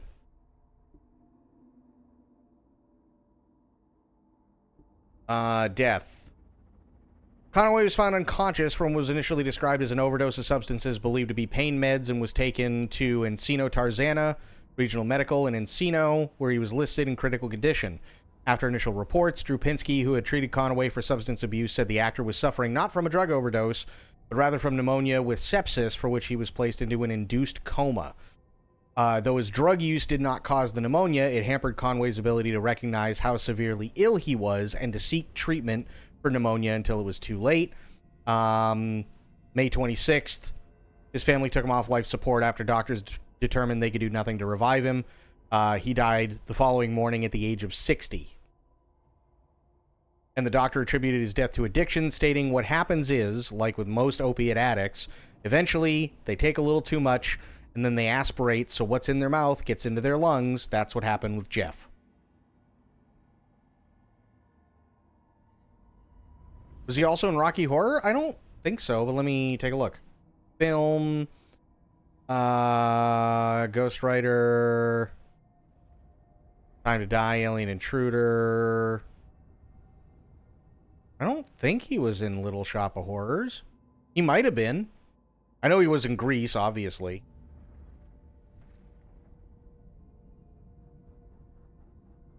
Oh, not Little Shop, Rocky Horror Picture Show, I'm sorry.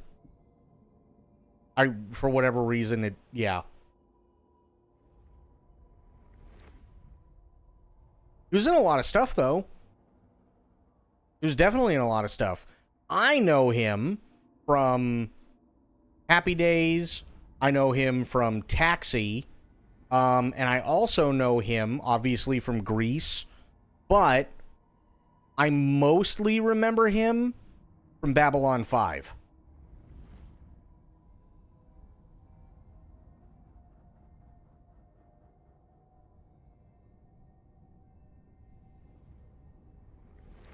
That's where I remember him from. But yeah, he died in 2011.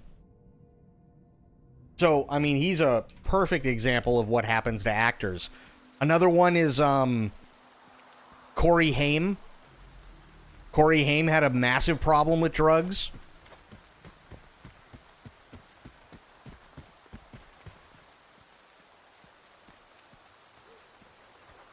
Look at all the child stars who made it big before they could handle it. Judy Garland, yep. Drew Barrymore, yep. Heath Ledger, yep. Corey Haim is another one. Corey Feldman. God, look at Corey Feldman.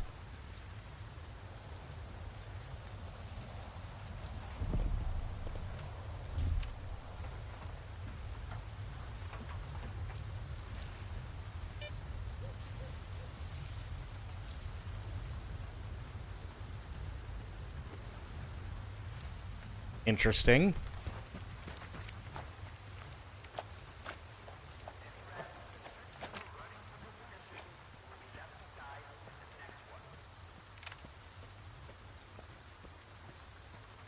I mean, Corey Feldman's still alive, but as to whether he's doing good or not is definitely up for debate.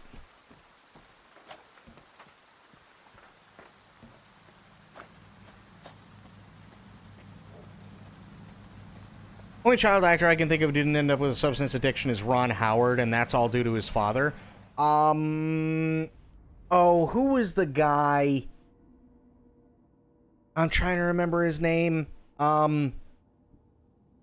was in Pretty in Pink. He was in 16 Candles. Years later, he ended up doing The Dead Zone, the TV series. Can't remember his name. Did he have an addiction problem? I can't remember.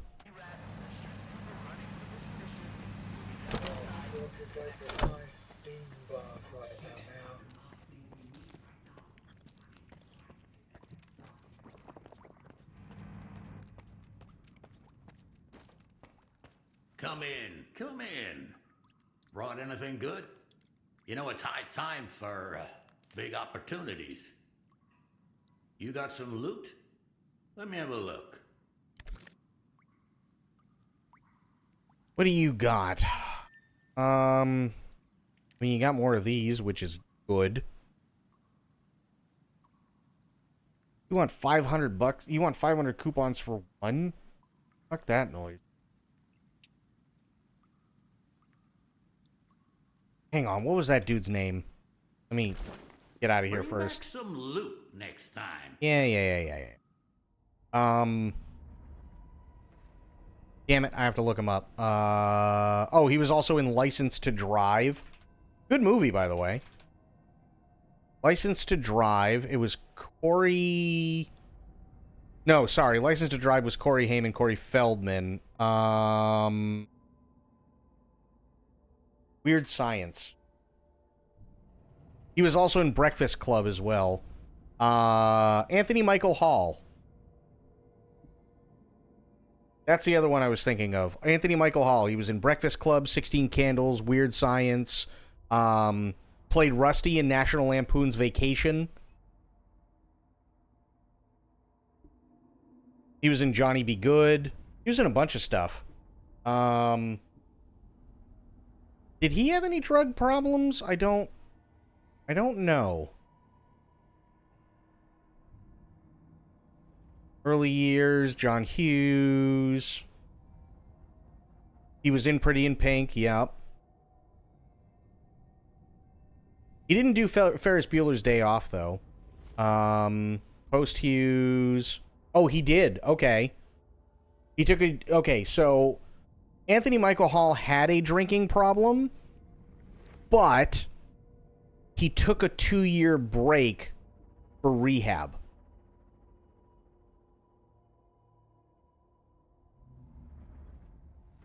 Got it. That's what it was. So even he couldn't escape it.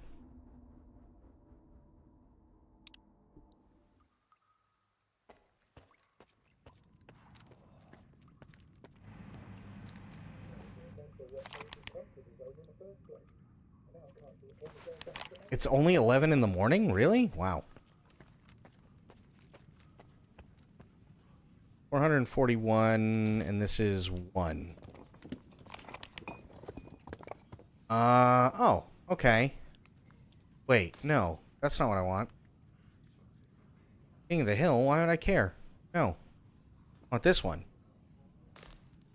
Yeah, that's what I want. Acquire the collar from the mutant, which sucks because it's all the way down there. Sawmill. Detention center. That's going to be a hell of a hike. I don't think I'm going to be able to make it there and back with as much time as I have left before it starts to get dark.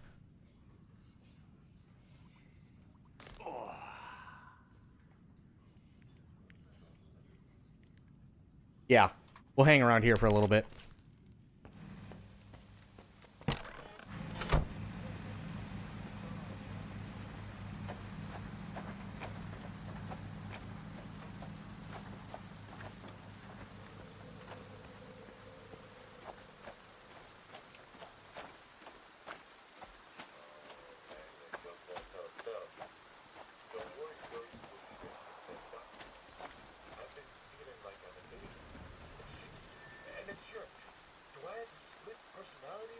The Dugar is a hell of a place.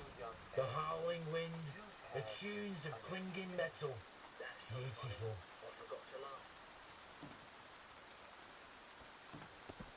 Yeah, Anthony Michael Hall. Corey Haim, though, he was another one where it's just like, oof. He went downhill big time, and he's dead. Corey Haim's dead, sadly, which, massive bummer. Another day, another coupon in your pocket.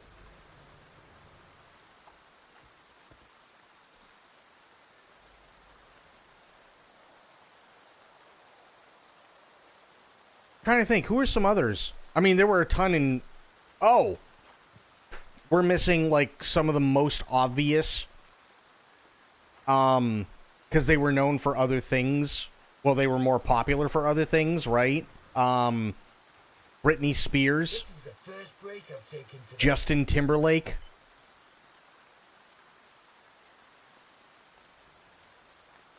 Justin turned out okay. Britney Spears had it rough. Jessica Simpson, another one who had it rough.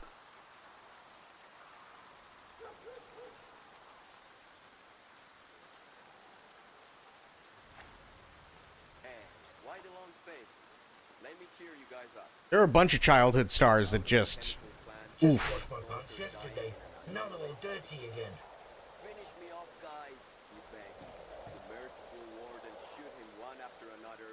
I'm trying to think.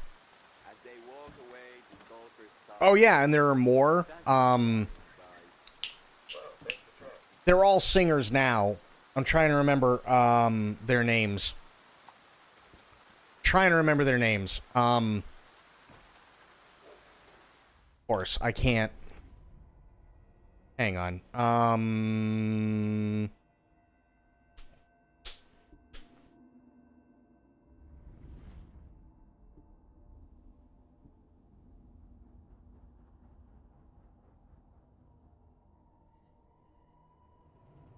Demi Lovato. Right? Demi Lovato was huge on Disney for a while. And she got into eating disorders and stuff like that and has depression and like all that stuff. It's almost like giving millions of dollars to children is stupid or something. I mean, there's... The worst part is, I think, is that, yes, generally speaking, if you're giving it to them and they have no supervision, yes, absolutely bad. Which, unfortunately, is something that a lot of people learn the hard way, right? But then there's the other way round, where you have somebody like Britney Spears, who basically her father took everything from her, right? And it was all under the guise of, well, you're not old enough yet, you're not responsible enough, and so on, but was doing it just strictly out of greed, and then basically was put under conservatorship because she finally was doing something for herself, although it looked crazy to everybody else who has a normal life. It wasn't crazy to her, but everybody basically deemed her nuts, and then she was put under conservatorship, so anything and everything she did was watched like a hawk, including caring for her kids.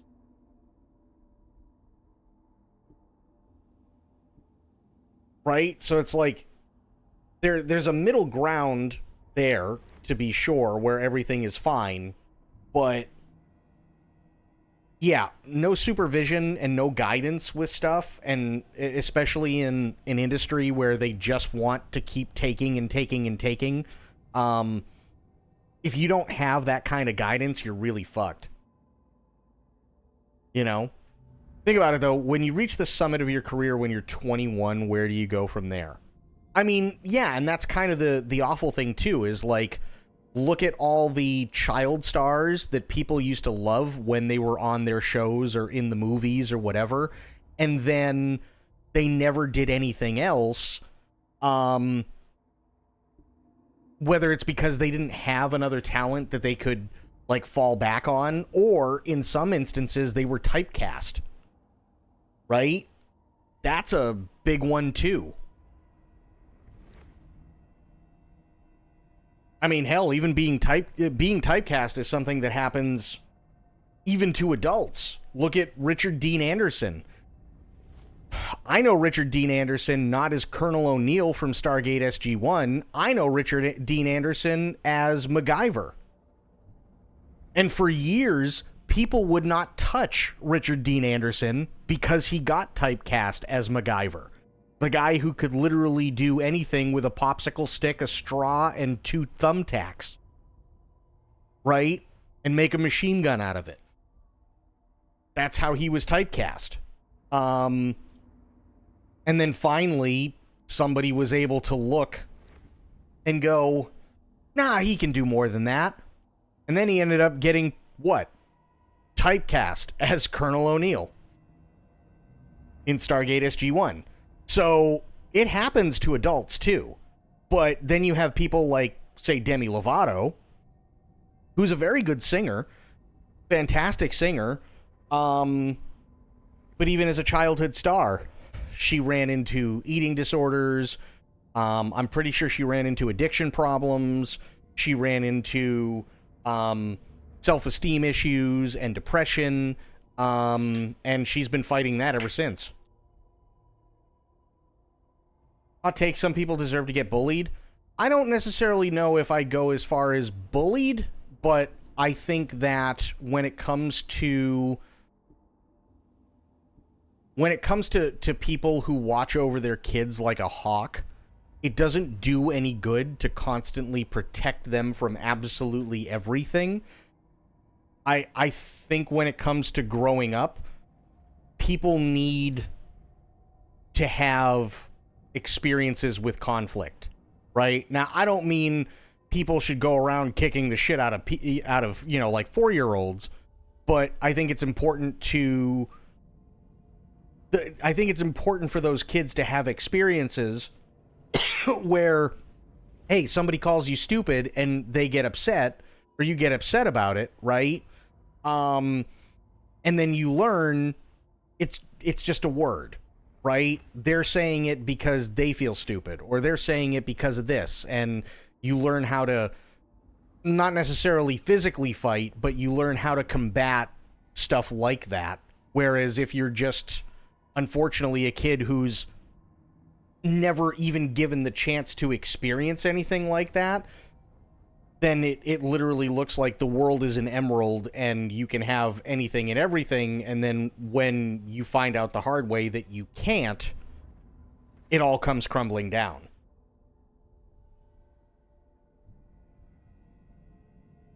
So I wouldn't necessarily say bullied, because let's face it, there are some people who unfortunately really got the shit end of the deal when it came to being bullied. And it didn't work out.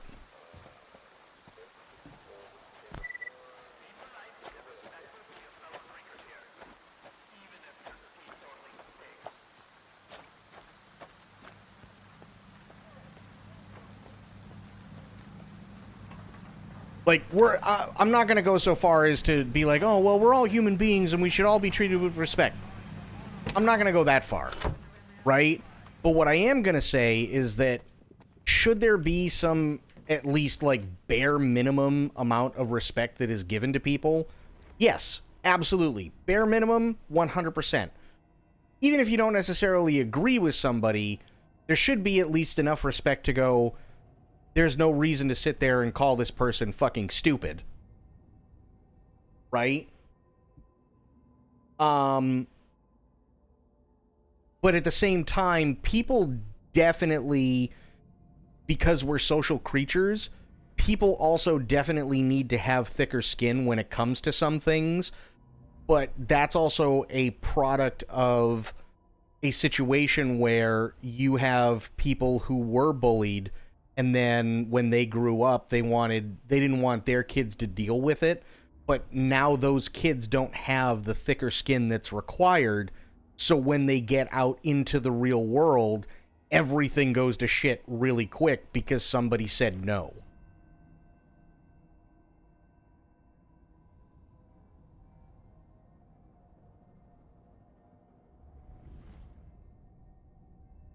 You know what I mean? Like, that's... I know that that's not going to get, like, a whole lot of views, and I know that that's not necessarily, like, a popular take, and I know it's not a hot take, because I'm not, like, going with one extreme or the other, but if you think about it, if somebody came into the stream and they were like, hey, how's it going? And I just went, shut the fuck up. What good is that going to do me? You know what I mean? And they're like, whoa, what's all the hostility? You're fucking retarded. That's what the problem is. You know, like, I just go on the attack hard for zero reason. That's not going to do anybody any good.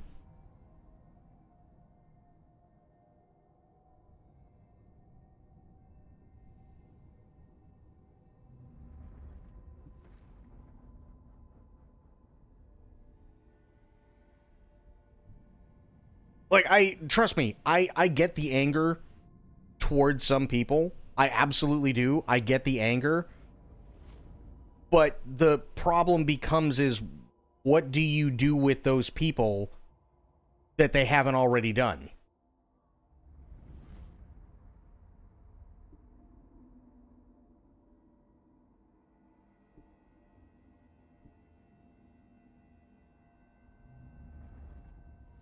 Some 2013 streamer mentality to just come out with shut the fuck up straight away. Yes, it is, but look at how many of those people didn't make it. Right? Look at how many of those people are still around today that got all the clickbait and all the views and stuff like that because one person said hi, right? Doesn't know anything about the streamer, doesn't know anything about the game, doesn't know anything about the stream, and they just come out with shit like that. Look at how many of those people are actually still around. Very, very, very few. Right? Obviously, doing shit like that doesn't work, and in Wings of Redemption's case, backfired hard, right? So now he's literally just become the internet's punching bag. And it doesn't do anybody any good. I understand the anger that some people have. I totally get it towards some people. But, and I'm not saying that everybody needs to, you know, hold hands and sing Kumbaya. Far from it. But I feel like sitting there and constantly just being an asshole to those people isn't actually going to do anybody any good, because what happens when you become the person that you're literally against? How, you know, like, how are you any better than the person that you're, you know, you're talking shit about, or you're belittling?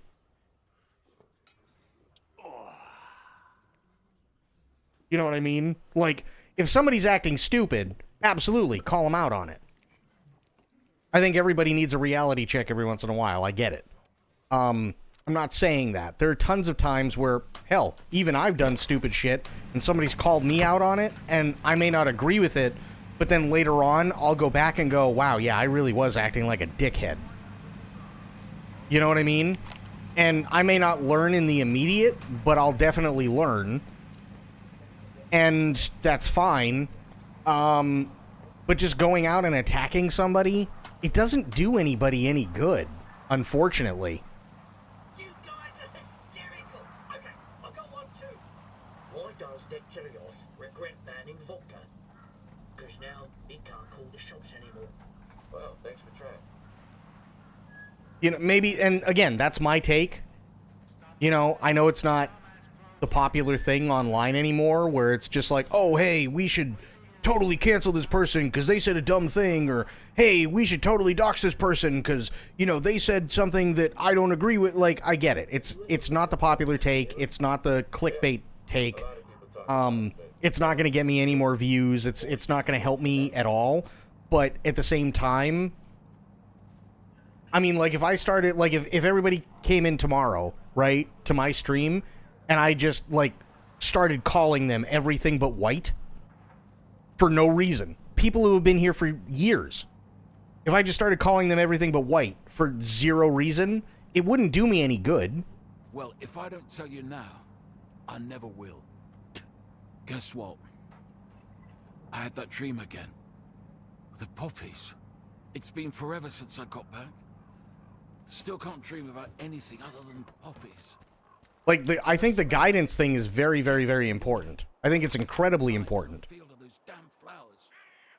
You know, people need to witness and experience conflict.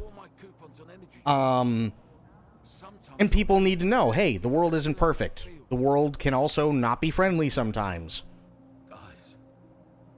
But I don't think bullying is really going to do anybody any good. I don't think it really benefits anyone either. I really don't. I think it causes more problems. Sadly. There have been tons of times where I'll sit there and I'll think something, and I'll be like, no, you know what? Fuck them. Fuck them 8 times on Sunday, too. Shove it down their throat. And like this, that. But I'm mad. Right? Do I mean anything that I'm saying? No. That's typically why I say it in private. Because I'm blowing off steam. Because it's not going to help anybody.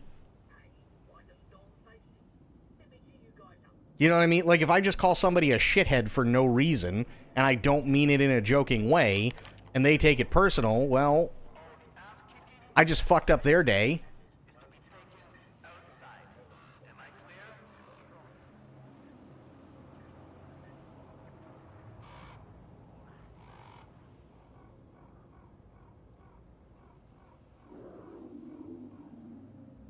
I like to try and...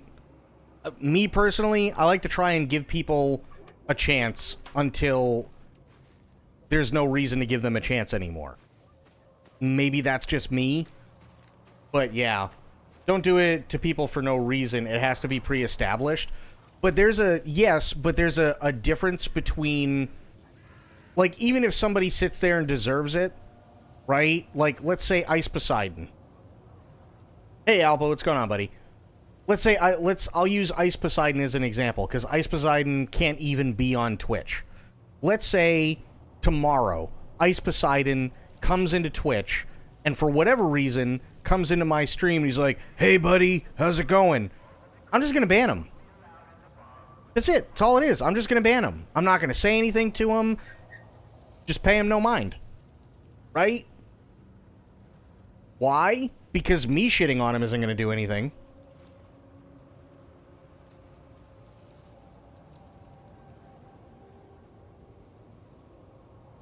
But, okay, but that's the thing, Bloop. Do you... this is my point, and this is why I picked Ice Poseidon. Ice Poseidon has been beaten.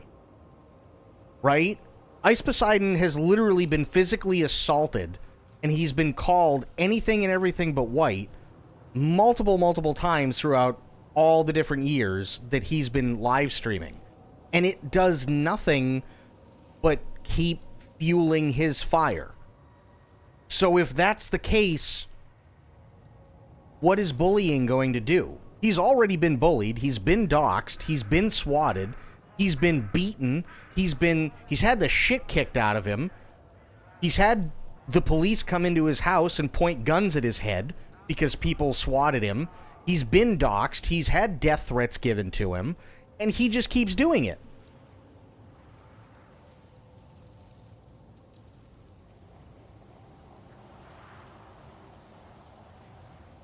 Well, it would make you look bad. Well, here's the thing, and this is why I use him as an example, Sophia, because nobody would really blame me if I said anything to Ice Poseidon, because for all intents and purposes, Ice Poseidon is one of those people that you just really, really, really wish in general would go away, like forever, and never make anything ever again.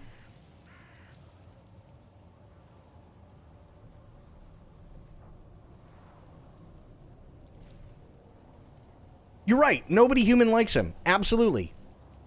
You're right. Nobody likes him. But what has bullying done to him so far?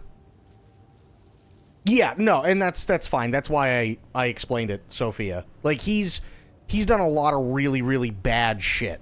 on Twitch, on YouTube, on Rumble, on Kick. He's done a lot of really bad shit. He's been banned from just about everywhere. But he still makes content. Right? No, I know it was a joke, Bloop. I get it. But, like, what has bullying done to fix the problem? Unfortunately, it really hasn't. He just keeps making content out of it. Sadly.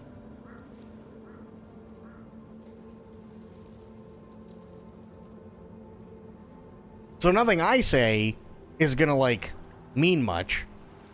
Right?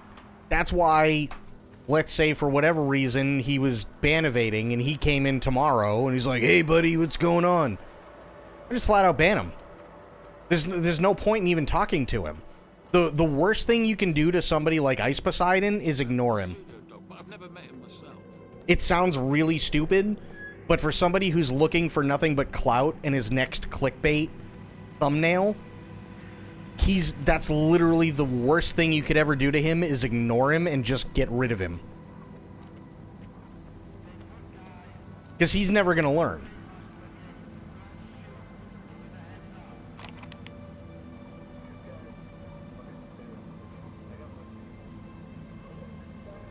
Unfortunately, ignoring Leafy made him go away. Yeah. Yeah.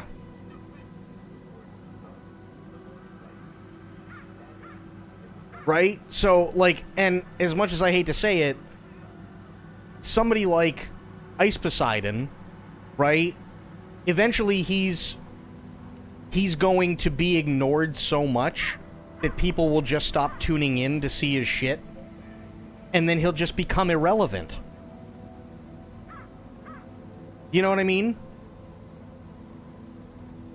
Hatred is still paying attention. Absolutely. Now, that's not to say that there are definitely times where where, like, hating someone isn't a bad thing. Or I should, yeah, there are definitely times where hatred is definitely, especially if there are injustices and things like that that are going on in the world, where anger and stuff like that is obviously justified. But when you're talking about, like, an idiot like Ice Poseidon, 90% of the people you can just ignore and they'll go away on their own. You know what I mean? Like, look at all the crap that happens on Twitter, which, again, is why I typically don't use Twitter. Look at all the people who sit there and hate post about everything, and now look at how many of them are relevant because they didn't get enough clicks. And they didn't get enough likes on their post. You know what I mean? Like, they're gone. They're irrelevant. Who cares? Every once in a while, you'll have one pop up and they may have, like, a good reasoning behind something, but then it's like they go back into obscurity after they get their 15 minutes of fame because they ended up getting, like, 30,000 likes or whatever, and then nobody cares anymore.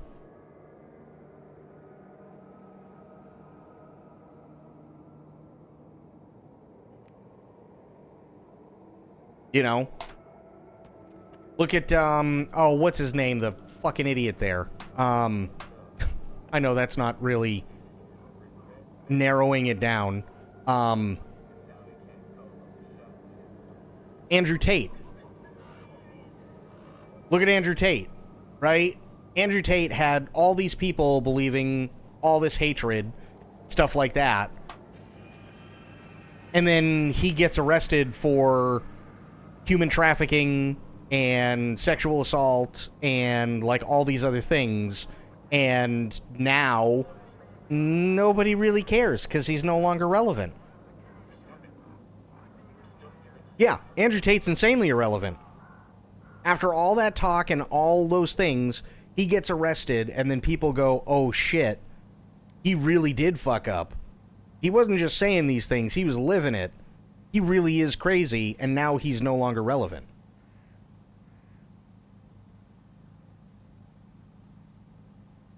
I think the issue with the Pauls... If I don't tell you now, I never will. beware of campfires at night. Did he just hawk Tua? Especially the ones deep. Jesus. Especially if there's no one around but you. Folks have found corpses, cold already. And weirdly, the safety on their guns was on. And their faces were just... Banning Tate did not work, ignoring did. Absolutely. Absolutely. I think the issue with the Pauls is that, unfortunately, they're smart. Well, yeah, because literally there was a guy who just did a Hawk Tua. What's funny is he was hyper open about his Romanian mafia ties at the time. Yeah, and there's always a romanticism when it comes to the mafia and all this other shit. But, like, when it comes to the Pauls, I think I figured it out when it comes to the Pauls as to why they're able to keep the hype that they constantly have. And it's because of what we talked about before, right? They came onto YouTube, they hit hard, they hit strong, they fucked it all up, and then Logan went on to make movies.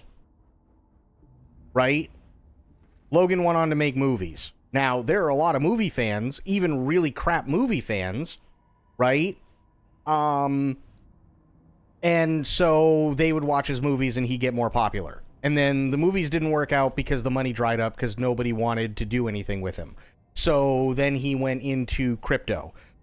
Because everybody loves crypto, right? So he goes into crypto and then he and his people supposedly do a rug pull, right? Great. Well, now he's in the limelight again because now he's looking like the bad guy because of a rug pull that happened. And then he gets out of that and then he goes into professional wrestling. Oh, sorry, he goes into professional boxing before that, and there are tons of people who don't know who he is, but they love boxing. Well, then that doesn't work, so then he goes into professional wrestling. Like, they're constantly jumping ship into the next thing to stay relevant.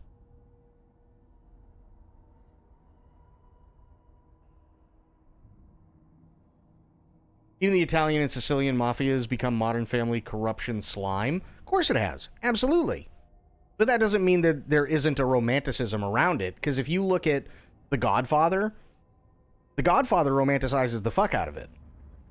Great movies, by the way, but they do romanticize the whole thing. They absolutely do. And there are tons of movies that do that. Mafia Games, Sopranos is another big one. Sophia, what was the name of the movie with Billy Crystal and Robert De Niro? There were two movies. Robert De Niro was in the mafia. Billy Crystal was the therapist. You know which one I'm talking about? Scarface. Yep, that was another one. Mm-hmm.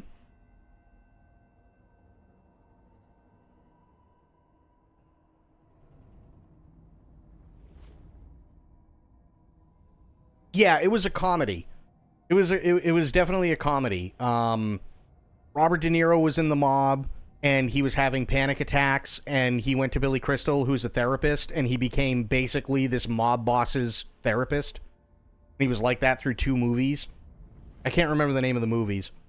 Analyze this. Yes, analyze this and analyze that, right? There may not have been a romanticism, but there was definitely comedy associated with the mob after that. So now you've got romanticism through The Sopranos, through Scarface, through The Godfather, through like the Mafia Games, and you also have two movies that make the Mafia look dumb, but in a really funny way. And it just keeps perpetuating, sadly.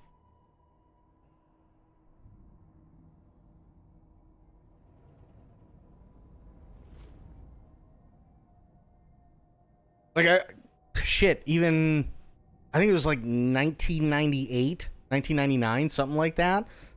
There's an episode of Star Trek Deep Space Nine, right, in its final season, where they go in to a holosuite program, and they're going to rob a casino.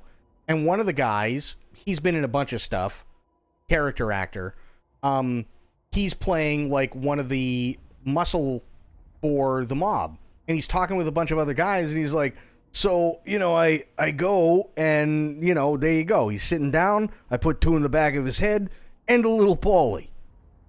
So then I go back to the boss, and I say, hey, little Paulie's taken care of. And he goes, Little Paulie? What do you mean? I told you to hit Big Paulie. And that's when I found out there are too many guys in this whole thing named Paulie. It's funny.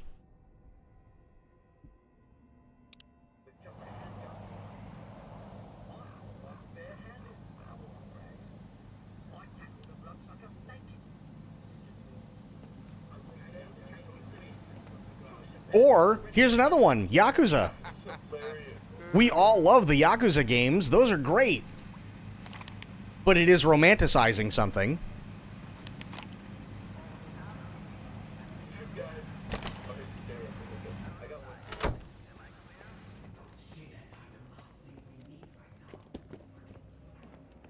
We all love Kiryu, and we all love Ichibum, but let's face it, I mean, in the whole scheme of things, they're kind of pieces of crap.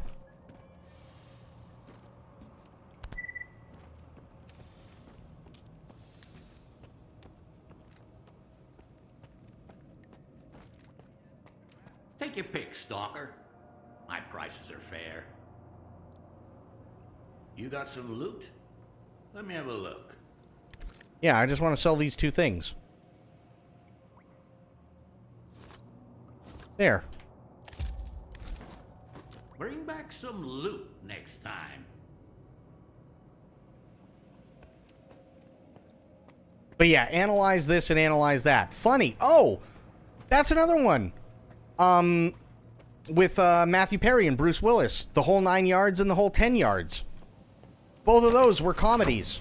Both of those dealt with the Chicago mob. But it was funny.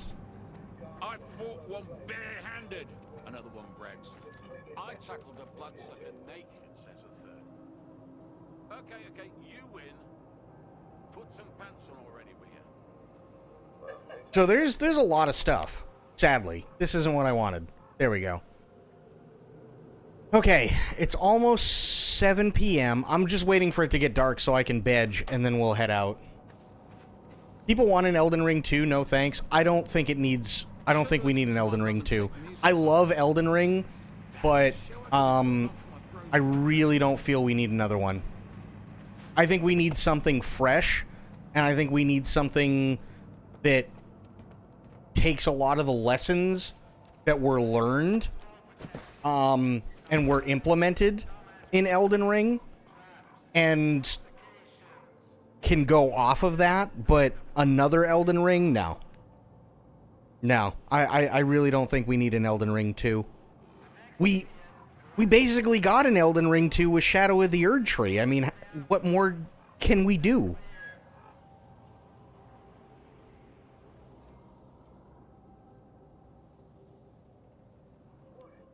You know what I mean? Like, not to mention, and you want a hot take? Here's a hot take. I thought the story as it unfolds after the events of Shadow of the Erd Tree sucks.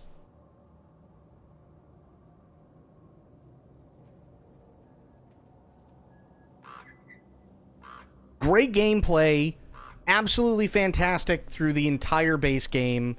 Left a lot to ponder, left a lot of clues to find, and everything else. The way they wrapped it up with Shadow of the Erd Tree was crap. I'll never get used to those bloodsuckers. Been here for a year. Yeah, and so here's why, right? At the end of the base game, because of the way that things are left out, right? They're purposely left out, and we're like, well, what did Melania say to Radon after they fought? Right? What is it that like Melania is doing? Does she know that that Moog took Mikola? Or does she think that we took Mikola? Or like is she waiting for like Mikola to return? Does she know that Moog took Mikola? Right? Things like that. Okay, cool. Right? Where does Marika come from? We don't know. Like, what is Marika's ultimate thing? We don't know. What is going on? There's still a lot of questions that we don't have answers to. Right? What about Godwin? Is Godwin dead? Is he on his deathbed, because Godwin has a deathbed companion. Godwin has that black dragon, right, that's trying to fight off the decay and the evil of the ultimate death that he was basically stabbed with. That's great. But we don't know any more than that. So what is Mikola doing, right? Where did Mikola go? We don't see Mikola throughout the entire base game. At the end of Shadow of the Erd Tree, we realize that Consort Radon is back. But why is he Consort Radon? Well, he's Consort Radon because this was all planned from the beginning, which means that what Melania said when she killed Radon the first time, or when she blossomed, was, your king awaits, dear consort. And then she turns into a fucking flower, which means that she meant to turn him into the animal that he became when we fight him in the base game initially. And then he has to be killed so that Moog can take over his body somehow and bring him into the Shadow Realm, which then means that he can become the consort. Well, he and Moog can become the consort for Mikola, specifically so that Mikola can become God. So we go through like 170 hours of fucking gameplay for literally somebody to pull a 1980s anime bullshit switch on us and go, aha, you thought you had the upper hand, but instead what actually happened was I planned this out from the beginning, and then go on for 20 minutes as to how the main character is fucking stupid.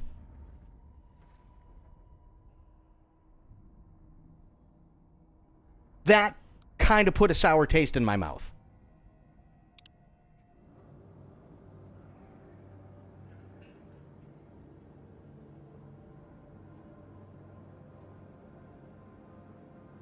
Does that make sense?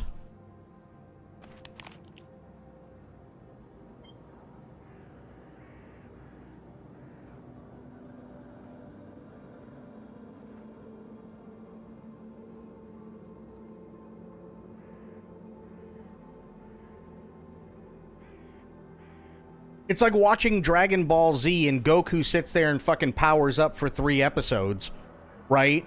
And then he goes to use all these powers, and fucking Frieza comes out of nowhere and just waves his hand, and he's like, aha, you thought you could do anything. Well, you were wrong, because while you were powering up back 17,000 episodes ago, I made a plan to do this. And then, like, they go on for like 10 fucking minutes, and Goku's just standing there with his thumb up his ass going, what? Huh? Hello? That's all that happened.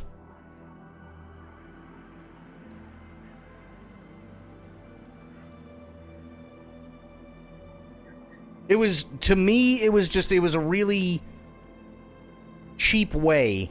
Like, with all the storytelling that they did in that game, it was a really, really cheap way to end it.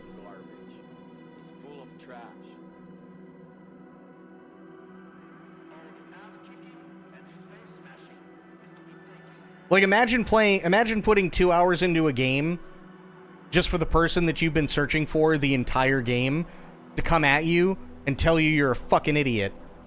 And oh yeah, by the way, everything that you've done up to this point doesn't matter because the final boss is literally like 400 times more infuriating than the hardest thing you've ever fought to this point. And then, by the way, game over.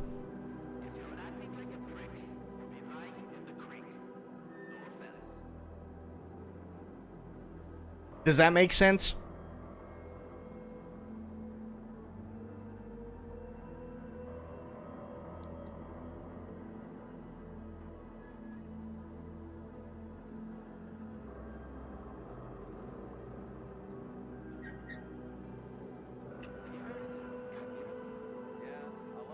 What do you think, Spectre?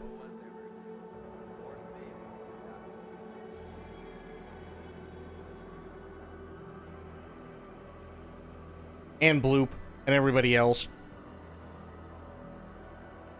In my opinion, it's just poor storytelling, but I want to know what you guys think of it.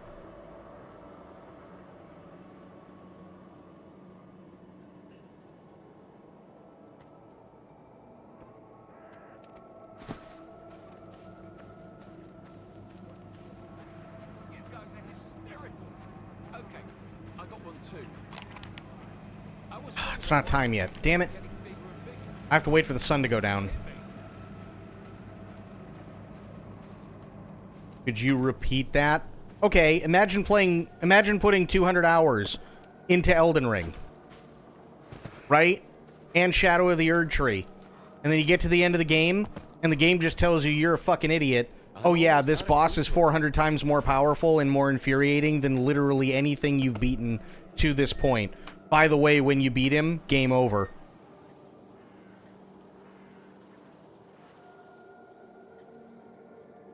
Is that just crap storytelling, or is that me? Because that's pretty much what happened at the end of Elden Ring.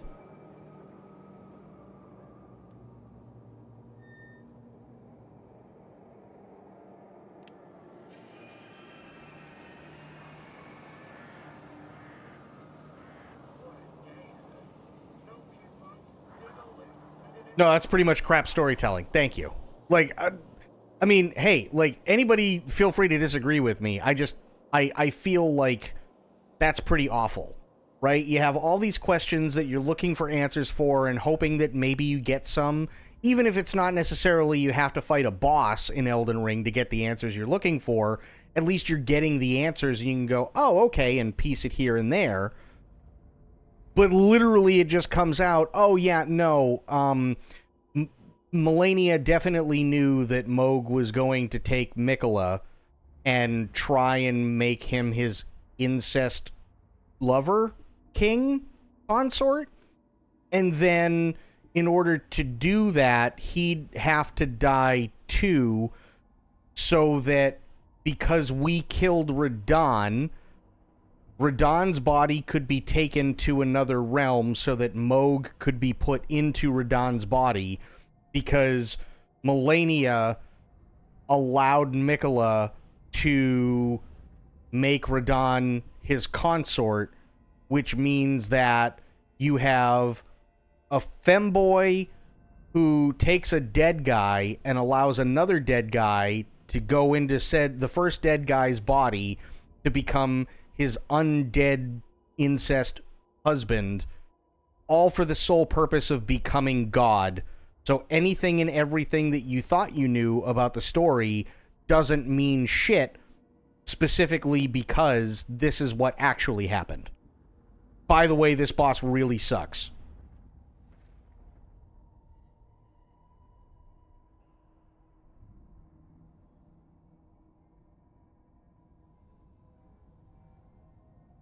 It isn't crap, it's just poorer quality because you only do so much in a what-if situation. It's like complaining Lonesome Road to the main... or comparing Lonesome Road to the main storyline. It's good, just not as good as the rest of the game. They obviously didn't care about the storytelling as much as hawking in a lot of weapons and gear. That makes the game better than the story that doesn't add as much as the gameplay did to the DLC. Well, I agree, but... and I agree that, yes, you add in more weapon systems and more fighting styles and more bosses. Yeah, sure, absolutely. Makes the gameplay better. I agree.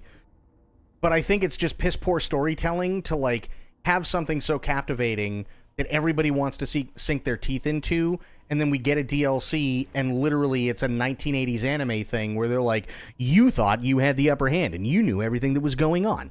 But what you didn't realize is, and then they go back through absolutely everything that you've ever done to tell you how stupid you are, and then they go, by the way, this boss is really going to suck.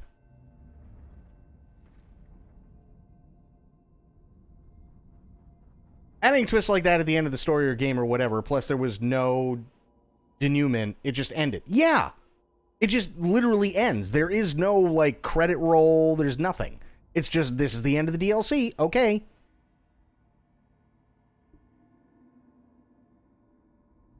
I'm talking about the end of the DLC, Spectre.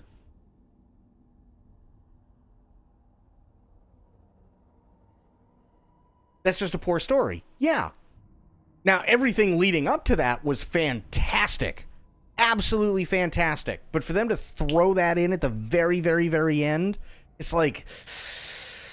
oh, man.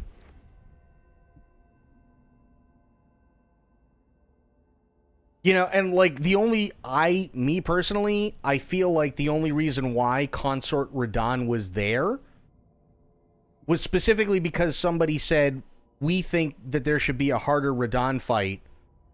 How do we make it so that it makes sense?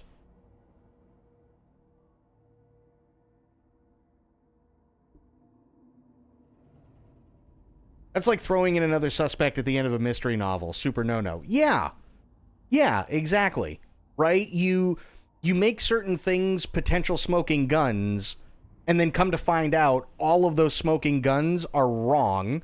You have no idea what you're doing or talking about, and this is the thing. It's like, okay, I guess.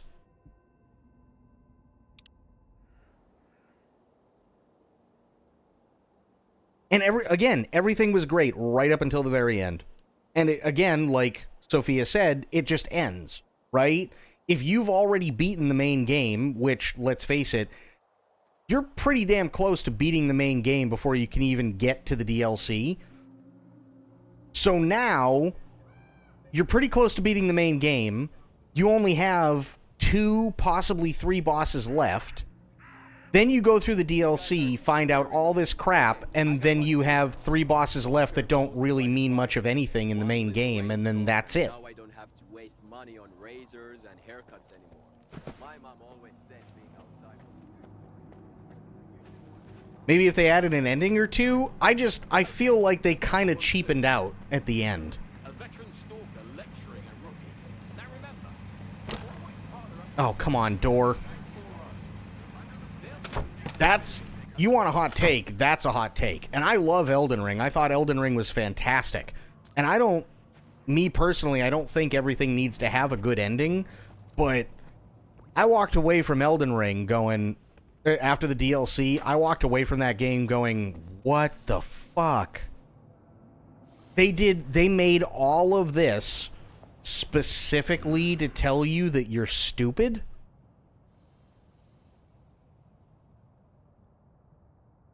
You know, like, there's a hot take for you.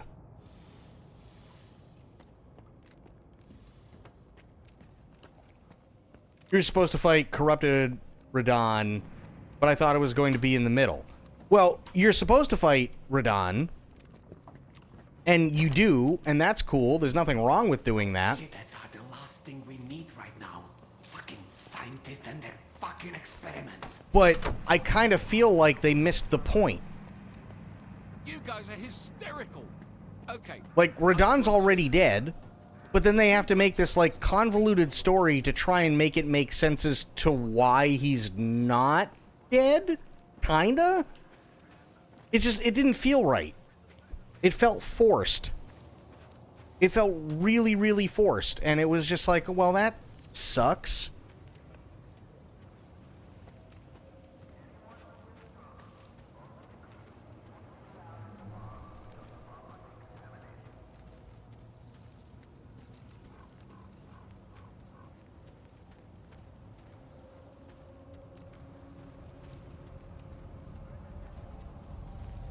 And I mean, maybe it's because I'm not, like, a hardcore anime fan that, like, I feel the way that I do. That's entirely possible. Like, there has to be some really, really good storytelling in an anime to get me sucked in. Maybe that's why I kind of feel left out a little bit and kind of feel like I don't know what they were thinking, because I'm not, like, one of those people who just watches anime all the time. But it just felt like a cheap... The ending of the DLC just felt like a really cheap Saturday afternoon anime that you happen to catch that you really like. And you're going, well, that's dumb. Why would they do that?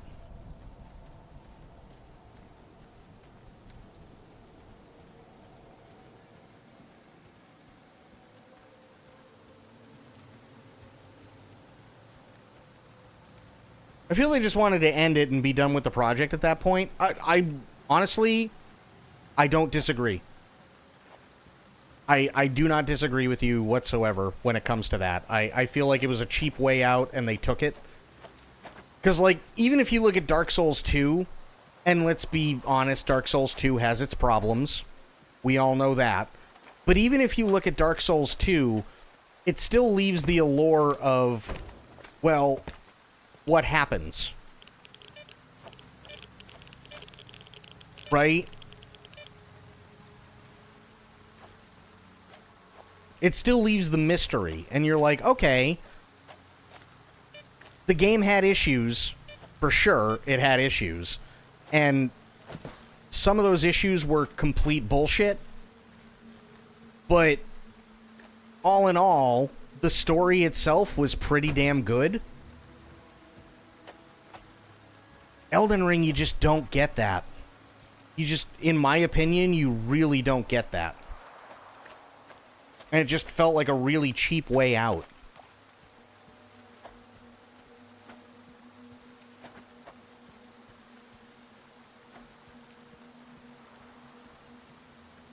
Hit a boss fight so bad I might not be able to get any further in the game. Uh-oh.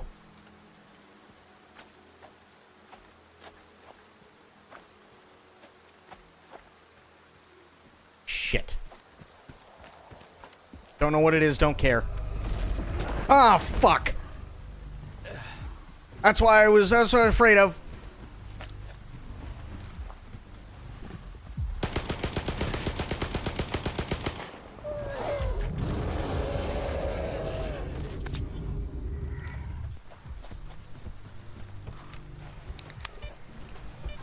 Come on, asshole. You want to follow me? Follow me. Let's do this.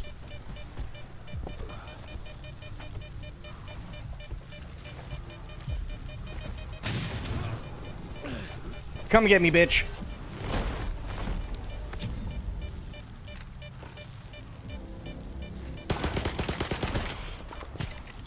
Come on.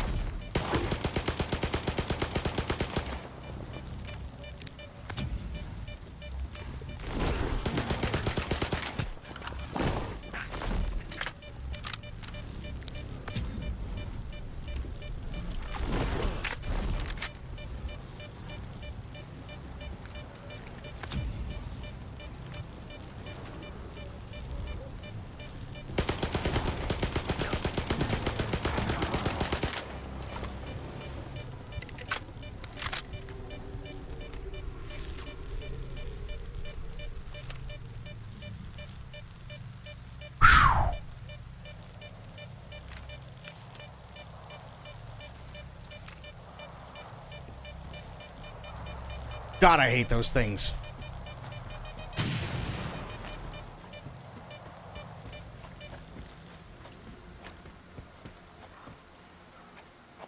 That is the only way to fight those things. And I hate them so much. God, I hate them.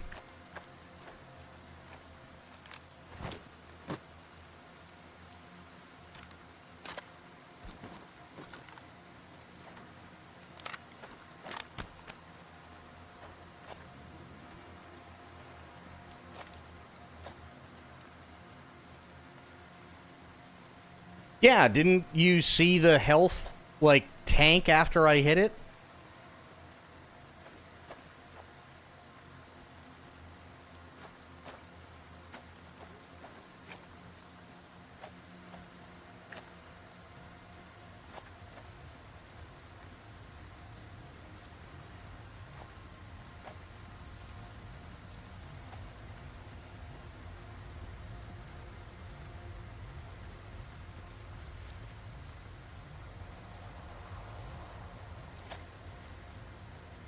You know what I want to see from FromSoft? What I really want to see when it comes to FromSoft is I want to see a game where the storyline itself is as good as the Dark Souls series, but takes a lot of the gameplay stuff from Elden Ring and put into something other than fantasy.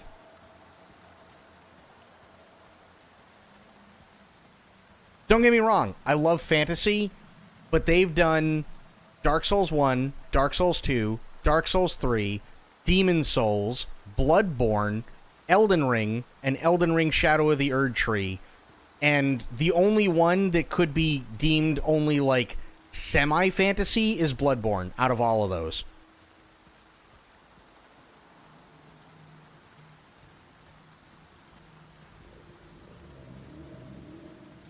Even Sekiro, you could easily say, is feudal Japanese fantasy.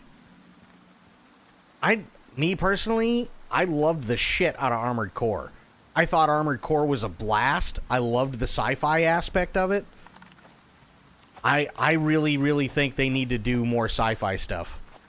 Maybe that's just me, though.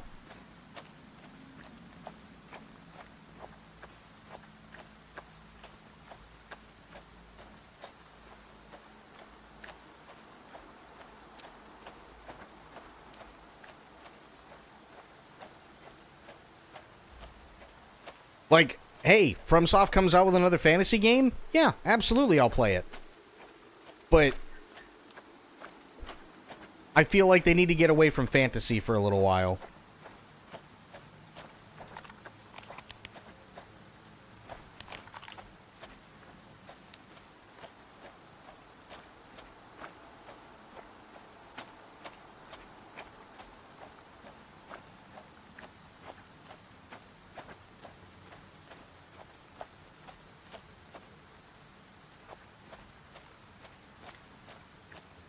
Like, what do you guys think?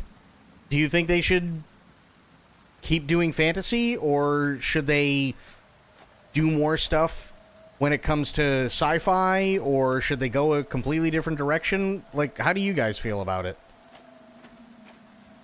This is going to be another bloodsucker, isn't it?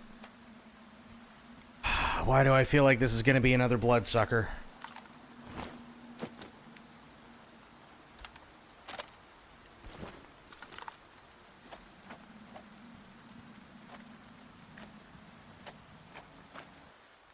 Was cleaning up the kitchen, didn't hear what you said. Oh, I said, FromSoft, the company who made Elden Ring and the Dark Souls games and the Demon Souls game and Sekiro and Bloodborne, they do fantasy constantly, right? Me personally, I think they need to do more like what they did with Armored Core, which was sci-fi. Now, don't get me wrong, if they make another fantasy game, I will absolutely play it, because I loved the shit out of all of those games that I just listed, minus Demon Souls, because I've never played it. But do you think that they should step away from fantasy for a little while and do something else? More like hard sci-fi or, you know, something else entirely? Or do you think they should stick with fantasy?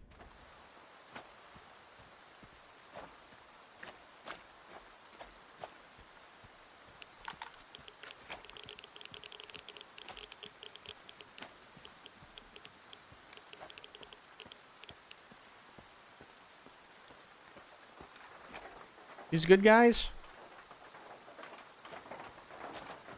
Son of a bitch. It ain't coming out. Watch out. This one's a sneaker and great. That depends on how large the niche is for what they're going into. I mean, Hey, Loman, yeah. come over here. We need some help. Sure. Absolutely.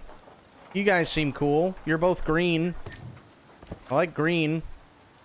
Oh, this is Duty, huh? And he's got a... They always have the cool guns. Damn it.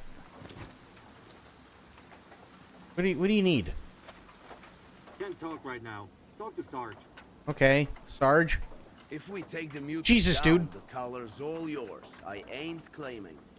You could make a tidy profit selling it to some scientist.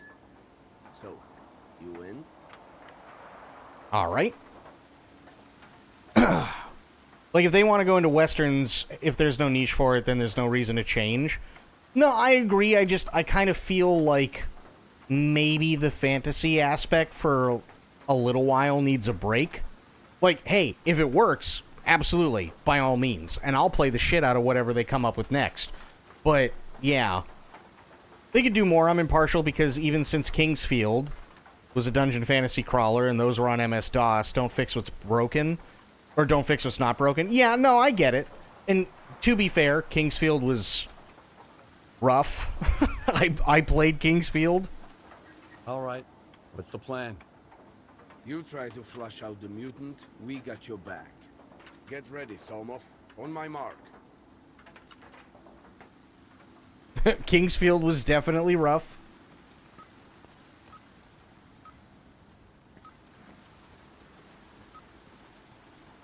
Why is there beeping?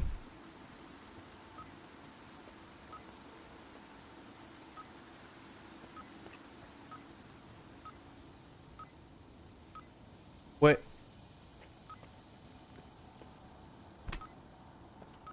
What's the beeping?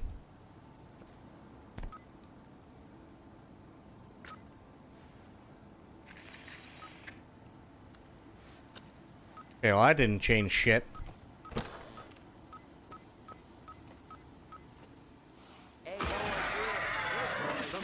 Fuck!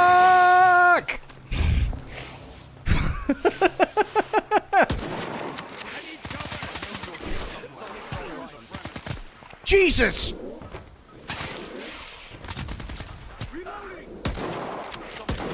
Demon cat! Demon cat! Fuck!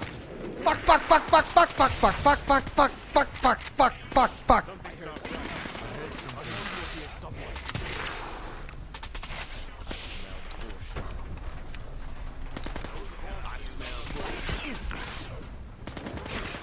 Holy shit nuts! Fucking Jesus titty Christ!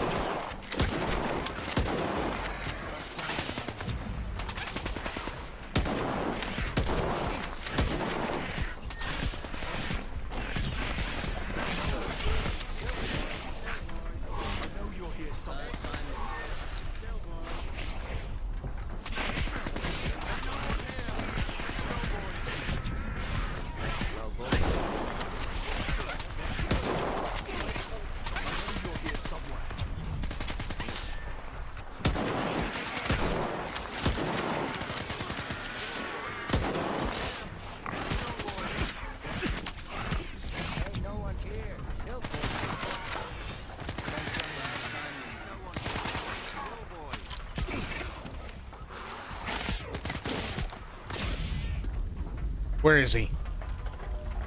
Holy shit!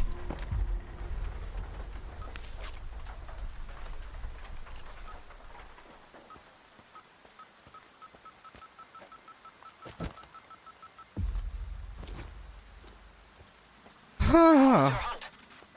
Did you get that collar? It sucked. I've got some business nearby. Swing by my coordinates. Nope. Mm-mm.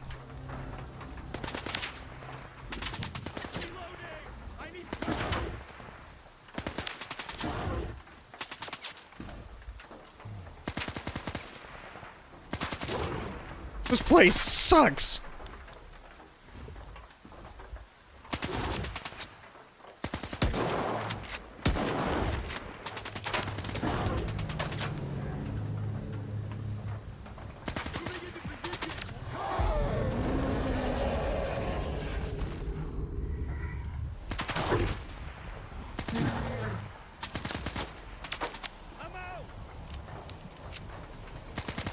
This sucks. This is awful.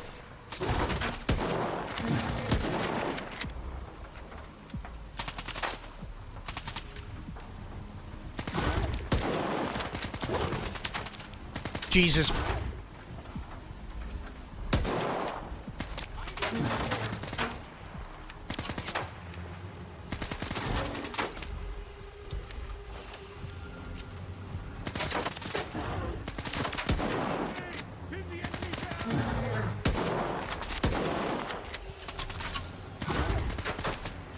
Holy Christ. There. Can I go home now?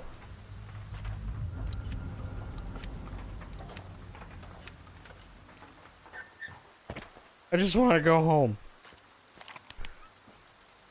This place sucks.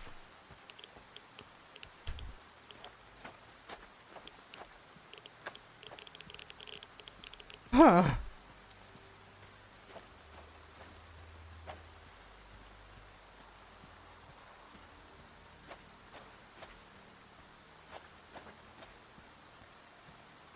That's 2 bloodsuckers and a demon cat.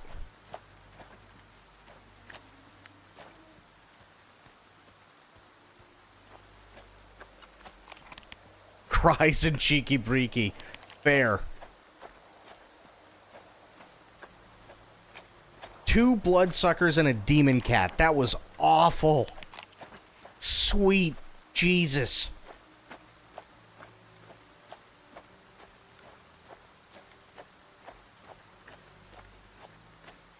But, I mean, hey, to be fair, today's been a pretty eventful day. We killed a chimera, 2 bloodsuckers, and a demon cat. That's pretty good. That's a pretty good day.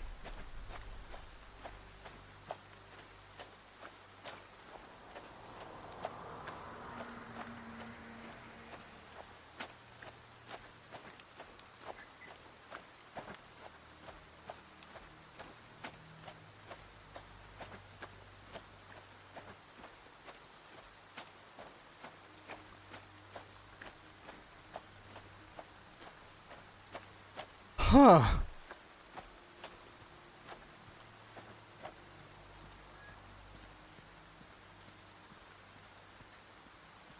I think I need a new change of underwear. Sweet Jesus.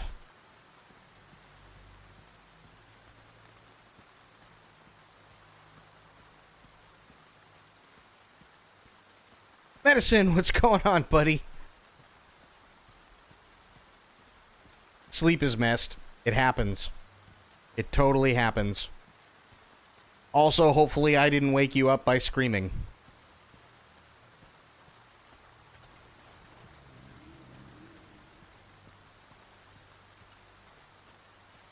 No, you didn't. Okay, good.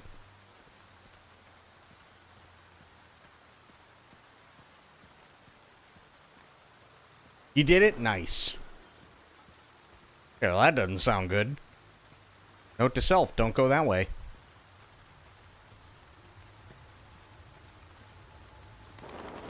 Oh, God.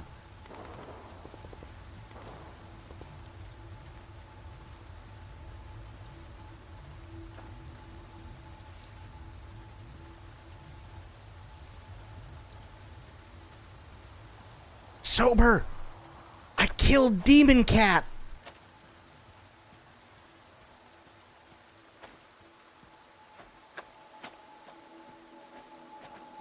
Told myself I'll only play this COD zombie match for 1 hour, and it turned into a 4-hour run. Hey, you know, I mean, it happens, dude. It happens. Don't beat yourself up.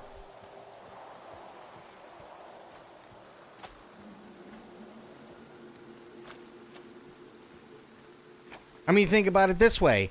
Like, how many times when either one of us fought Consort Radon, we went, I'm gonna give it one more try. And that turned into like 30 more. Do you want it without spoiler? I mean, if it's gonna spoil the story, yes, I want it without spoiler. Ow. Ow.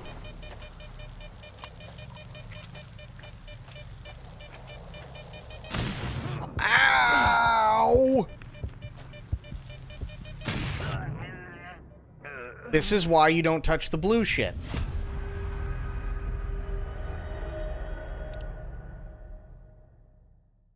When prompted, pick climb up yourself.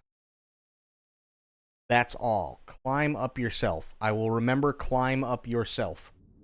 Absolutely.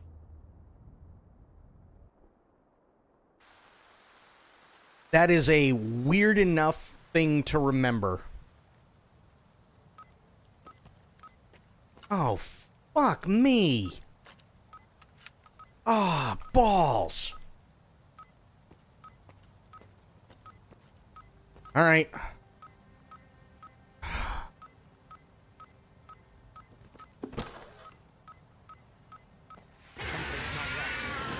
Time to go. Guys, start firing. Guys, please start firing. Demon cat again. Motherfucker.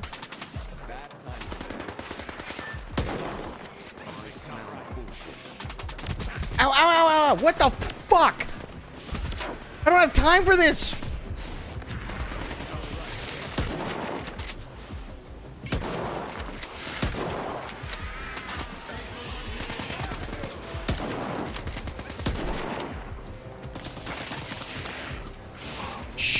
Shit. Fucking.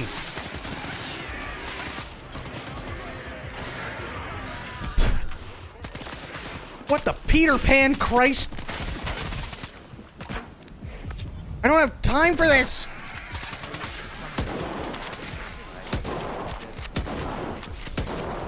God damn it.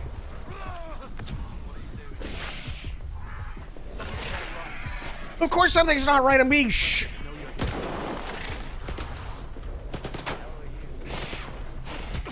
Ow! Yes! Oh my god.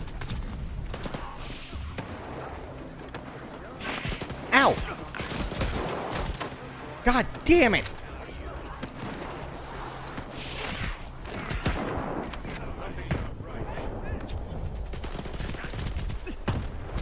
Oh my god. Really? Jesus Christ. I know you're here.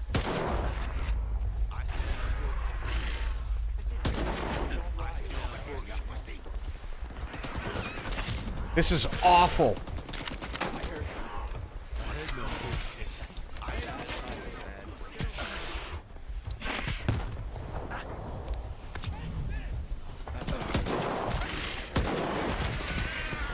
I don't even know where I'm getting shot from. I have zero clue.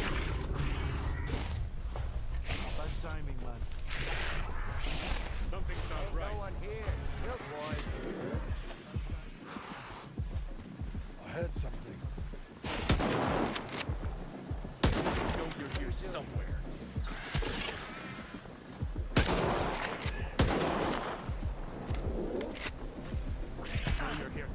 Fuck.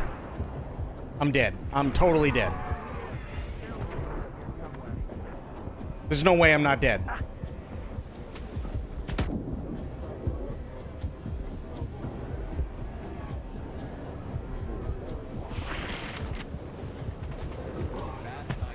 Yeah.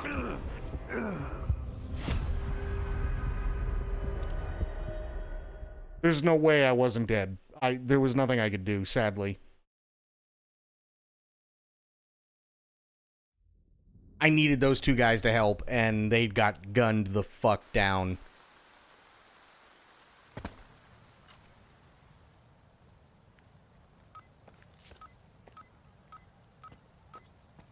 Well, wait.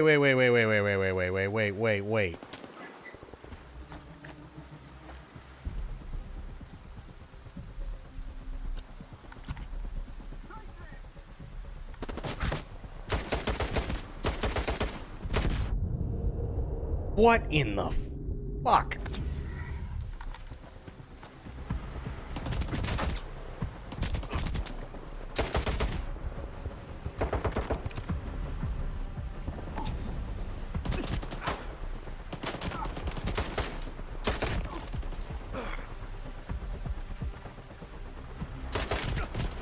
Jesus. Okay, now I have to deal with these assholes first. Oh, this is gonna suck.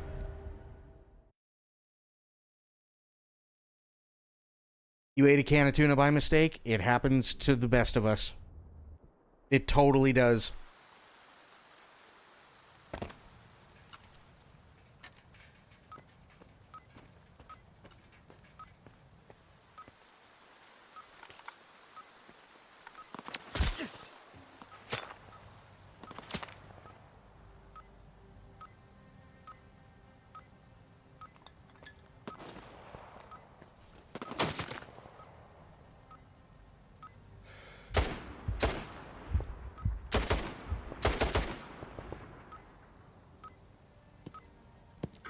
Shit! Fuck! I went the wrong way. I went the wrong way. I went the wrong way. I went the wrong way. I went the wrong way. I went the wrong way. I went the wrong way. I don't want to do this.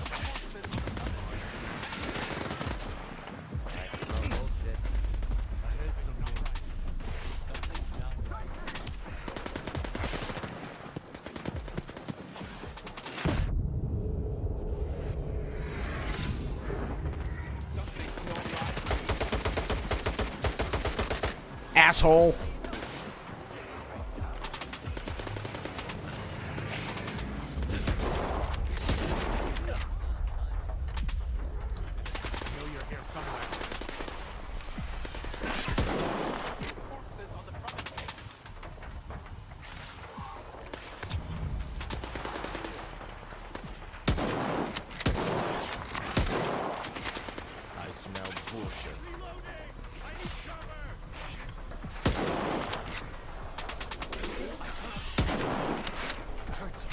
Shit.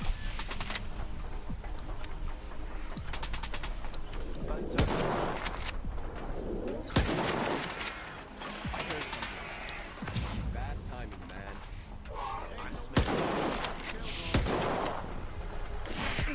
Fuck.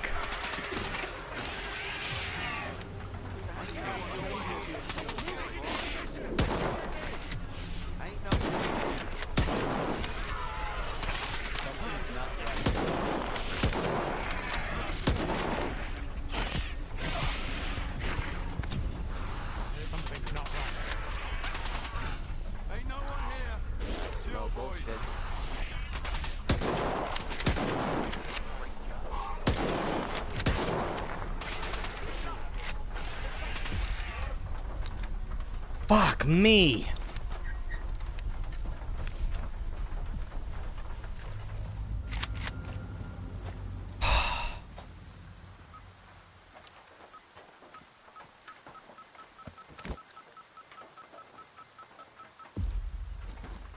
I hate Demon Cat so much.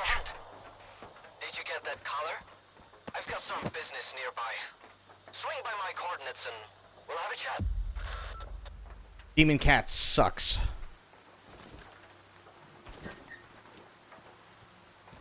Thanks for helping us get rid of that thing, Loner. It took down too many of my guys. Yeah, it did. At least Somov's still standing. He's a rookie. This was his first round. So much for purging the zone of mutants. But it's okay, we'll manage. Best of luck to you. Thanks. Although I don't think he's still... I don't think Private Somov is still up. I really hate to tell you this, buddy, but I don't think Somov is doing very well.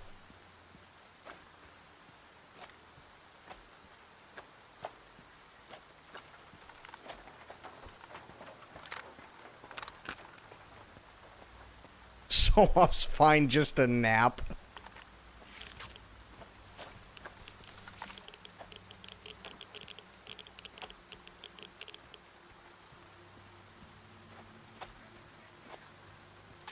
I kind of feel like Somov isn't doing all that well.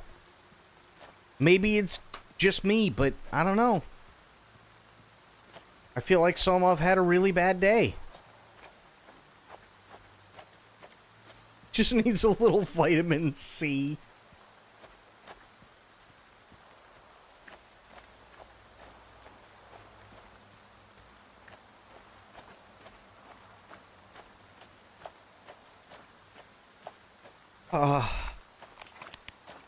It's so awful.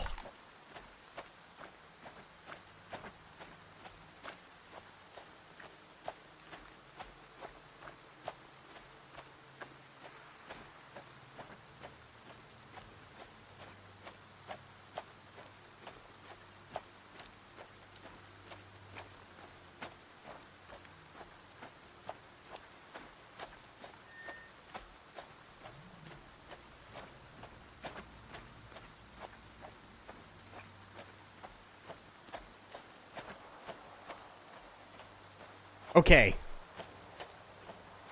I'm gonna say something here. Now, granted, my experience was vastly different from a lot of people's, and I understand this. I'm gonna say Demon Cat, way worse than Chimera. Welcome back, Medicine.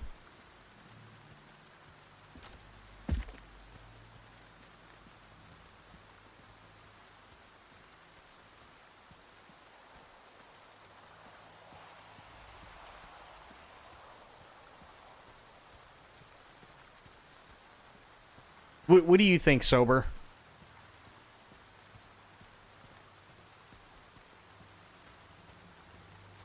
Having fought both, yes, unless I had to fight Chimera in the open. Well, yeah, fighting Chimera in the open sucks.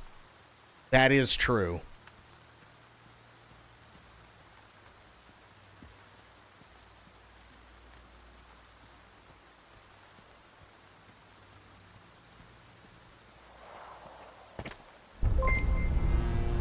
True. Coming in with 25 months. Thank you so much, True.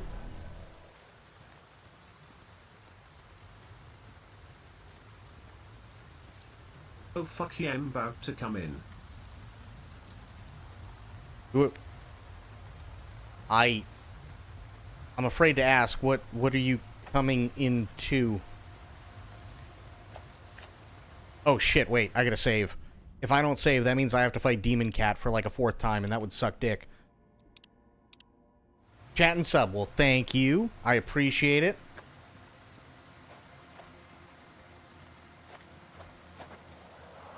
You asked True, not me, yes. No, I was not asking Sober what he was about to come into. No.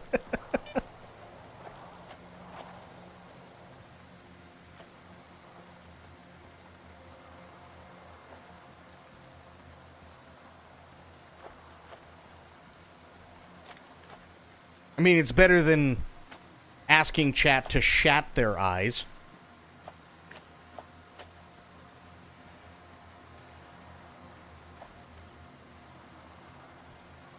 Oh, fuck me. No. I don't want to deal with this bullshit.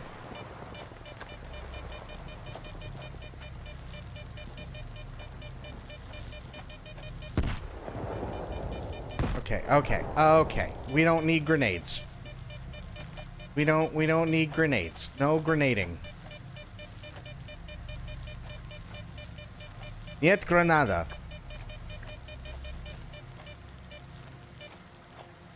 I'm 200 meters from where I need to be. Just leave me alone, please.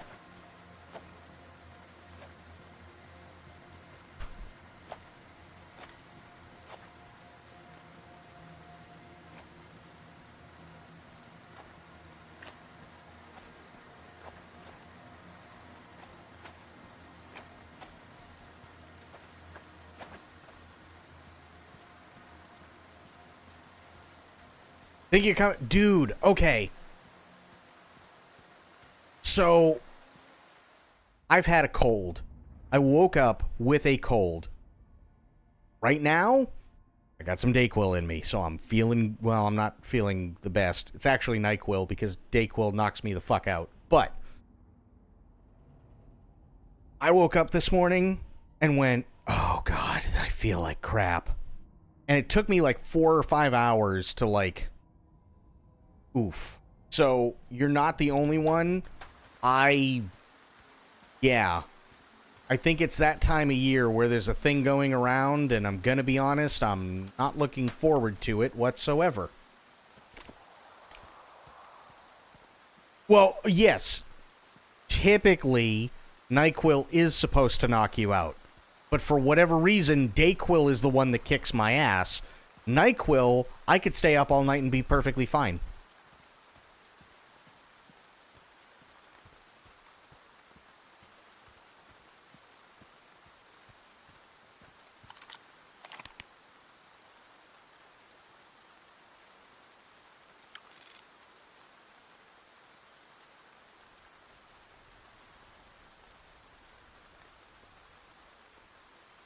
Isn't it Rostock I have to go to? Is it Slag Heap? I don't think so. thought I had to go back to Rostock. Wait, stop. Stopping. This is glitched, okay? Where am I going? Am I going to Rostock or am I going to Slag Heap? Back to the... What boathouse? What boathouse? Hello? What do you mean? What boathouse? What boathouse? Ah. Fuck. Richter's in the boat. Okay. Should be able to make it back.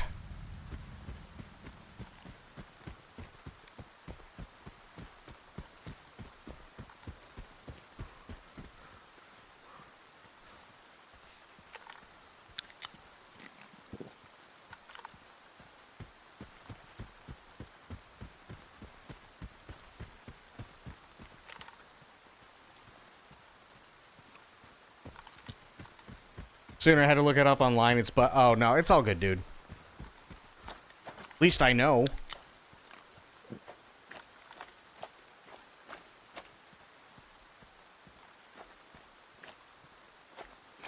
At least I now know, which is better than what I knew 10 minutes ago.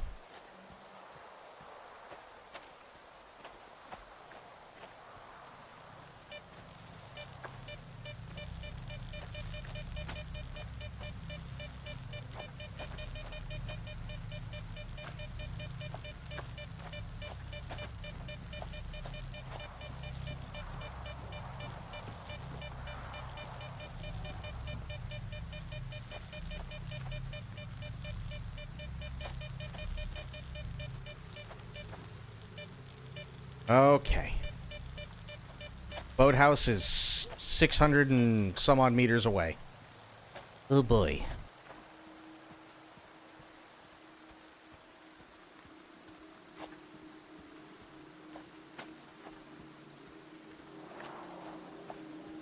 Okay, so tally so far today.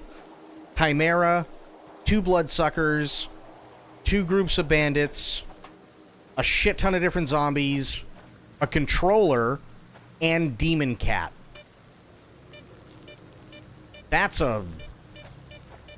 one hell of a day.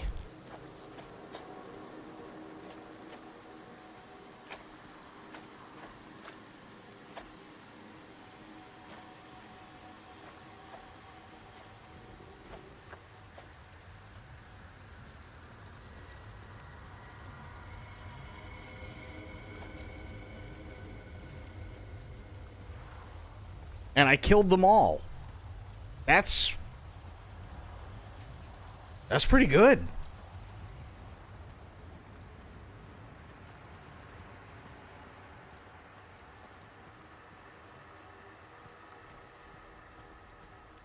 Okay, so we are certain, though, it is Boathouse, correct?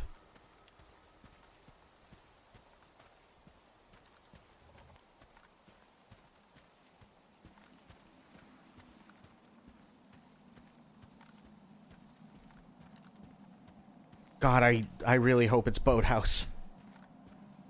Where you fought the cats. He's in a little shack. Okay, wait. Didn't I... Wasn't that the... No. It's farther. It's definitely farther. I remember this part going, oh, fuck, I really hope nothing comes through and tries to put it in my butt.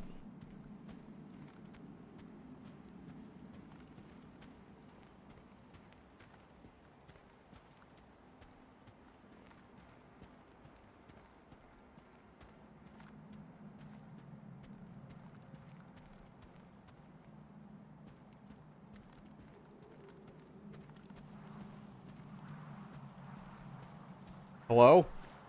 Whoa? That was weird. I was stuck strafing, and I don't know why.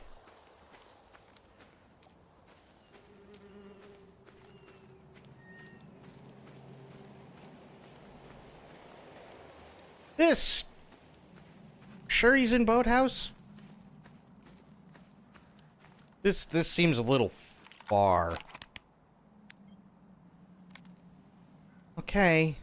No, it's right. Okay. They're just still going. Well, at least it's kind of semi-not crap.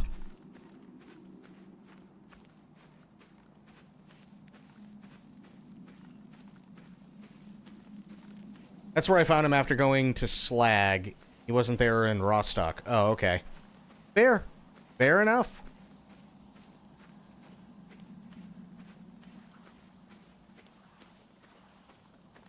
Oh, yeah. So, true. And medicine, now that you're both here. So, stuff that is coming up this month. We're finishing Stalker 2. We've also got, and nothing is in order other than Stalker 2, but we're finishing Stalker 2. We've got Metro Exodus. We've got Chapter 5 of The Long Dark, and we have Indiana Jones and the Great Circle.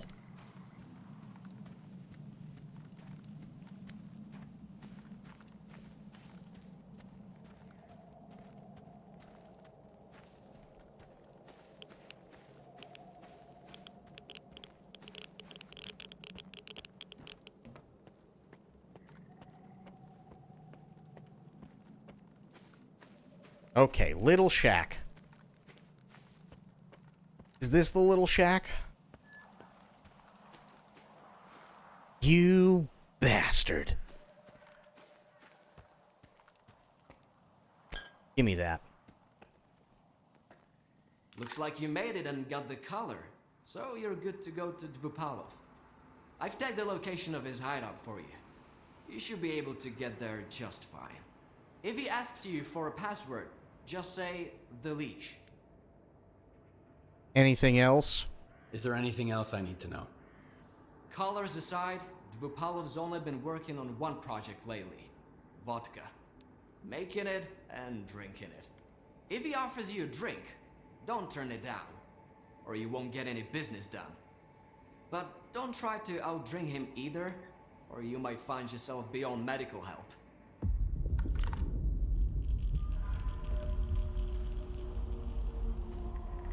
It's too...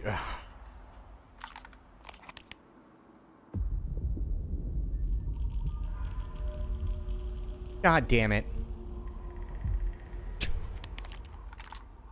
Could you help me out? I need... You wanna chat? You're not gonna... Okay. Thanks, Dick.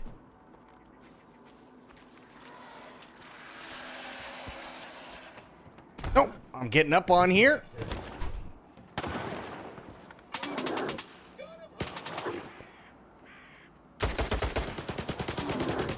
Oh shit, even Richter's in on it? Damn.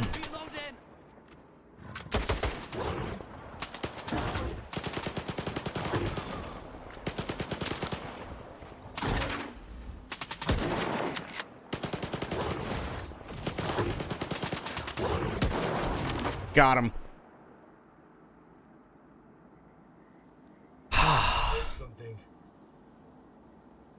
Oh, you heard something. Really? What was the thing that you heard? Was it kind of like a Rory thing?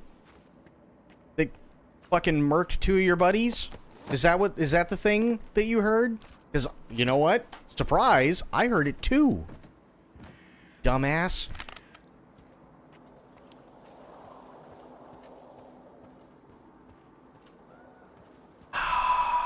Why do they always start dropping the good shit now? Fuck me. Okay, wait. I know I'm overweight. Just give me a second. I need to see what I have that I can get rid of. I got two of these. Both of those are... Okay. So... Drop one. No, not two. One. Okay, that's fine. Now, take the ammo. Balls. Okay, don't... Hang on. Drop. One. Yes. Good.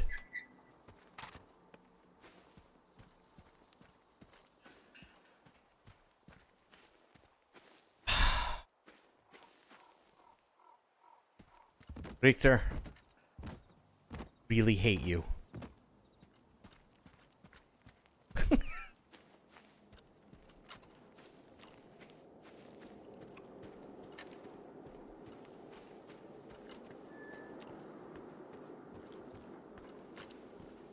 How much? Okay. All right.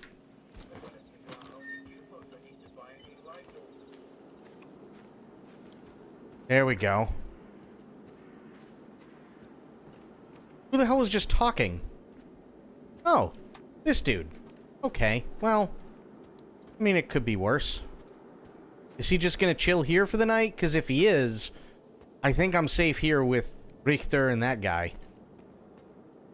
I think that's what I might do. And then head out in the morning, even though there is no bed, which is bad. I'm gonna take that.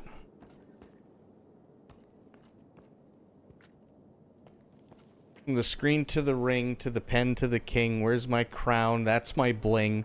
Always drama when I ring. See, I believe that if I see it in my heart, crash through the ceiling because I'm reaching for the stars. Oh boy.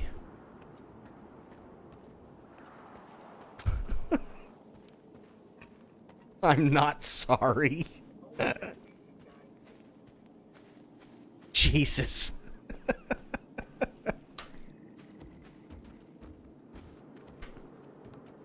Miss the old Kanye? Listen, everybody misses the old Kanye. I was expecting the word shart in there and am disappointed. I mean, that's totally fair. Totally fair to be disappointed because the word shart is not present. I get it. What time is it? It's 6:40. Okay. Fuck it. Let's just go. We can make it.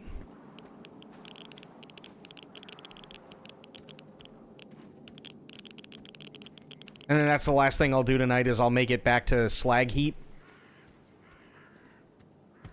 We can make it. I'll make it back to Slag Heap, and then I'll save there, and then tomorrow we go Bedge, and then there you go. Oh, fucking... Jesus! Alex Jones and Kanye interview again, and even Alex Jones looked disappointed? Yeah, because Alex Jones knows that even...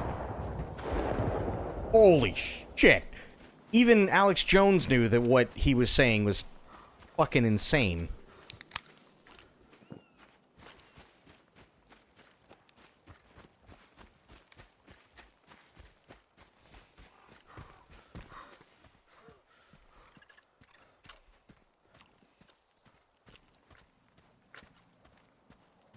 Even Alex Jones, crazy as he is, knows when he is up against even more crazy.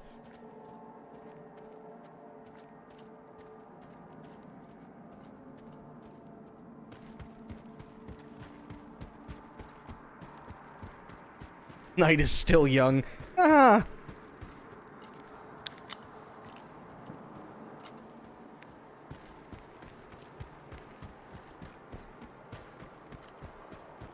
I'm more worried about bloodsuckers, honestly.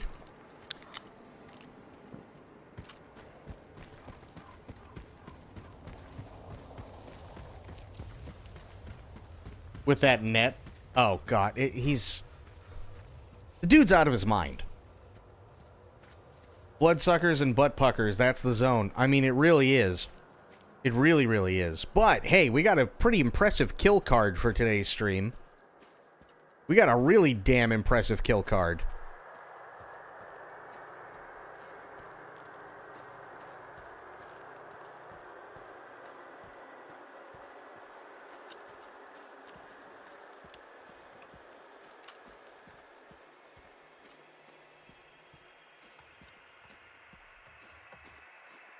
I hear something big. I'm going this way. Fuck whatever's over there. I'm going this way. I'm just running. I don't care. I heard some very stompy things, and I did not like any of them. Gonna be honest, sounded like a bloodsucker. Really don't want to deal with any more of those today.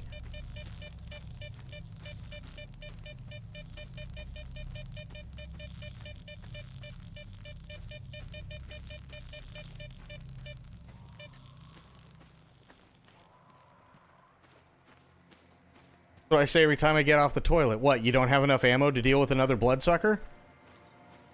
Or it sounded really stompy and you don't want to deal with it.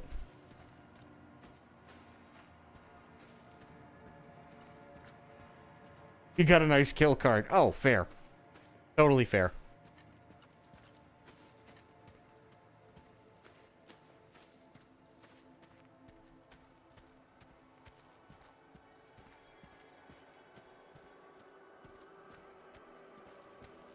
Because, yeah, we're at the 6-hour mark now, so... As soon as I can get back in here, I'll save, and then we'll call it there. It's actually been a really decent day. I mean, what did we do? We had to go to the plant. We had to reset a thing. We had to kill the Chimera. We had the shootout at Dugas. That went to shit. We escaped an mission, 2 emissions, killed a bunch of zombies, killed a controller,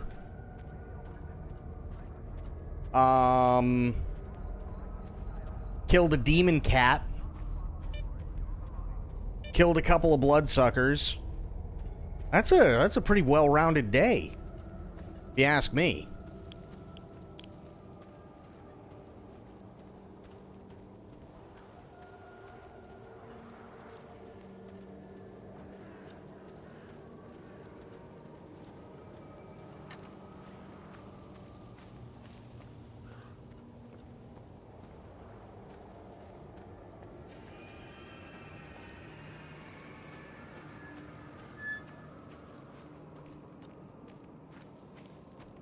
That is a pretty well-rounded day.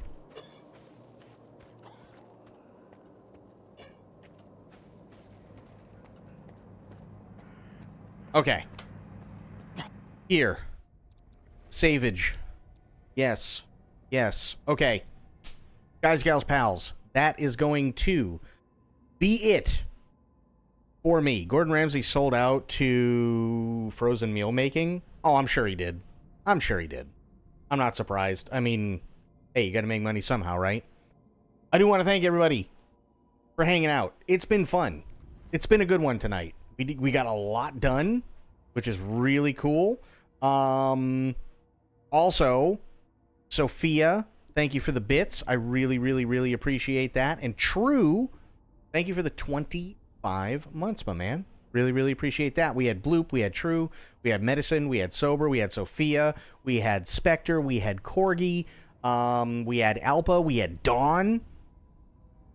So yeah, hey, badass. You guys are all badass. You guys are all awesome. So thank you for hanging out.